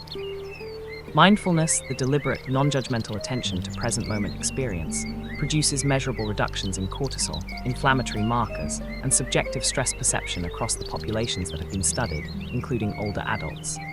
It is associated with improved sleep quality, better immune function, reduced rates of depression and anxiety, and in Blackburn and Appel's telomere research, with measurably slower telomere shortening in people who practice it consistently. Specific mechanisms through which mindfulness meditation produces these biological effects include the deliberate deactivation of the default mode network, the brain network associated with mind wandering, rumination, and the specific mental time travel between past regrets and future anxieties that characterizes much of ordinary mental activity, and that maintains the nervous system in a state of chronic low-level stress activation, even in the absence of genuine present moment threat. By repeatedly returning attention to present moment experience, mindfulness practice gradually reduces the automatic, habitual engagement with this ruminative mental activity and the physiological costs it produces. What connects mindfulness research most directly to the centenarian accounts throughout this collection is the consistent quality of present moment orientation that characterizes so many of the very long-lived people documented here. The orientation of Misao Okawa toward the pleasure of the current meal. The orientation of Jeanne Calment toward what was genuinely within her reach today. The orientation of John McMorran toward what was genuinely interesting about the world right now. These are not incidentally present features of centenarian psychology. They may be, the mindfulness research suggests, among the most specifically longevity-protective psychological characteristics available. Tonight, let this specific moment, this breath, this quiet, this particular darkness, be received with the full, unhurried attention that the research confirms is among the most genuinely health-protective things you can offer yourself. Lesson 87, Tame Tupu, the value of being known. Tame Tupu was born in Tonga in 1900 and lived to the verified age of 108 years, spending most of his adult life in the specific, intimate social environment of a small Tongan community, where the relationships that sustained him had been built and maintained across his entire extraordinary lifespan. He was known within his community not merely as a very old man, but as a specific person with a specific history, someone whose story was known, whose contributions were remembered, whose presence in the community carried the weight of a life lived entirely within that community's view. This quality of being genuinely known, of having one's full history present and valued within the relationships and communities that surround one, appears across many centenarian accounts as a quietly important feature of the social environments that support very long life. The very long-lived are frequently people who have remained within or maintained deep connection to communities that know their full story, that remember who they were as young people, that value what they contributed across middle age, that continue to see them as specific, full, historically continuous people, rather than as the diminished remainder of a person whose important years are behind them. Research on identity continuity across agging, the degree to which older adults maintain a felt sense of being the same person they have always been, recognized as such by the communities around them, finds that this continuity is among the most important contributors to well-being and vitality in advanced age. People who experience radical discontinuity of identity, who feel that the social world around them no longer recognizes them as the person they have always been, who lose the communities that held their historical identity, show significantly worse health outcomes and higher mortality rates than those who remain embedded in communities where they are genuinely, historically known. Tame Tupu was known. He had been known in the same community his entire life, that specific, complete, historically grounded knowing, by people who had no need to be told who he was because they had always known, may be among the most quietly important things that any human life can have. Tonight, let whoever genuinely knows you, not your current circumstance, but your full, historical, continuous self, be held with deep and specific appreciation. Lesson 88, the research on centenarian genetics, the longevity lottery and what it means. Nur Barzilai, the Albert Einstein College of Medicine endocrinologist and director of the Institute for Aging Research, has spent more than 2 decades studying the genetics of Ashkenazi Jewish centenarians through the Longevity Genes Project, a research initiative that has identified specific genetic variants associated with extraordinary longevity and has produced findings that help clarify both what genetic inheritance contributes to extreme long life and what it does not. The genetic variants most consistently associated with extreme longevity in Barzilai's research and in parallel genetic studies of centenarian populations are involved primarily in lipid metabolism, inflammation, and the function of growth hormone and insulin-like growth factor pathways, suggesting that the genetic gift that predisposes to extreme longevity is primarily a more effective management of several of the specific biological processes most centrally involved in aging. What Barzilai's research clarifies, with important practical implications, is that the centenarian's genetic advantage does not confer immunity from the effects of unhealthy lifestyle. Centenarians with favorable longevity genetics, who nonetheless smoke, remain sedentary, or maintain chronically stressful social environments, still die younger than centenarians who maintain health-promoting lifestyles. The genetics and the lifestyle interact. Favorable genetics provide greater resilience to the costs of unhealthy behavior, but they do not eliminate those costs. And unfavorable genetics do not preclude extraordinary longevity when lifestyle is genuinely health-promoting across a lifetime. The practical message that Barzilai consistently emphasizes in his public communication about this research is what he calls the medicine of tomorrow available today. The lifestyle practices documented throughout this collection, the movement, the sleep, the social connection, the managed stress, the plant-rich moderate diet, are doing something to the biology of aging that is genuinely comparable to what the favorable longevity genetics are doing through partially overlapping mechanisms. The people without the genetic lottery ticket can, through consistent, sustained, genuinely health-promoting lifestyle, achieve longevity outcomes significantly better than their genetics alone would predict. Tonight, let whatever your genetic inheritance is be held in its proper perspective, real, significant, and not the whole story. The story you write through your daily choices is at least as important, and considerably more within your control. Lesson 89, the Hunza people, clean water, fresh air, and simple living. The Hunza Valley, a remote mountain region in what is now northern Pakistan, was the subject of considerable popular and some scientific interest across the 20th century for the apparently extraordinary longevity of its people. Claims that Hunza residents regularly lived to 120, 140, or beyond were widely repeated in popular health literature, despite the absence of reliable birth records to verify them. The most rigorous subsequent examination of these claims has concluded that many of the most extreme ages attributed to Hunza centenarians were not verifiable and were likely exaggerated, a finding that placed the Hunza in the category of unverified longevity claims rather than among the blue zone communities with genuine, documented evidence. What is nonetheless instructive about the Hunza case, and what accounts for its continued appearance in longevity literature despite the verification problems, is the specific lifestyle pattern that genuine observers of the traditional Hunza way of life consistently described. A diet consisting primarily of whole grains, vegetables, legumes, fruit, and small amounts of dairy, with meat consumed rarely. Daily, substantial physical activity arising from the demands of terraced mountain agriculture. Clean air and clean water in a high mountain environment, and the specific, intimate social fabric of a small, traditional, geographically isolated community. These features of the traditional Hunza lifestyle are not exaggerated, and they are entirely consistent with the lifestyle patterns of the verified blue zone communities documented throughout this collection. The Hunza may not have lived to the extreme ages claimed in popular accounts, but the lifestyle that genuine observers described is precisely the lifestyle that the best available evidence on longevity most strongly supports.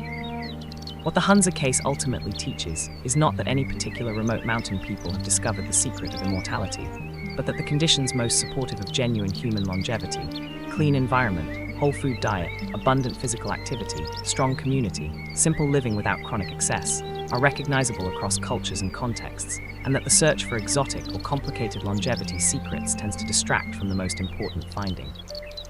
That a genuinely simple, genuinely connected, genuinely active life is, by all available evidence, the most reliable path to a long one. Tonight, let whatever simplicity is available in your own life be received, without apology, as itself a form of the gentle, sufficient living that a very long life most reliably requires. Lesson 90, a reflection on the ninth arc. 90 lessons gathered, and only 10 remain. Sakari Momoi's Kancha, the daily, specific, genuine appreciation for the small mercies of ordinary existence as the most accessible and most consistently practiced longevity protective orientation available. The epidemiological evidence on long-term partnership as among the most specifically protective social arrangements available across the research on longevity. Pernod Munster's two practices, walking and connecting, maintained simply and consistently across a century of Danish life. The centenarian sleep research documenting the specifically protective value of the consistent, adequate, genuinely restorative sleep that the lifestyle patterns of the very long-lived tend to support. Maria Teresa Ramos Pereira's faith and long view, locating current difficulty within a larger meaningful frame. The mindfulness research establishing present moment awareness as a specific, measurable, biologically active intervention in the aging process. Tame Tupu's deep, complete, historical embeddedness in a community that genuinely knew him. The genetics research clarifying what the longevity lottery provides and what it does not. The Hunza case and its reminder that the conditions most supportive of long life are not exotic, but simple, available, and consistent with everything this collection has been documenting. What the ninth arc has contributed is a final deepening of the collection's essential portrait. The very long-lived are not remarkable for possessing unusual things. They are remarkable for consistently, patiently, and genuinely possessing the ordinary things. The rest, the connection, the movement, the simple food, the managed stress, the purposive engagement, the genuine appreciation for what is present, that human beings have always known at some level to be what a good life requires. 10 lessons remain. They will complete this collection's patient, specific, gently illuminating account of what it means to live not only long, but well. This is explored during sleeping. Lesson 91, Jeanne Calment, already covered. Replacing with Gertrude Weaver, Be Nice to People. Gertrude Weaver was born on July 4, 1898, in Lafayette County, Arkansas, and died on April 6, 2015, in Camden, Arkansas, at the verified age of 116 years and 276 days. The oldest verified person in the world for a brief 4-day period between the deaths of Masao Okawa and Jeanne Calment.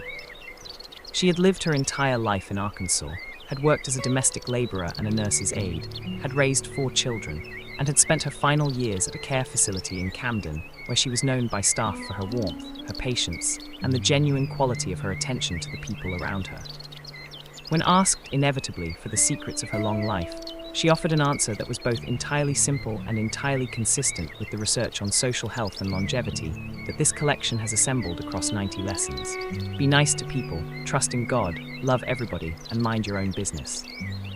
The 4 principles, stated with the directness of someone who has had 116 years to distill what actually matters, could stand as a practical summary of the entire wisdom tradition this collection has been building toward. Be nice to people. The research on prosocial behavior, social connection, and longevity documented throughout this collection consistently finds that the fundamental orientation toward other people that genuine niceness expresses, genuine consideration, genuine warmth, genuine interest in their well-being, is among the most specifically protective social orientations available, not as a strategy, but as the actual daily practice of caring about the people in one's presence. Love everybody. This connects to the broader other-oriented life purpose that research on centenarians consistently identifies as one of the most reliably present features of extraordinary longevity. The person who genuinely loves the people around them has a daily, concrete, renewable reason to engage fully with each day, and the engagement, the research confirms, sustains the vitality that makes continued engagement possible. Mind your own business. This connects directly to Bess Cooper's identical advice, and to the research on cognitive economy and stress management that identifies the habit of mental engagement with matters outside one's genuine sphere of influence as among the more specifically costly and less specifically productive uses of cognitive and emotional resources available. Gertrude Weaver did not have access to the research. She had 116 years of direct experience. The convergence is not coincidental. Tonight, let her 4-part distillation rest with you simply, as the summary it genuinely is. Be nice to people, trust in something larger than yourself, love the people around you, and let what is not yours to manage proceed without your management. Lesson 92, the research on sense of humor and stress resilience. Laughter as biology. Rod Martin, the University of Western Ontario psychologist who has spent more than 3 decades studying the psychology of humor and its relationship to health, well-being and stress resilience, has documented a body of findings that help explain, at the psychological and physiological level, why the quality of genuine humor appears so consistently across centenarian accounts, and why it is so reliably associated with longevity-adjacent psychological characteristics.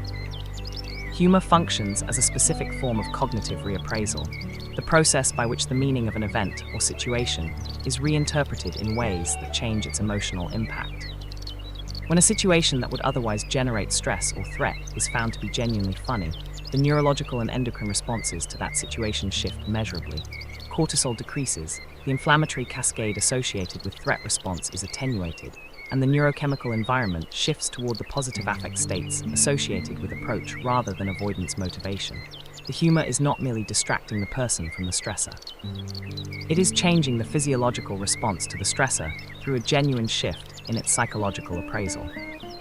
The specific characteristic of humor that Martin's research identifies as most health protective is what he calls self-enhancing humor, the ability to find genuine amusement in one's own situation, including its difficulties and limitations, in ways that maintain a positive, equanimous relationship with one's circumstances rather than requiring circumstances to be good in order to be found bearable. This form of humor is the specific form most consistently present in centenarian accounts, the ability, like Jeanne Calment's, to find one's own extreme old age genuinely funny rather than merely surviving it with grim endurance. It is also the form of humor that the research most consistently associates with the personality profile most reliably found among centenarians. Low neuroticism, high equanimity, a fundamental ease with one's own existence that finds in the ordinary, inevitable absurdities of human life something worth genuine amusement rather than something requiring anxious management. Tonight, let whatever is genuinely funny about the fact of being here, alive, breathing, listening to a sleep documentary about people who lived very long, let it have its full, unhurried, health-protective moment of recognition. Lesson 93, Ana Maria Villa-Rubio, Solitude and Silence Have Their Own Nourishment. Ana Maria Villa-Rubio was born on October 29, 1901, in Albox, Spain, and died on December 15, 2017, at the verified age of 116 years and 47 days, the oldest verified person in Spain and one of the oldest people ever reliably documented. She had lived through the Spanish Civil War, the Franco dictatorship, and Spain's transition to democracy, and she had navigated these upheavals with the specific quality of inner stability that those who knew her described as one of the most characteristic features of her personality. She was somewhat more solitary in her orientation than many centenarians documented in this collection. She valued time alone, she found genuine restoration in silence, and she had developed across her extraordinary life a comfortable, nourishing relationship with her own company that did not depend on continuous social stimulation to feel sufficient. She was not isolated in the sense of being disconnected from family and community. She maintained genuine connections. But she also valued, and actively sought, the specific quality of alone time that introverted personalities find genuinely restorative. Her longevity offers a gentle counterpoint to any reading of the social connection research that might suggest continuous, active social engagement is required for extraordinary longevity. The research on social connection and longevity documents the costs of chronic isolation and genuine loneliness, the subjective experience of insufficient connection. It does not document costs associated with solitude that is genuinely chosen, genuinely comfortable, and genuinely restorative. Ana Maria Villa-Rubio's comfortable relationship with her own solitude, maintained alongside genuine family and community connections rather than as a replacement for them, may represent the specific introverted version of the broader centenarian pattern. Genuine, quality social connection, combined with genuine respect for one's own need for restoration, in whatever form that restoration actually takes. Research on introversion and health across aging is consistent with this interpretation. Introverted people who have access to adequate solitude show health outcomes comparable to extroverted people who have adequate social stimulation. The key variable is not the specific form of restoration sought, but the degree to which it is genuinely available and genuinely received. Tonight, let this solitude, this specific, chosen, restorative quiet, be received as exactly the nourishment that Ana Maria Villa-Rubio's 116 years demonstrates it genuinely can be. Lesson 94, the research on late life resilience, why some people thrive after adversity.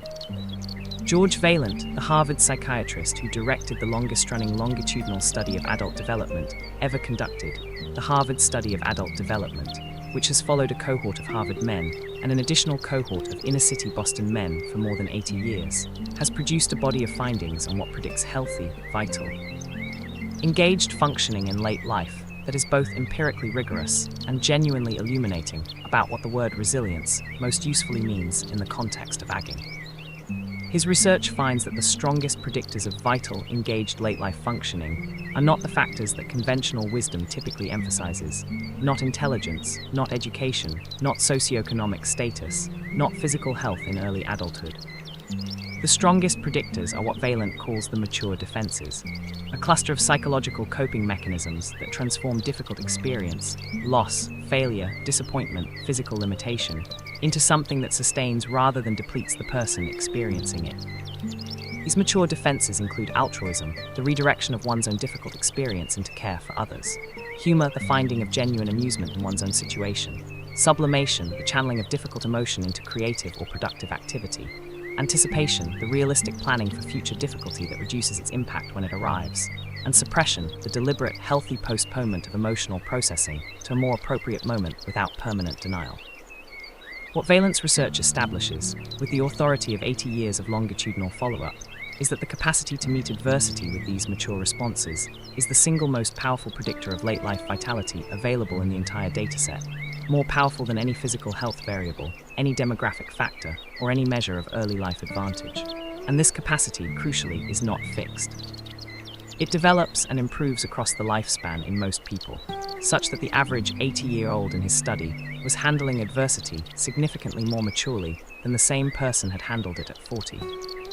Tonight, let whatever difficulty you have navigated across your life, and the specific ways in which you have found, through necessity and practice, to transform it into something that does not permanently deplete you, be received as the accumulated, genuine resilience that Vaillant's 8 decades of research confirms is the most important thing any of us can develop. Lesson 95, Emilia del Risco Padrón, Work, Rest, and the Rhythm That Sustains. Emilia del Risco Padrón was born on November 11, 1902 in Cuba, and lived to the verified age of 109 years, dying in 2012. She had spent her working life as a tobacco worker in the specific, physically demanding, communally embedded environment of the Cuban tobacco industry, work that was physically active, socially rich, and deeply embedded in the specific cultural and economic life of the community she belonged to. She had retired in her 60s and had spent the subsequent nearly 5 decades in a rhythm of daily life that those around her described as regular, simple, and genuinely satisfying. She woke early, ate simply, moved regularly through the ordinary physical activities of her daily domestic life, rested in the afternoon, engaged with the family and neighbors who were consistently present in her social environment, and slept adequately. This rhythm, established across decades of working life and maintained, with appropriate modifications, across the decades of retirement that followed, represents precisely the kind of consistent, embedded daily structure that the research on routine, circadian biology, and healthy aging consistently identifies as among the most reliably protective features available in an aging person's daily environment. The specific combination of adequate work, productive, purposive, socially embedded activity, with adequate rest, genuine, daily, non-negotiable periods of restoration, appears across virtually every Blue Zone community and every centenarian account in this collection as a foundational feature of the daily rhythm that supports extraordinary longevity. The work provides the purpose, the movement, the social connection, and the sense of contribution that research throughout this collection has identified as essential. The rest provides the restoration that the work makes necessary and the biological repair that aging requires. Neither alone is sufficient. The person who works without adequate rest accumulates the biological costs of insufficient recovery across years and decades. The person who rests without adequate purposive, productive engagement loses the specific vitality that purposive engagement sustains. The rhythm that combines both work and rest, engagement and restoration, connection and solitude, appears to be the fundamental daily structure most supportive of a very long, genuinely lived human life. Tonight, let the specific rest you are taking right now be understood as the essential, half of the daily rhythm that makes tomorrow's engagement possible, nourishing, and worth returning to. Lesson 96, the research on purpose-driven late life, why retirement can kill. The research on retirement and mortality has produced findings that are both counterintuitive and practically important for anyone approaching the years when professional life typically ends. Multiple large studies have documented what researchers describe as the retirement mortality effect. In the years immediately following retirement, mortality risk increases significantly above what would be predicted from age alone, a finding that has been replicated in multiple countries and multiple occupational categories, and that appears to reflect the specific costs of the sudden, simultaneous loss of purpose, structure, social connection, and the sense of being genuinely useful that full engagement in working life typically provides. The mortality risk associated with retirement is not inevitable. It is not retirement per se, but the specific combination of losses that retirement often entails that appears to drive the risk. People who retire into rich social lives, continued purposive engagement, meaningful voluntary activity, and maintained daily structure show no retirement mortality effect. People who retire into isolation, passivity, loss of daily routine, and the absence of any clear sense of what they are for show significantly elevated mortality risk in the years following their retirement. The practical implication is directly relevant to the centenarian accounts throughout this collection. Irving Kahn worked until within a few years of his death at 109.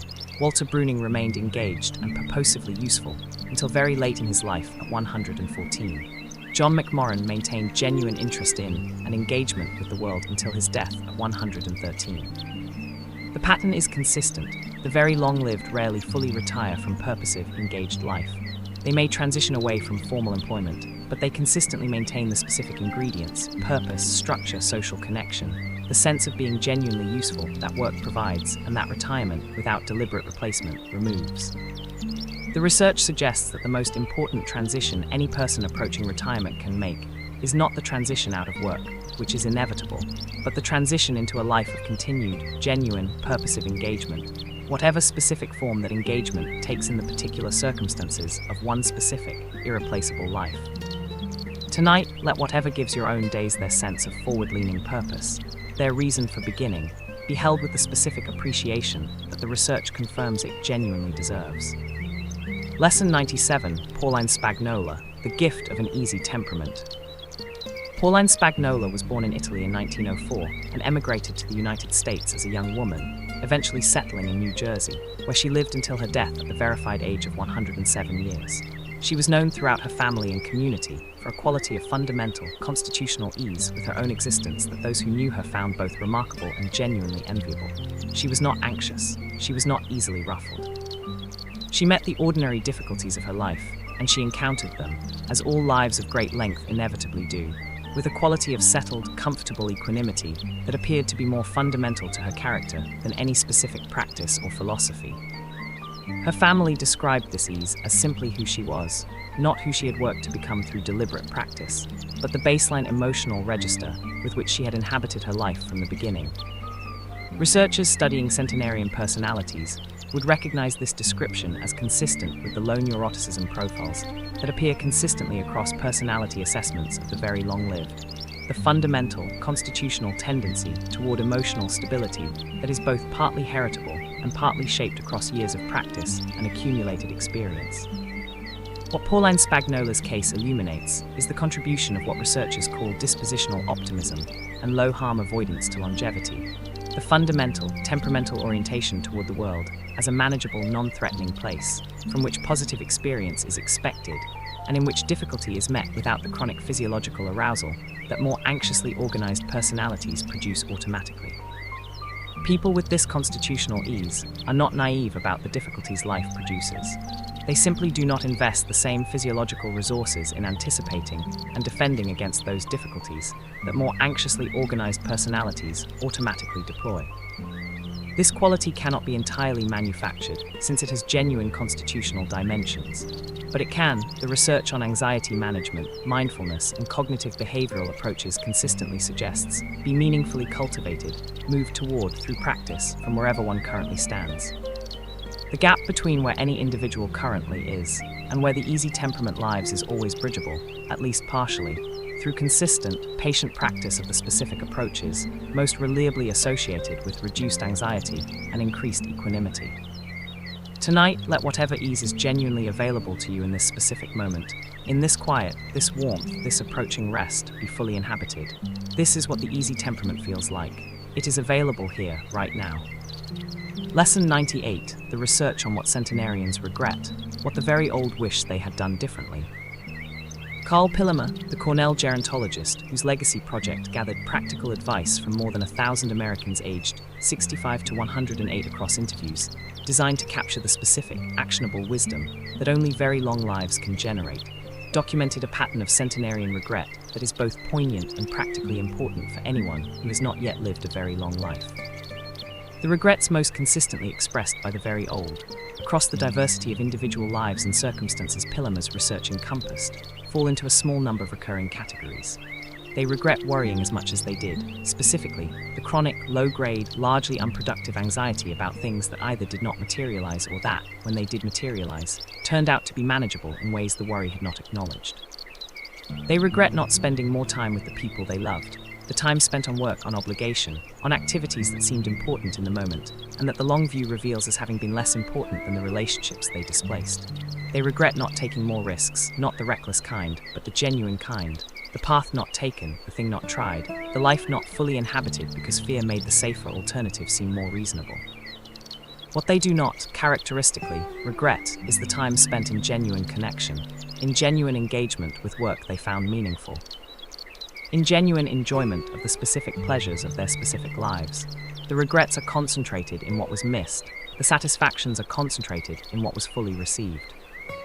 Pillemer's research suggests a practical principle that is both the most straightforward and the most demanding available. Live, in whatever way is genuinely available to you today, the life that the 100-year-old you will wish you had lived. Not perfectly, not without fear, not without the ordinary compromises that any real life requires, but with genuine presence, genuine connection, genuine willingness to inhabit what is here rather than perpetually waiting for something more. Tonight, let the regrets of the very old rest with you not as indictment, but as invitation. The time they describe regretting is still, for most who are reading this, still largely ahead. Lesson 99, Kane Tanaka, already covered, replacing with the final lesson from the very long-lived, it was always the ordinary things.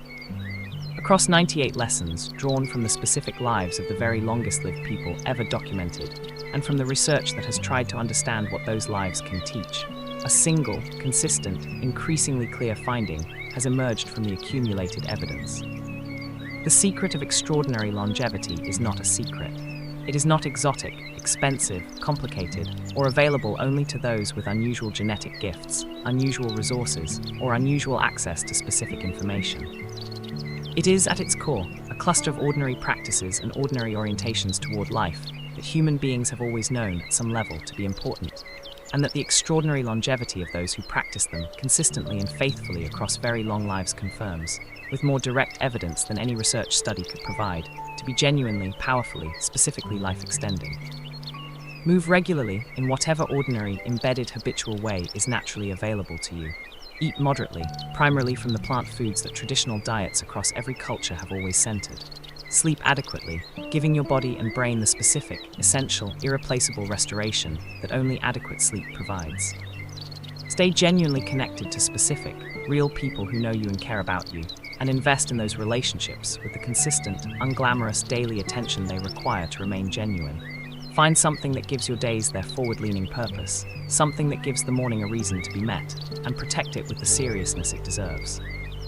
Manage the stress you encounter not by avoiding difficulty, which is impossible, but by developing the specific practices.